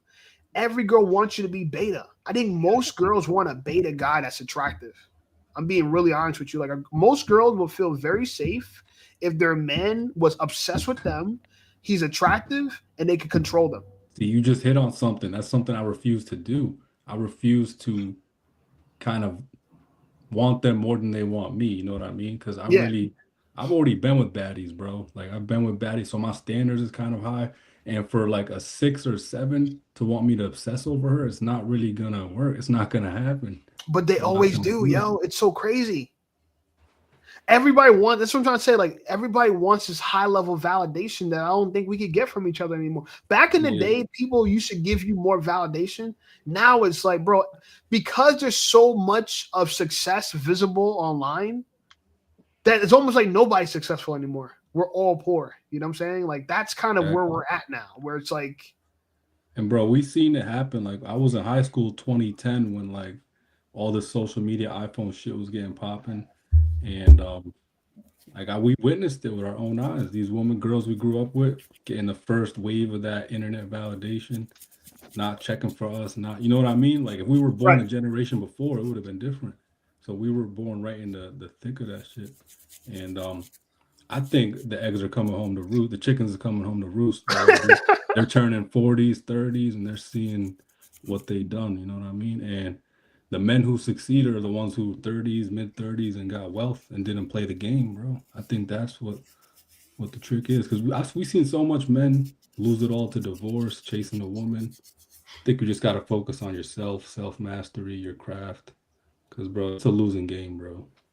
Yeah, I think chasing women is literally the worst use of your time. But every girl wants to be chased. Yeah. It's fascinating. But here's when they don't want to be chased anymore. You ready? When you're successful. Exactly. Right? If a girl could, and this is why I think success should be what Andrew Tate said, something I agree with. I strongly agree with. Every man should be in pursuit of status.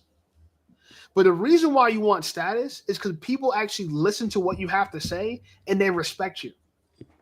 That's the benefit of status. If you want to know like the raw, like status is like the feature, and the benefits of that feature is respect, and people listen to you. It's something that I feel like all men need. Like I won't lie. Since I've hit 10K and I started popping on YouTube recently, and it's only recently. This hasn't been forever. You know what I'm saying? So everybody who think I've been just riding the wave forever, it hasn't been. I'm new to the party. But since I got here, bro, even me, my self-esteem is higher. Like I won't lie. Like every night I go to sleep mad happy. You know what I'm saying? I wake up mad happy. You know what I'm saying? It wasn't like this 6 months ago. I was like slightly depressed. You know what I'm saying? Frustrated. But I'm talking about now. Nowadays I wake up happy, go sleep happy, and you know, people, even if they don't believe in you, they don't have to. Because now, before they were wrong, like when you were grinding and working your way up to where you knew you could be, they were wrong. But now they're like bold-faced wrong. You know what I'm saying? Like before it was like even someone else would shut them hell up. Like, oh, shut up. You don't know what you're talking about. You know what I'm saying? Like you want to be so successful where other people, even if they hate you, they defend your success. Exactly, bro. Even people that hate you is like, oh, well, no, I can't lie. You know how like some people be beefing, like rappers be beefing and like, oh yeah, I won't lie, you do got a lot of money. They always throw that in there. They always still got to glaze you a little bit if you got success. You know what I'm saying? Like, it's just like Kai Cenat. Look at Kai Cenat. Everybody like want to rock with him. Why not? Is it because he's super cool? No, it's because he's successful. It's all that fake love. It's all that fake love, though. You know I mean, but he's using it to get what he needs. Yeah, that's what I'm trying to say. It's kind of like you don't get everything. You know what I'm saying? You don't get everything. You don't get the genuine love and the unconditional love. You know what I'm saying? You don't get that because at the end of the day, if you're useful, people want to use you for what you're good for. You know, I think, bro, we should take success, understand that people want us for it, and use them for it. You know what I'm saying? Like, and manipulate people for it. I don't want to say, what up, Shape? Subscribe to your channel when you maybe had less than a few hundred subscribers. Congrats on 10K. Really? I don't know. when you maybe had less than a few hundred? I doubt that. You gotta let me know. What videos were you subscribed to? I wasn't even talking about dating stuff just yet. I think I don't know. I think It's you a were while still ago. called. When I subscribed to you, you're still called Shapes Got the Models. Yeah, Oh, damn. shit. What's up, bro? Yeah, I appreciate you, brother. Yeah, now I mean that's when I was trying to get this photography shit off the ground. But though I love this conversation about success, not just because I hit 10K, and I thank you for everybody for rock with me, and I appreciate it. This is a big moment for me. But I want to use it as a moment to reflect and kind of give the generations behind or even ahead, like, you know what I'm saying, just some what I think is valuable insight. And that is like I really felt like now seeing how people react to you when you're successful, I really felt in a way invisible. And now I feel like I had to defend myself when I argue with women because they couldn't see the vision. Now there's nothing for me to argue anymore. What am I going to argue? 1.6 million views? What am we arguing about? What am I going to argue? You got the leverage, you know what I mean? You get what I'm trying to say? So, man, we gotta fight for unlimited leverage, and that's what success is. It's unlimited leverage. You can always leverage success. I right now, right, and this is like I said, this though I'm not bragging. I want you guys to follow me on this. I right now, because of this number, right, this vanity number of 10K, 1.6 million views, I could be on any podcast virtually at this point now. No, right? It's coming next too. The advertisement revenue, the sponsors, the companies hitting you up. Yeah. No, that's yeah. I'm not even. It's funny because like I won't lie. I'm gonna use this to become a millionaire. I'm gonna keep it real with you, and I think anyone should. Right? If you get a position like this, you should definitely use it to be as free as you can. But what it makes me think about is like, you don't actually need this level of seed money to become a millionaire. I always thought to myself, like, if I could make like what you're making, 200K a year, I think that would be more than enough for me to become a millionaire. Even like, I feel like I could become a millionaire, like start my own business if I had like 90K a year.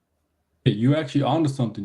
When you get your first 100K, like cash, if it's in stocks, ETF, Robinhood, you're already like a quarter of the way to $1 million, bro. Yeah. Because getting the first 100K is the hardest, but 100K to 250, that's less time. Less time. With just 7 to 10% return rates on the stock market ETFs, you're going to be at 250K without putting any more money in like 2 to 3 years, and then 400K, then 500. No, 100K invested stock market has a lot of value. Yeah. But you know what's funny? There. You know what's funny? People try to make their 100K in the stock market. And I think that's where you don't want to do it. You see, at that level, you want to invest. You want to go to the stock market with 100K already set. Like boom. So many people try to day trade their way up to 100K. That's hard. Forever, I'm not saying you can't. It's just really hard. You know what I'm saying? So let's say you got 100K in there. 5% market swing is 5 bands, bro. That's 5. Like the more you got in there, the more the swings are. Like 5% on 10 bands is just like $500. You know what I mean? But if you got 100K in there, 5% increase is 5 bands. And if you have a dividend paying stock, if you have dividend paying stocks and bonds, just like that, so it's not just that. Yeah, no. You got 300, 400K in there. Now your expenses are paid, rent, everything. Now you're saving even more. So it like compounds. It's like, oh, dividends is paying my expenses. Now all my salary goes into my portfolio, and then before I'm 40, I got a 1 point something mil, 2 mil. So it's doable, bro.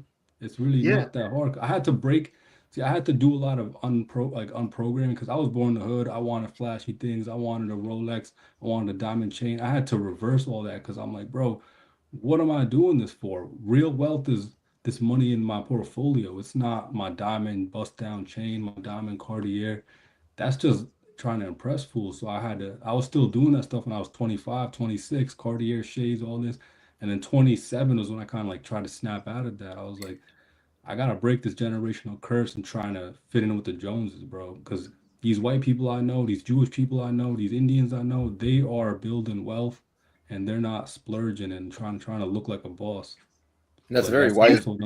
Yeah, you got to do a little bit of both. Go ahead, Bernard. I was gonna say that's very wise of you to say that, like, you're focused on your own wealth, not trying to like impress other people, because that's like when I mentioned earlier, it's like it's good to have stealth wealth, like to have your own wealth and quiet rather than like, instead of trying to show off to other people that you have money, Yeah, because I did that shit and it It didn't pay me. They're I not was gonna like care. 26. They're not I gonna was care. 26. Yeah, so I started making six figures when I was 26, right? That's I was fine. making 120K, 115. But I realized at the end of the year, I have nothing to show for it. I was like, yo, how am I living paycheck to paycheck at 100K? That's when I Stop right there. realized. Stop right there. That's Yeah. exactly what people do.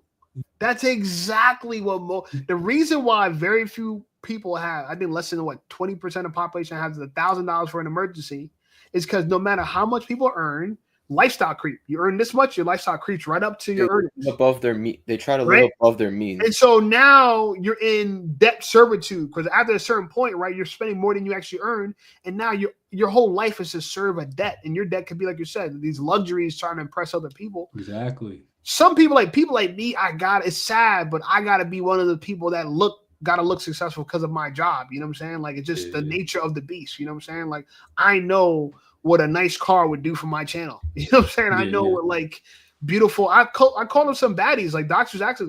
I know baddies already. So, but now the baddies that I know who might have, let's say, but kind of dubbed me a little bit. I know them, but they're not really giving me so much play. Yeah.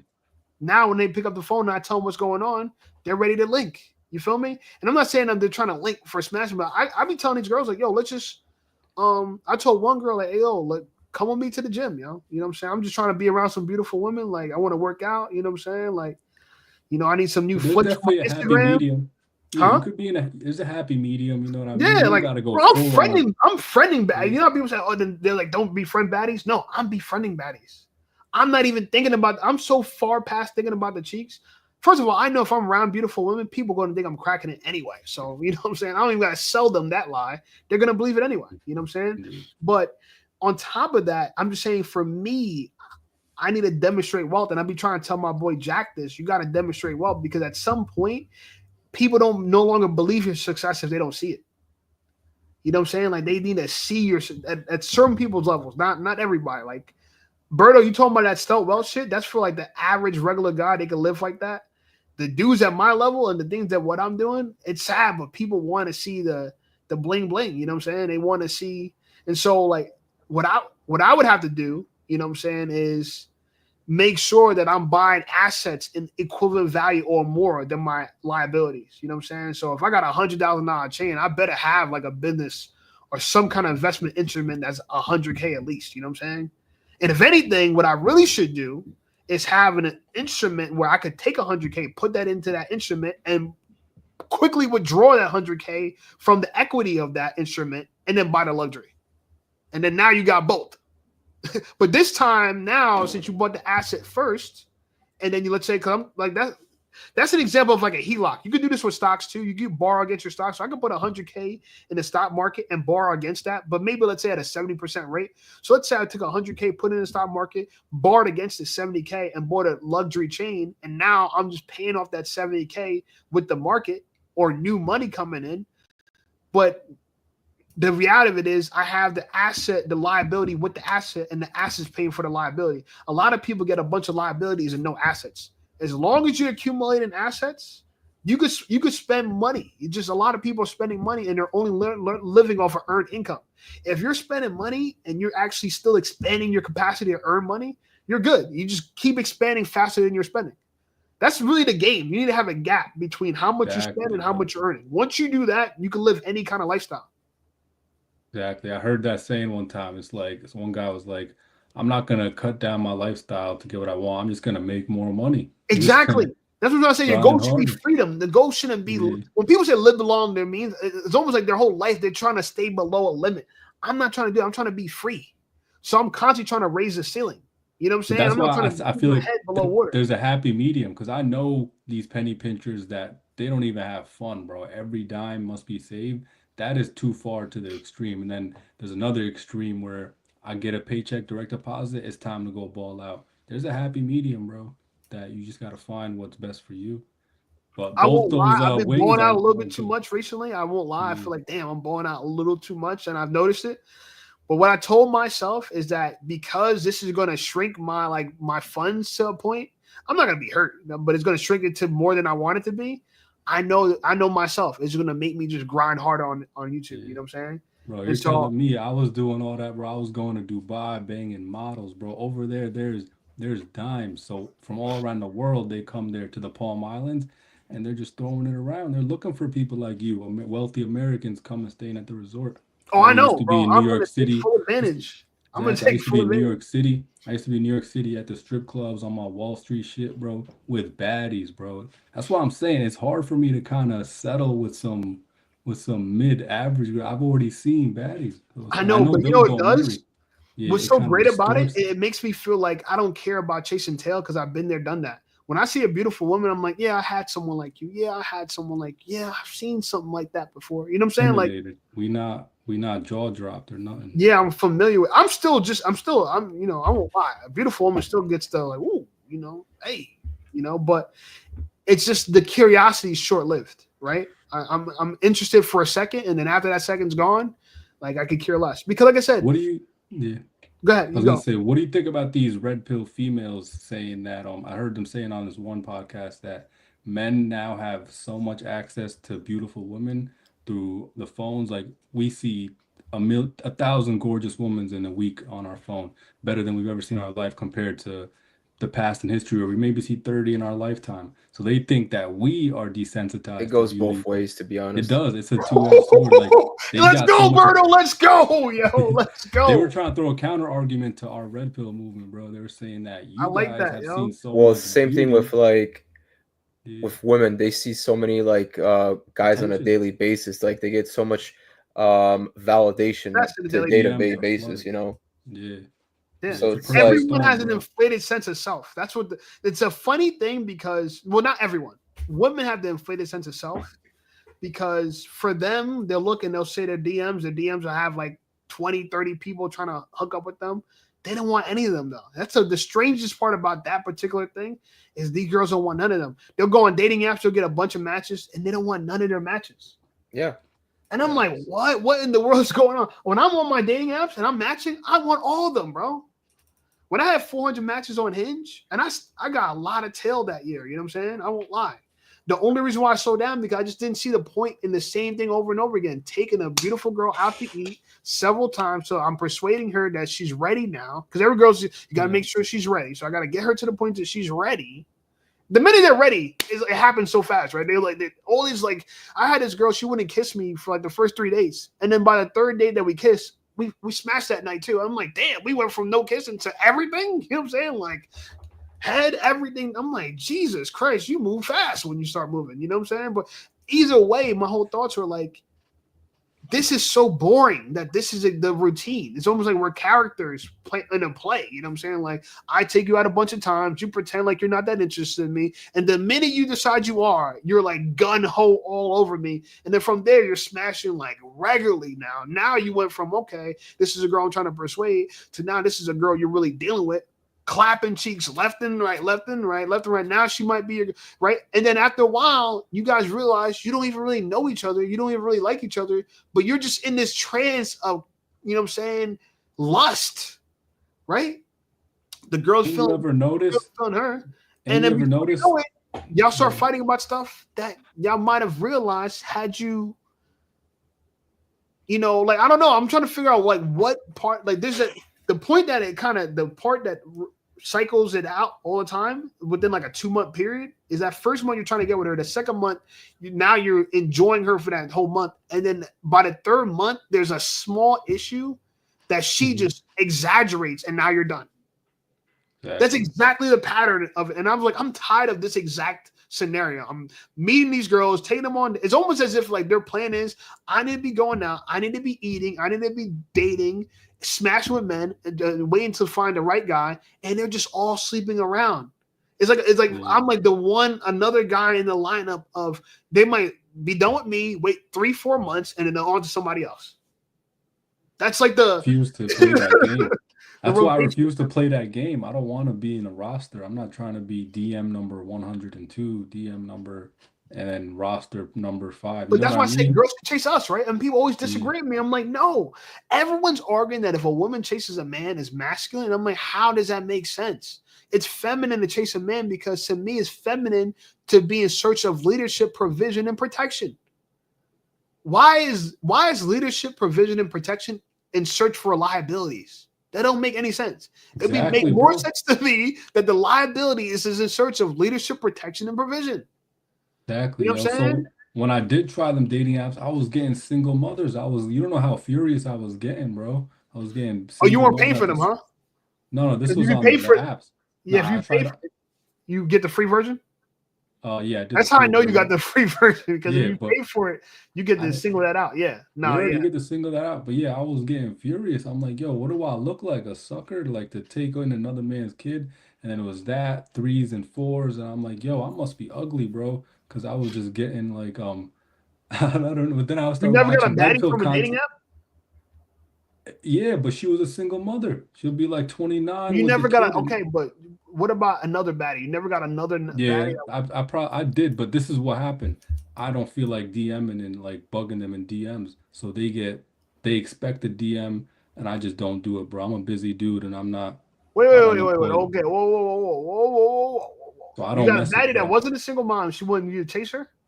Yeah, yeah. We So do you talked have for like a okay? So do day. you have any success with baddies that weren't single moms? I don't really chase like that, bro. I told you Oh, I go to the so strip how club.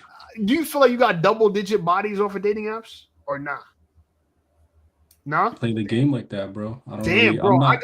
I got in the, I won't lie. I think when it comes to dating apps, my body count for dating apps alone has to be above 30 or 40, yo.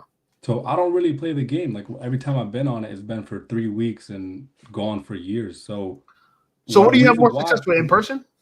Yeah, in Okay. person, and I go to turn up at the strip club if I really want some joint, and I So got was their you like you numbers. mess with strippers?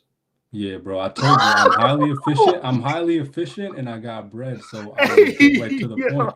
I'm not gonna beat around. I'm not gonna No, talk it's cool. Rich talk dudes with like you. bro. Yeah, Listen. You're not the only rich dude I know that likes strippers. You know what I'm saying? I get it. You know, I never the thing about I try to do the whole stripper thing. It just I met this one girl. One of my good friends, he was a manager at a strip club, and I met this one girl, and I guess like he's trying to put me onto her, and so we just kind of started talking or whatever, some kind of thing like that. But I could just the problem with her per se with me and her is just like it's a timing thing. They get off at like 2:00 in the morning. A lot of them are tired, so they don't really want to even do nothing after the strip club. They want to go straight ain't home. gonna lie, bro. I've had some bring me right home right after, bro, Oh, so then, yeah. Oh, I'm and just I talking get about their my experience. number, So and then we online you had after a that. My personal Yeah, experience was the one girl take her home. She was tired out of her mind, and in a way, I feel like she wanted me to chase her. But why am I chasing? I don't at really that drink point. like that. I'm not really into strip clubs like that. So not like I'm Yeah. like it don't do it for me. You know what I'm saying? But for some people, I guess it works. I'm not gonna hate on that. If it works for you, use it. That's Yeah. what they're there for. It's more of my reluctancy to play the game, bro. I'm not gonna chase no sevens But you don't think the in a strip club DM. is the game, but it's the money game though. It is, but I'm all about efficiency, bro. You're It gonna is spend efficient though. time. I won't lie. You're Yeah, you gonna get spend to time. the nude part fast. Yeah, exactly. Yeah, you get Skip all instant the boom. games. So I have friends that be on the dating apps, right? I noticed these dudes. I've hung out with them. They are spending. It's like a full-time job. I'm like, yo, y'all are You're spending spending like a less than them. full-time job on there. They're on that shit all day, every day. And I'm like, bro, you could be leveling up in life, becoming like achieving mastery in some field, but you're on here swiping and entertaining these women just for some coochie. It's like I'm here. I'm very disciplined, right? So I can focus on self-mastery enough and block out all that noise, which I'd rather do. But I'm a man still, and yeah, I might fall victim to my desires, and I'll go right to the coochie club or to somewhere. But like, I'm not trying to date. I'm late 20s. I know a woman or a wife will be disastrous for my future, bro. It's just what I've learned from MGTOW, Red Pill, and everything. I've been watching this content since COVID, and you could say it's brainwashed me, but I'm all in on the men going their own way, and that's really my philosophy.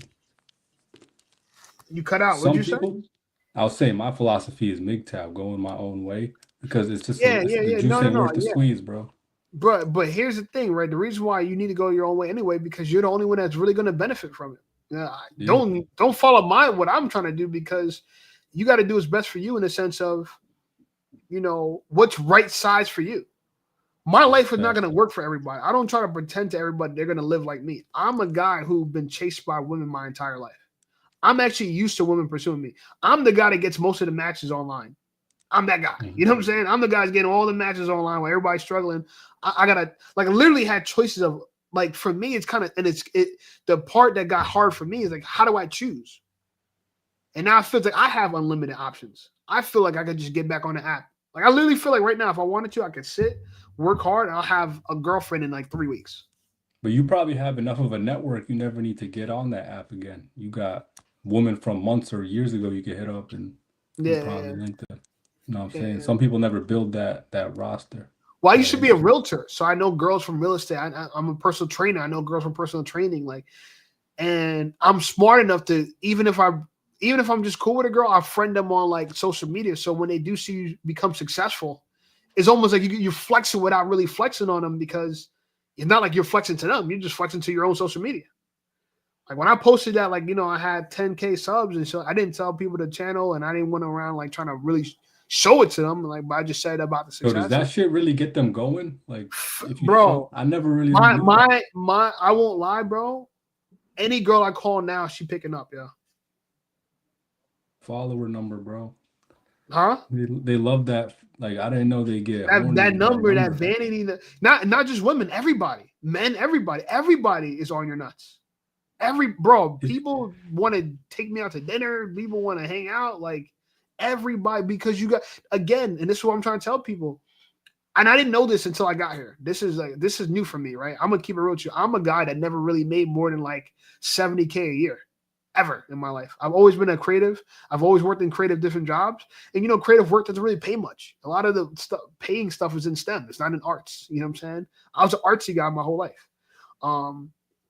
So, you know, I never had the command of, oh, yo, I got money, I got bread, I could get girls. I never got that, but I've always got girls, but I got girls from my looks. You know what I'm saying? Girls are always very attracted to me.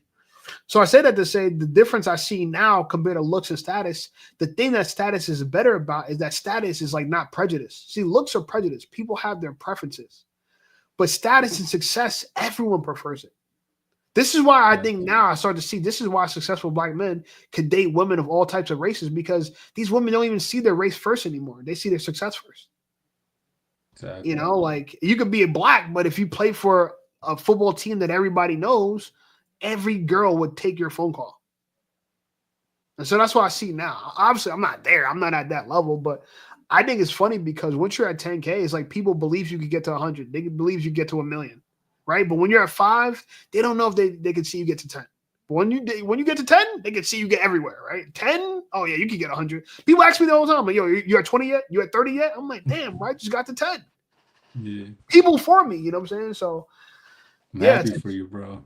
Thank you. Yeah, status and success is a whole nother game. I think this shit is way better than looks. I don't think looks has this much power over people. I think status is like one of those things where it's like you really can get people to do what you want them to do. And that's what power is. How much can you influence people to do what you want them to do? The more you can do of that, the more powerful you are. The less you can do of that, the less powerful you are. Look at them fresh and fit dudes, bro. Like some regular looking dudes, but they blew up their channel and they got dimes, bro. And they got millions off their channel. Yep. Until they got demonetized. They're kind of Myron's kind of hypocritical because he said that he doesn't really need the podcast to make his money because he has his own avenues of making money. Wow. But then all of a sudden he's like, oh yeah, we're doing this monthly subscription Castle Club yeah, dude. Yeah, it's alpha male training. They had a boat trip, right? They're alpha male training, bro. I'm like, bro. They had a boat trip and they advertised it as a only scams boat trip. I mean, and like no one they did some sneaky marketing. Suppose I don't know. That's what I heard, and I don't even care because I'm never trying to be on those dudes' podcasts. And I'll say it right now, and I know this for everybody to see.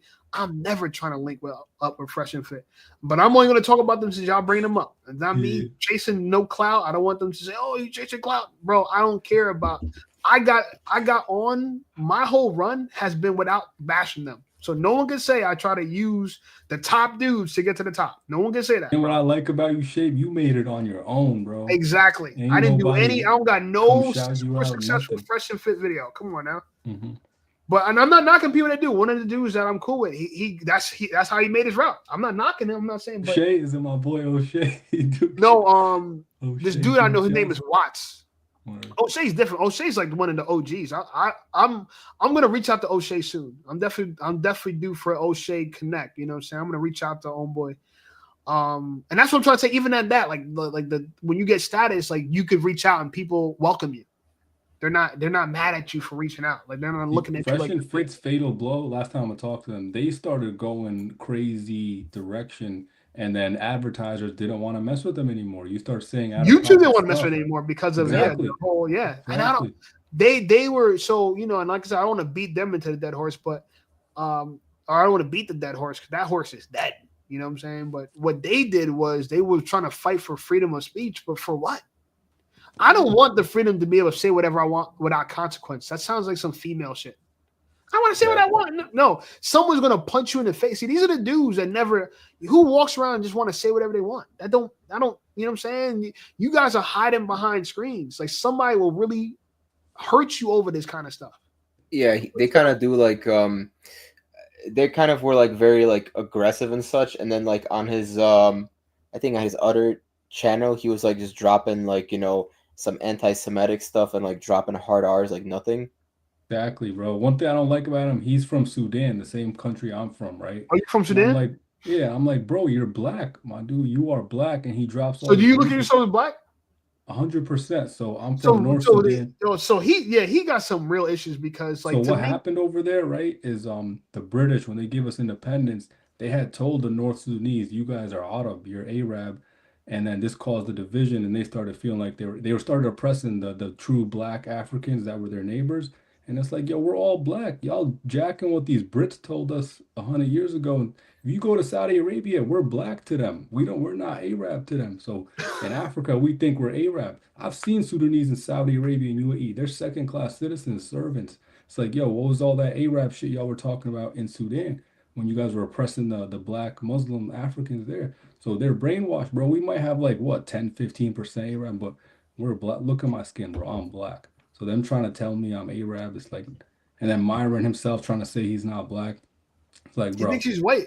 I don't know. I can tell he grew up in Connecticut. I'm from New York. He's from Connecticut? He grew up in the suburbs. He didn't grow up in the hood around black people. So that's why he doesn't think he's black. But there's really no like hoods New in Britain or like something. that, really, right? There's like only a few hoods in Connecticut. I heard there's like not that many hoods in Connecticut. Wait, he was in the suburbs, bro. He grew up in New Britain, which is like outside of Hartford or something like that. Because I'm not too familiar with the East Coast. I'm from the Midwest. His myself. anti-black racism, bro, is out of pocket. Yeah, bro. Connecticut. I won't lie. Like, I'm from Jersey, but you know what I'm saying? We got a code out here. You know what I'm saying? Like, if people catch you moving funny, like, see, even if you're not hood in Jersey, if you're black, you're tied to the hood in one way or another because either your family's from the hood or the people you associate with is from the hood. So all the black people in Jersey is kind of aligned. We don't really have like this suburban black culture. We have a suburban culture, but even the black culture, even if all the black people from the suburbs might as well be from the hood because they act like it. Like that's kind of how it works in Jersey. You know what I'm saying? So, even my siblings all act good and we're not from the hood, but the connection is that if you're black and you surround yourself with black people, majority of black people in Jersey are from inner cities, you know what I'm saying? Like, or from not rich, wealthy white neighborhoods. They're from like poor black neighborhoods, you know what I'm saying? So, that's why we all have like a kind of common ground. Exactly. You know what I'm saying? Because those people that he's trying to make fun of, that might be your cousin, that might be your brother, that might be your homie that looked out for you. You know what I'm saying? Like you put money on his books when he go to jail because that was your homie. You don't shame him. Like I don't shame gangsters because I had a lot of business partners that were gangsters. I'm gonna keep it real with you. I had business partners that got shot. You feel me? I haven't talked about my life so deeply. But, a lot of people that know me from Jersey. They know me from North, right? And they know me from North, not because I'm a North booger. That's we call them boogers. I'm like a North dude in the street. We call them hood boogers. You know what I'm saying? I'm not like a North booger. But, I had business out there. You know what I'm saying? I was doing a lot of art out there. You know what I'm saying? I had business partners out there. And a lot of people met me through there. You know what I'm saying? And so, for them, they look at me like, I'm one of them. You feel me? But I'm truly from the suburbs, you know what I'm saying? But I always wanted to be part of something going on in hip-hop culture in Jersey in particular. I don't know about Connecticut. I don't know nothing about Connecticut, but in Jersey in particular, lives in the hood. Like we have famous neighborhoods in Jersey that is hip-hop culture through and through, you know what I'm saying? Yeah. So Yeah, he's weird for that. I don't, I don't have this I hate black people vibe. That's a weird self kind of He's hate. weirdo, bro. He's a dude. If he was around us in the hood, we wouldn't even jack him anyway. That's what I'm Like, saying. He wouldn't be a get outta dude here. cleaning up, and he wasn't even in Connecticut. And in Connecticut, I heard he was like older than 18 when he got laid for the first time. Like nobody was jacking him, But I think he believed. I won't lie. I when you're know, in a white I know suburb, some like, I know some other Sudanese immigrants. They're just like him. Like they hung out with the white crowd, and then they turned out just like him. It's really who you was around when you was a kid. I was in the hood running from the cops with my homies, smoking weed when it was illegal. I got a couple homies that died from gang violence. I luckily made it out. You know what I mean? I got dangerously close to that life, but I didn't go fully into it, thank God. But I've been up near it. I saw what it's like, bro. I've lost homies to gang violence, addiction, and we all to have to if life in you really prison. connected to the streets. You know what I'm saying? I Yeah. got homies doing time. My neighbor just got stabbed to death a few months ago in the Damn. building I live in. Oh feel me? shit! So and Got up that out of the nigga, hood though, right? huh? No, I'm not in the hood, but he didn't get killed in our building. He got killed going to Newark. You know what I'm saying? Newark is the closest hood. Newark and Elizabeth is the closest hoods to where I live in Jersey. You know what I'm saying? And he got into some shit with some niggas in Newark. They stabbed him to death. But I'm just saying he was my neighbor. Like the nigga lives right down the hall, and Newark is like 10 minutes away. It's not like a long drive away. You know what I'm saying? Yeah. So I'm just You saying, think- even like if you and I live in a black suburb. I don't live in a black hood. I live in a black suburb in Jersey. Fire. You know what I'm saying? So, but it's not rich. You know what I'm saying? It's like a Class. poor white suburb or poor black suburb.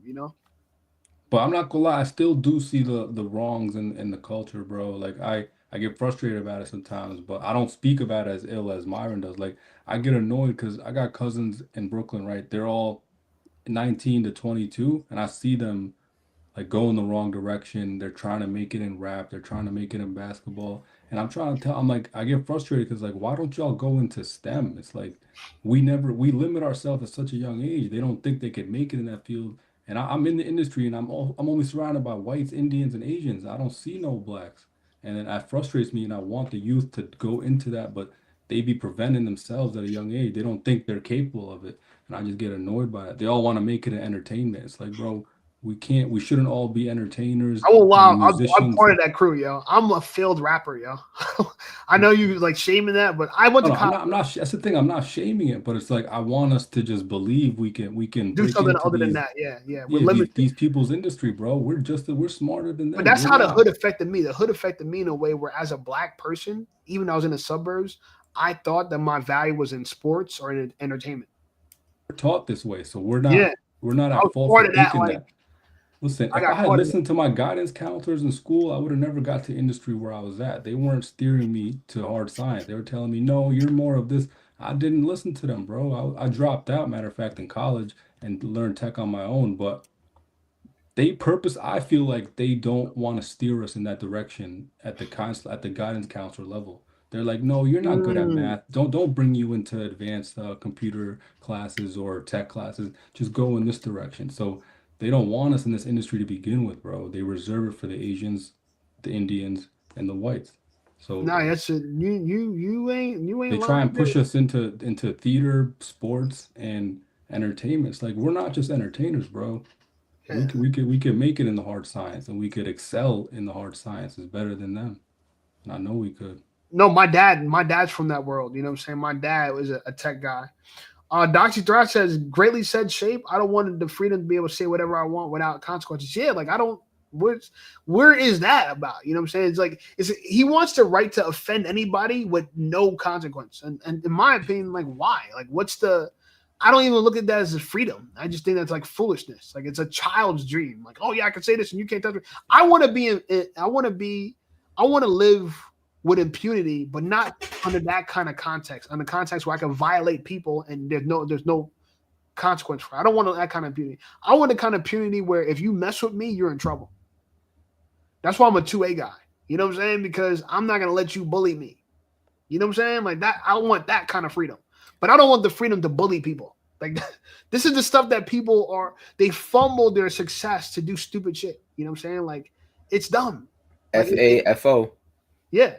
Exactly. So for them, like, these are not my dreams. My dreams are like, bro, I have some really outlandish dreams in my personal opinion. Like one of the live streams we did, I don't know if Mr. Roberto remembered it, but I was talking about how I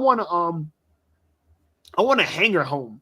And a hangar home is a home that has a garage for an airplane. And I think those are so dope. No one talks about them. You won't see them all over social media, but they exist. There's these like residential areas that there's like all these homes in this residential community has garages for airplanes, and they have their own runway for that community where people could fly in and land into that community. And I think that's just so cool. I think it's so dope. And I want to get my pilot license. No one talks about becoming a pilot. You know what I'm saying? But these are things I think are so dope. This is what I want to do with my success. I don't want to go around and put on a white cape and say F Iggers and like what? If I had Myron and Fresh's money, you know what I would be doing with that money, bro? First of all, I'd be way bigger than they're like they whip backwards. They're like the same girls they make fun of, right? They spiked and then they decline. They're exactly like that. You know what I'm saying? They made too much enemies, bro. You don't want to make enemies for no reason.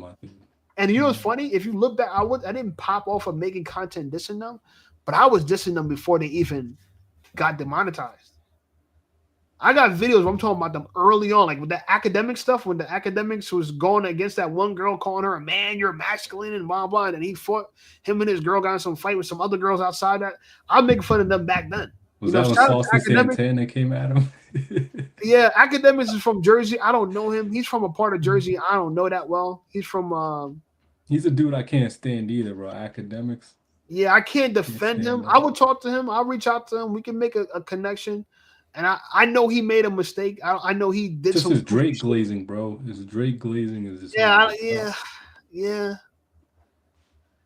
I wish I could help these dudes, yo. I wish I could show them how to market themselves and what to do with their lives, because that whole Fresh and Fit, Academics, that whole camp, they're just fumbling their own bag for no reason. Like talking to a 15-year-old like that online. They gotta fall. They gotta fall to make way for the new people. You know what I mean? They can't be at the top forever, bro. There's a you know what? Kendrick did that with Drake, and I guess we're doing that with yeah. Well, one of the dudes in my comments was like, "Bro, you're like the best in the space, and you're like, you only been here for 2 months."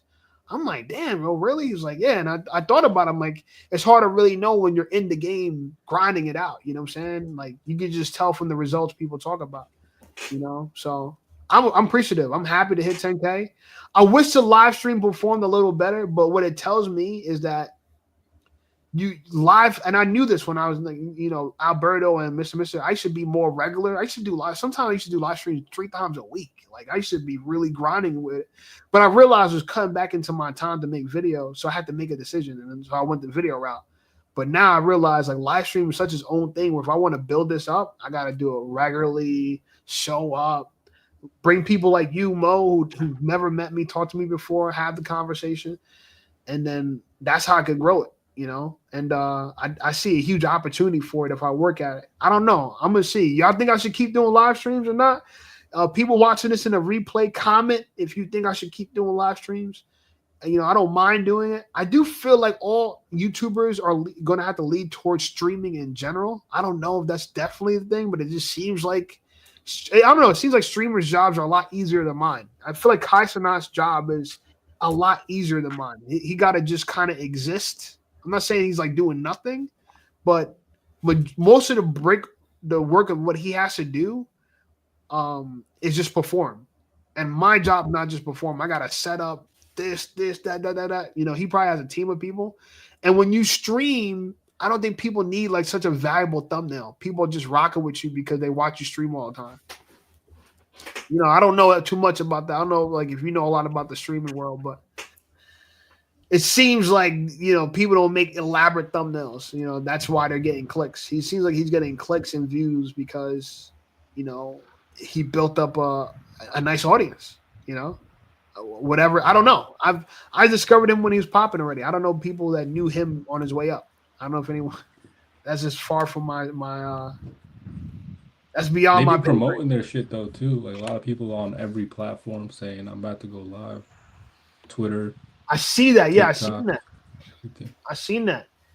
I got mentored by the dude McQueen. I don't know if you know McQueen, but McQueen was like really cool with I think that's his homie. The dude Flight. I don't know if you know Flight. Yeah, of course Yeah. I know Flight. Yeah, bro. Flight. That dude is rich, dog. Shout out to Flight, man. That dude is getting bread. He did the right. He did Memes, it the his right memes way. is everywhere. Once you get the meme effect, Oh, bro, is that you're- why Flight is yeah, like that? he's got gifts Oh, and I just thought about that. bro, I don't even watch him. I just found out about him through funny memes, and I'm like, man, his name became like everywhere, and I'm like, yeah, Flight is funny as hell. He's always got Yeah. these meme reactions. He does his crazy reactions, and they turn into memes. Yeah, he's That's how like you appeal to Gen Z. You got to know the target audience, bro. Gen Z, you appeal to them, and Gen Alpha, you got hundreds of millions of views, bro. Hundreds of millions. yo, you know it's funny because I don't have any Gen Zers. Yeah, you got Barely. old I think heads, like bro. 3% of my audience might be Gen You Zers. got Like, old, you got old heads. That's 30 and 40-year-olds. more than that, bro. I'm 30. Yeah. I'm 37. My 65% of my audience is older than me. 45 to 54 is like 25%. 55 to 64 is like Yo, you know what you should 24%. do, bro? And then even like 70 and up is like 10%. You know how you get them, bro? Start making your videos, turn them into shorts. Turn them into shorts. Like your videos you regularly upload. Just find out, make them into short, put captions. Gen Z loves videos with those auto captions. They got like AI tools that help you do that. And then you turn it into a short. And sometimes they even like those little Subway Surfer videos playing on the other bottom half. I know it sounds stupid, but that's what these kids like, bro. Subway Surfers No, on the yeah, yeah. bottom No, half, you know, it's funny is subtitles. like the thing that I Kind think of like on about. TikTok. TikTok, I just exactly. not everybody's making the content for the same audience. Everyone has their audience. I'm making the content for the people that want to watch it. So Yeah, true. if I'm Gen saying Z, if you did want to capture a greater audience, that would be a good pivot. you want to double down. So since I know my Yeah. audience is older, I got to keep going for the older people. You know what I'm saying? It's kind of like one of those, like Kai Cenat, right? Should Kai Cenat try to go get an older crowd, or should he just stick with the young crowd? He should just stick with the young crowd. Yeah. That's who's attracted to him, his content. He don't Nah, but it appeal could to my audience is Jay-Z's age. Isn't that crazy? My audience is they're the uncles of hip hop, the grandfathers of hip do hop. I'm say- telling you, my audience is like Jay-Z, Eminem, like all the old dudes that popped on, that's back in like the early 2000s popping off. Those are people I appeal to. It's kind of funny. It's kind of like I'm old school throwback artist. You know what I'm saying? That's what it feels like.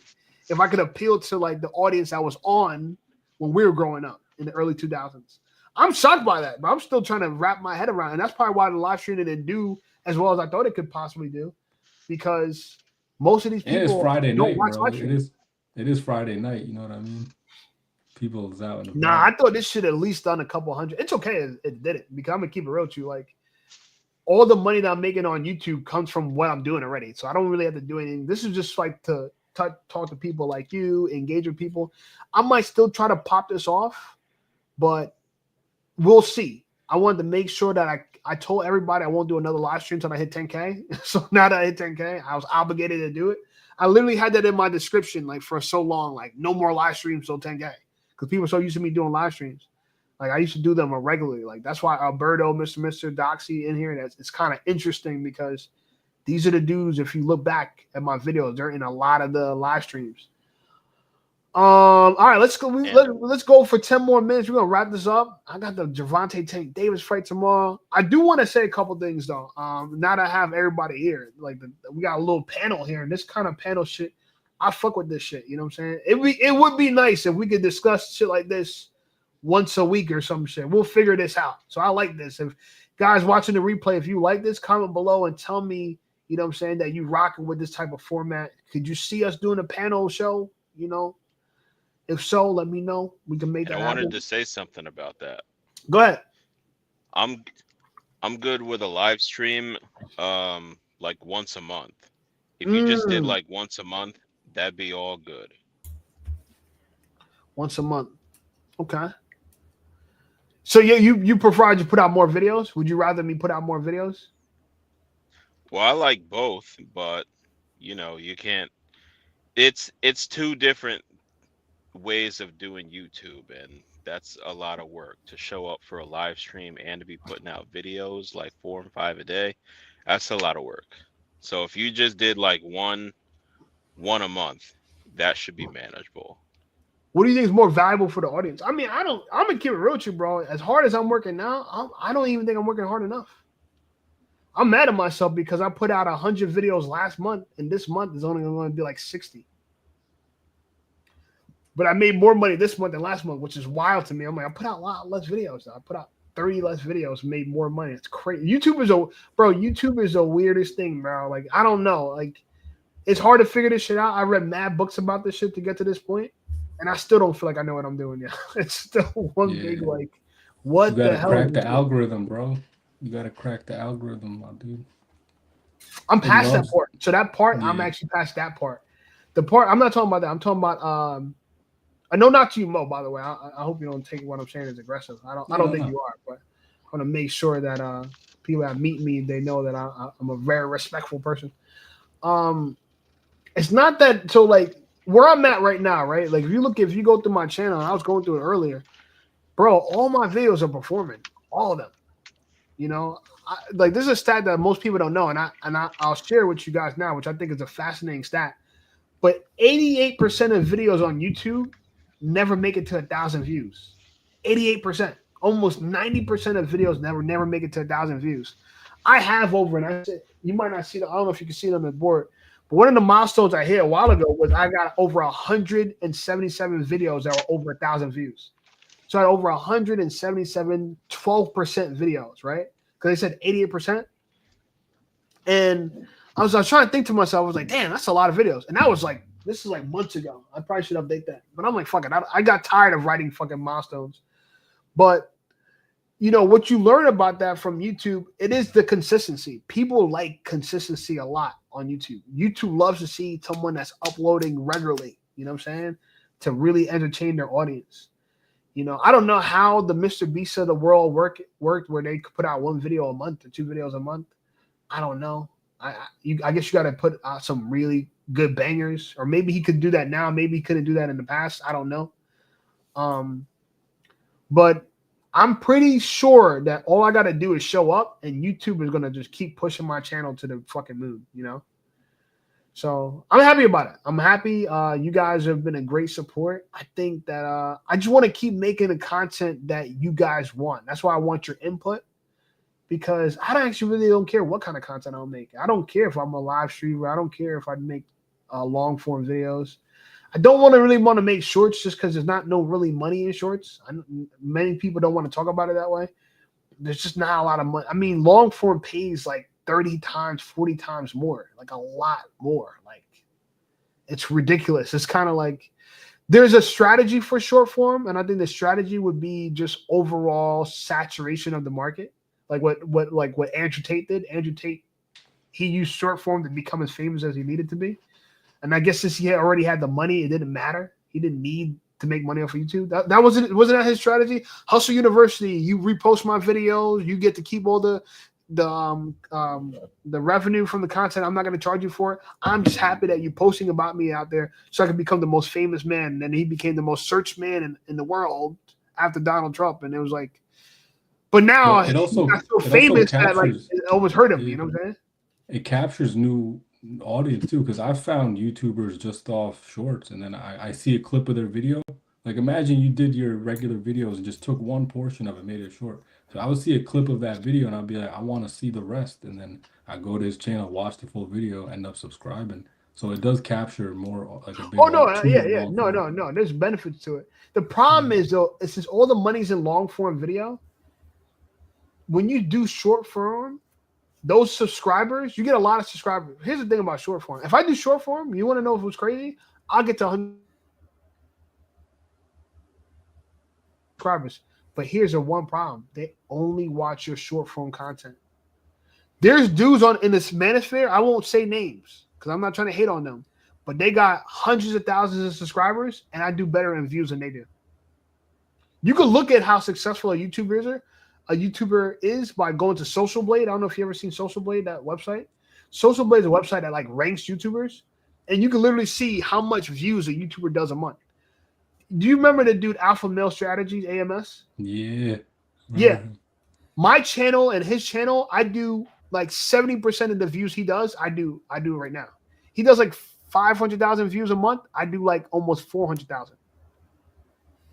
you see how much big of a content creator he is than me? Because You know what I'm saying? your viewers stay the whole length of the video. The watch hours is probably crazy. My watch hours, bro, this month, I'm at 50,000 hours for the month. 50,000 hours. That's the number crazy. YouTube. That's really the heavy weight. Like you could have people clicking your video only staying 60 seconds. If they stay the full, then YouTube weighs you way more because you get in the full 10 minutes. And those videos pay, bro. That's what I'm saying. I've made everything on YouTube. I made shorts, I made everything, and I see the money difference. If you knew you could make a product out of your factory and this product makes the most amount of money, you're going to say to yourself, I'm going to keep making more of this product. You know what I'm saying? It's like, it's you can sell cars, you can sell car mats. You know what I'm saying? Which one are you? They both make money, you know what I'm saying? But cars, the markup is way bigger than a fucking car mat. You know what I'm saying? So I feel like shorts are like that. Shorts are like car mats. And long As you form. grow, are you thinking of making like a Patreon and like maybe having like paid sessions with people if they want? Like as you grow, you could probably grow into like more of a life coach. You know what I mean? You think so? Yeah, that's a great route. Yeah, I hope so, man. I don't know. I'm just trying to see what the audience wants, man. I'm just showing up to work. My original dream was to be a rapper, bro.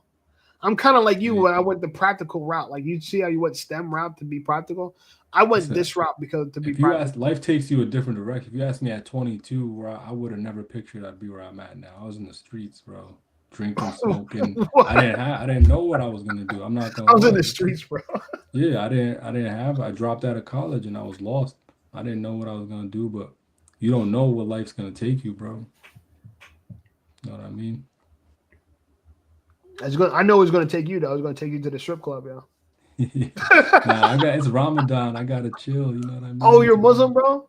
Yeah. Damn. Yo, so do you listen to music or not? I heard you're not supposed to listen to music. Yeah, I do, but it's one of my I shouldn't be bumping. My barber's Muslim, yo. And he tells me the same. He's like, bro, I gotta listen to music. I'm like, damn. I shouldn't be bumping K-Flock and drill music, but yeah. You still fuck with K-Flock?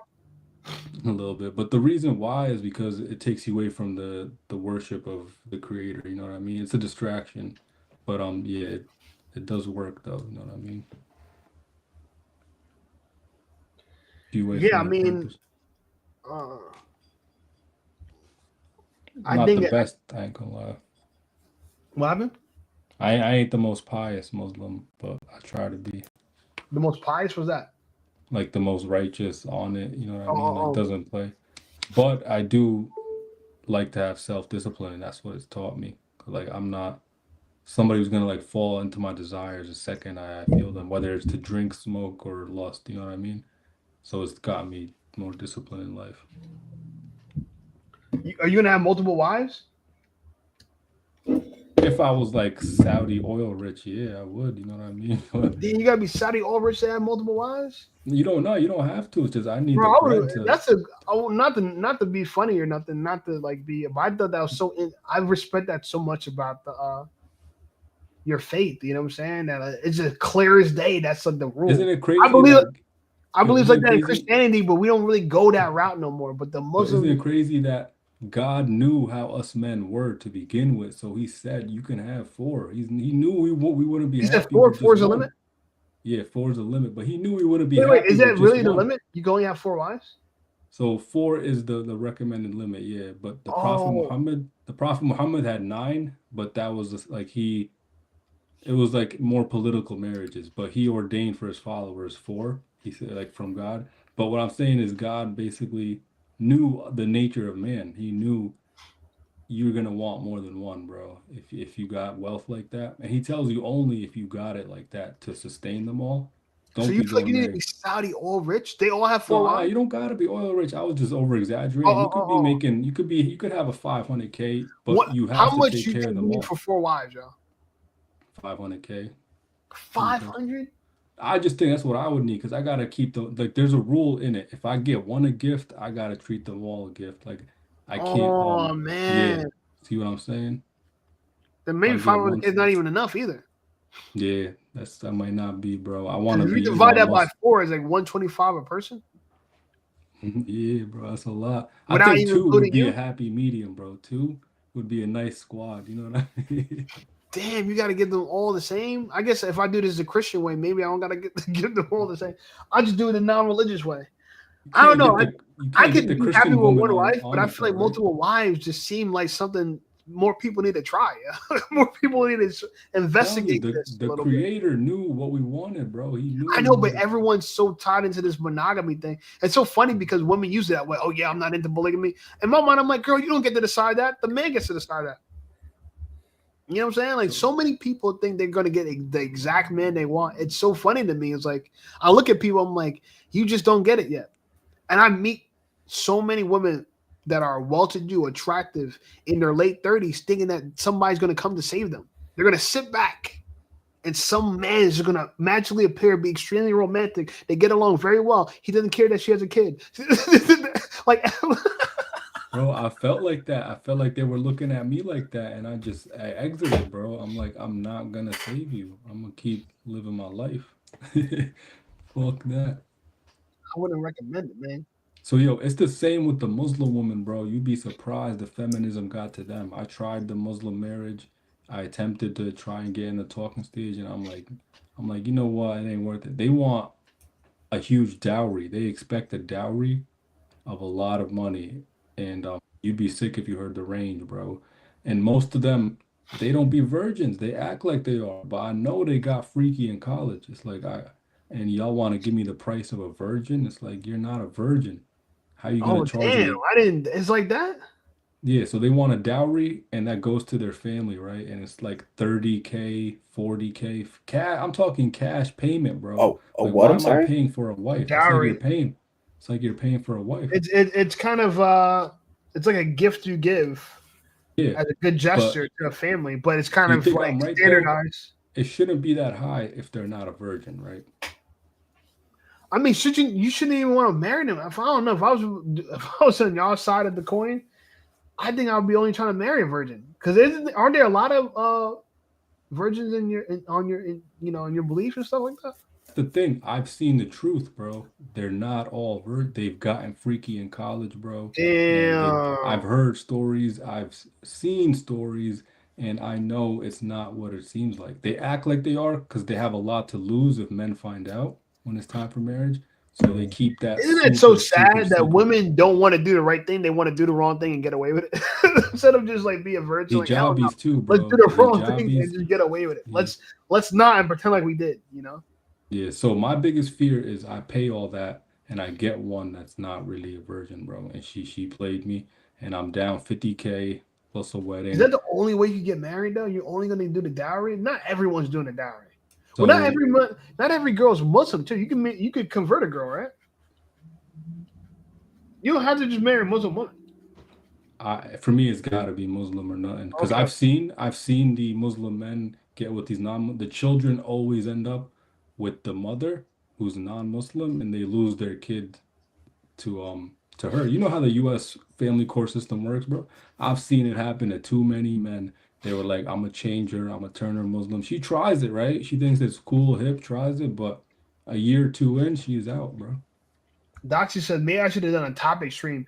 Yeah, maybe the next live stream I do, I'm going to have like a specific topic I want to get to. But I was just so curious. I didn't know how the live stream would do. Now that I know, kind of have an idea of how this kind of type of thing could perform, I could prepare for it more and probably just invest into more marketing. But yeah, I could consider that a topic stream. Yeah, we're gonna go for a little bit longer, and then we're gonna wrap this up. But yo, I want to say before we even get towards the end, I wanted to say thank you for everybody that showed up. This is dope. I mean, we're celebrating a big moment for me. I'm somebody that wanted to be quote unquote famous since I was like 14. So this is like 23 years later, me finally making it. It just seems like a long time, right? But I think about like never quit. Right. And I'm not saying you should wait 23 years to achieve your dream, you know.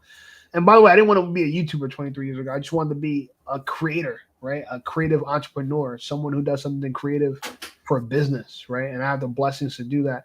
But I'm also willing to help everybody else, right? I'm not one of those gatekeepers. You know, I'm not worried about competition. You know, if I teach you what I'm doing, you still won't be able to do it because you're not me. You don't think like me, okay? But you can use it for your own success. In fact, I feel like everyone should have a YouTube channel. I know everybody won't. and that's fine. But it's still my belief. Everyone should, because it's something that anyone can have. There's no real restriction. Anyone can have one, and it's a business of equity. You know, you invest into it equity wise, and you can make a financial income. You know, so I just wanted to say that. I just wanted to say that. Thank you for everybody. You know, this is a huge deal for me. And shout out to everybody that's been rocking with me and everybody new. You know what I'm saying? I'm with it. You know, and shout out to Mo. He's a new to the, you know, kind of new to the lifestyle. You know what I'm saying? He's kind of picking up on what I'm putting down. You know what I'm saying? He's kind of getting where I'm at with it. You know, and he seems like a good, genuine dude. So I'm wishing him a lot of success in the future. And I just want to make sure that everybody knows that I'm a resource. You know what I'm saying? I'm not too big for the program. You guys can reach out to me, hit me on my Instagram and call me Shape. I've been responding to everybody all day. You know what I'm saying? So you guys can still reach me in the DM. Let's close this out with something cool, though. Let's talk about something. I want everybody to talk. So Mr. Mitchell's still here. Alberto's still here. Yep. Oh, we're still here. I want us all to close this out with a good conversation, right? Let's have a quick, fast, rapid round. All of us give our points about something. And, you know, we hit it hard. So, but I'm going to let you guys vote on the topic. That's the part, you know. So from what we talked about so far, who got something else they want to share about something? And then we all going to comment on that. I want to hear Mr. I'm trying to think of a topic. Well, just riff for a little bit. If you got the mic for a little bit, Mr. Just take the mic, give it like 90 seconds and go off, yo. Well, one of my favorite topics is multiple wives, this and that. So anything you want to talk about. Yeah, one of my favorite topics is travel. So I'm always down to talk about that. And and a lot of the things that I've learned from it. And you know, I encourage everyone else to travel as much as they can, even if it's just in America. Do what you can do. And something I've learned along the way is the more you travel, or let me rephrase that. You learn more from traveling than you do from being in school. And I've heard that said over the years, and after having been a lot of places, I can say in my personal experience that is very much true. So yeah, that's a topic I'm always down to talk about. Berto. Yes, sir. You got Alberto? So my thing is basically is to kind of have an open mind, not to be so close-minded. Always try to get a different perspective from somebody else, even if you're debating with someone or overall just having a conversation, you know, just kind of like get an idea of what the other person's thinking about as well while you're talking to them. That's pretty much it. Just kind of like, you know, I like what Mr. said, though. Like, you definitely learn a lot from traveling as well. That's all I got. So I'm heavy in tech and in crypto. So I'm all about crypto, bro. I want to just say the crypto market is down right now. It is tanked. And if you know anything about investing, the best time to get in is when it's a fire sale, bro. Look at Solana. It's $140 right now, bro. This isn't financial advice, but I'm just saying that I'm all about building wealth. And Solana's all the way down. Ethereum's down, Bitcoin's down. If you're into crypto at all, take a look at the charts, bro. This is the perfect time. And Trump's presidency has been all pro crypto. It's hurting right now because the tariff stuff and the fears about the market, but watch summer 2025, bro. Mark my word. Summer 2025 and fall and in 2026, it's going to be a moonshot. But I'm telling you, the perfect time to buy is when the market's down. So if you're in the markets at all, take a look at Solana, Bitcoin, Ethereum. You're big on like different coins? Crypto. I stopped with the meme coins, bro. I lost a lot of money with the Argentina meme coin and Melania. Damn, so I stopped messing with that. Talking about that shit. Yeah. So I stopped messing with, bro. I found out about the meme. I'm in crypto Twitter. I find out about these quick. But does The Trump have a Argentina coin? president, huh? Does Trump have a meme coin? Yeah, he launched a meme coin on 2-3 days before his inauguration. I found it at $7, bro, but I faded it. That means like I didn't buy in crypto Where's it terms. at now? It dropped back down, but so when I didn't buy it at 7, then I wake up the next morning, it's $28, and then later on that day it's $70. I was sick, Whew. bro. Yo, that coin minted like 50 millionaires, bro. Like a couple dudes became millionaires just off Trump coin. But forget the meme coins. The meme coins is a casino, bro. Don't even mess with that. You're gonna lose money. But I I'm feel like talking about all the of it's big kind of ones. a casino, but I do feel like back to what you said about the $100,000 thing. When you have $100,000 to invest, the swings, like you were saying, like that. I don't know if you know, you're talking some real investor Yeah. shit there, and I could kind of pick up on that. That's when you really could really play. I know some people in the chat and some people watching this stream probably had some success with crypto. I know people that did personally. I think the big success is like what you just said, like you could make yourself into a millionaire. And I think if you have something that, if you have 100,000 to invest, and let's say you went into Trump when it's at 7 and went to 70, you just 10 extra money. That's a mill right Yeah, there. By exactly. definition, that's right there by definition. And you can literally cash out the minute that happens. And Exactly, stocks bro. is another one of stocks and investing is another one of Yeah. my favorite topics. I always like to talk about that. And And everything's down. recently, I've been Everybody's looking panicking. into XRP. Ripple, yeah. Oh, look, we Ripple's a got a girl in the dinosaur. It's chat. a Shout out slow to the mover. girls in the chat. Yeah, I don't. Ripple's a slow mover, bro, but I think it's worth it. The thing is, this whole sentiment is fear right now in the beginning of 2025 because Trump came in and shook up a lot of things, tariffs, trade wars, this, but it's gonna all correct. So I'm trying to say the best time to buy is right now when things are down. We're not gonna get this fire sale again. So if you got So capital, we got 3 topics right there. We're gonna tackle one of them. We got travel, we got coins, and then we got like dealing with people, like that what Alberto was talking about. You know, keeping an open mind, suspending judgment. Those are the 3 topics we could choose from. I want to read this comment really quick. Dominguez Leslie, shout out to you, girl. She says, "Congratulations, Shape. When I heard you promoting your celebratory live stream, I was glad I didn't miss it. I'll be watching. Keep going. P.S. I'm watching from San Diego. Shout out to Dago, man. Shout out to Dago. I want to go to Dago for real. I know I got a large audience in California, and they're the ones that help blow up my videos overnight. Like I've had videos, bro, I put up like literally around this time. I wake up in the morning, they're at 30K, 40K. You know what I'm saying? So shout out to the to the West Coast. Yeah, shout out to the West Coast supporting. You know, Mo's on the East Coast, Midwest with my boy Alberto. And I didn't know, but you know, Mr. and Mrs. from the South. Okay, we got the dirty South. Nah, So I'm from the South New York. yeah, well, I'm just talking about right now, as of right now, you know, where you probably heard about the channel. But yeah, you in New York. Because you heard about the channel when you were already in Texas, right? Or where'd you? Yeah, I've been living in Texas the past 10 years. Yeah, so yeah. I grew up, I'm born and raised in New York. Yeah. So you're a New Yorker that found my channel via Texas, which is still fire. Chicago in the house. Yeah, so we got the Midwest, we got the South, we got New York, well, and we got the West Coast. We got the whole globe right now. Dominguez, I want to put my link in the chat because I kind of wanted to get a girl to call in. We've had lives where girls called in before. I know Bert has seen it, and they actually go really well. So if any girls are willing to call in, this actually makes incredible content. And we just want to hear your point. You don't got to show your face, Dominguez, or whoever. You know, I know people sit around floating. I appreciate you guys. But I really want to hear from the audience. You know me. You guys see my face 24/7 every time I drop a video. I'm also like into 2A as well. Like hey, guns as well. So I mean, I like talking about that stuff too. I love 2A, bro.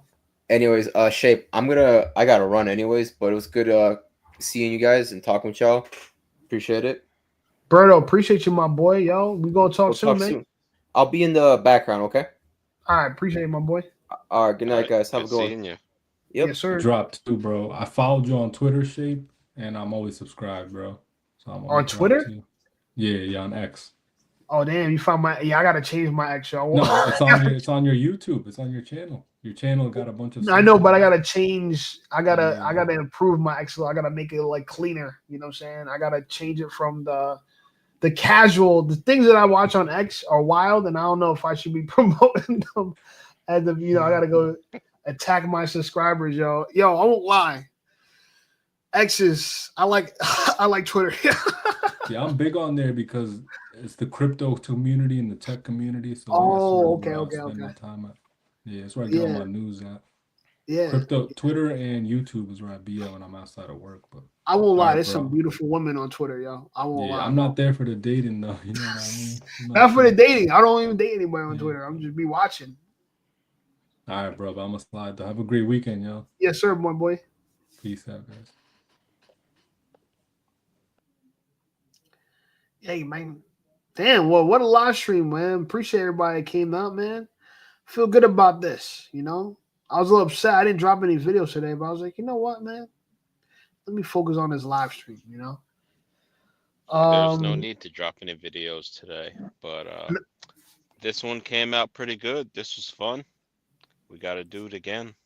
Yes, sir, my boy. I appreciate you, y'all. Thank you guys for hanging in, man. I'm gonna catch you in the chat. You know what I'm saying? The chat warrior, bro. I'll be there. Chat box champion. Yeah, everybody, yo, thank you for everybody for coming out. I'm gonna wrap this up too. You know, I still got hats to give away. So if you want a hat and you see this on a replay, hit me up. You still good for it? I'm cool with it. I appreciate you guys, Mr. Doxy Trash, Thrash. We got Berto. You know, shout out to the new Mo. You know what I'm saying? Bro, I don't know. Let me know if y'all like this type of live stream shit. Let me know in the comments for the replay. Consider definitely doing it, but you guys are definitely going to see more content in general. And the fact that I've realized people like the talking points, I'm excited, bro. The next couple of videos is going to be lit. Either way, thank you guys. 10K, big deal. You know what? But the next stop is 100K, man. I appreciate you all. Doxy, Mr. We all out, man. Peace, y'all. Y'all have a wonderful night. You too. And Yes, check sir. the back chat. Yes, sir.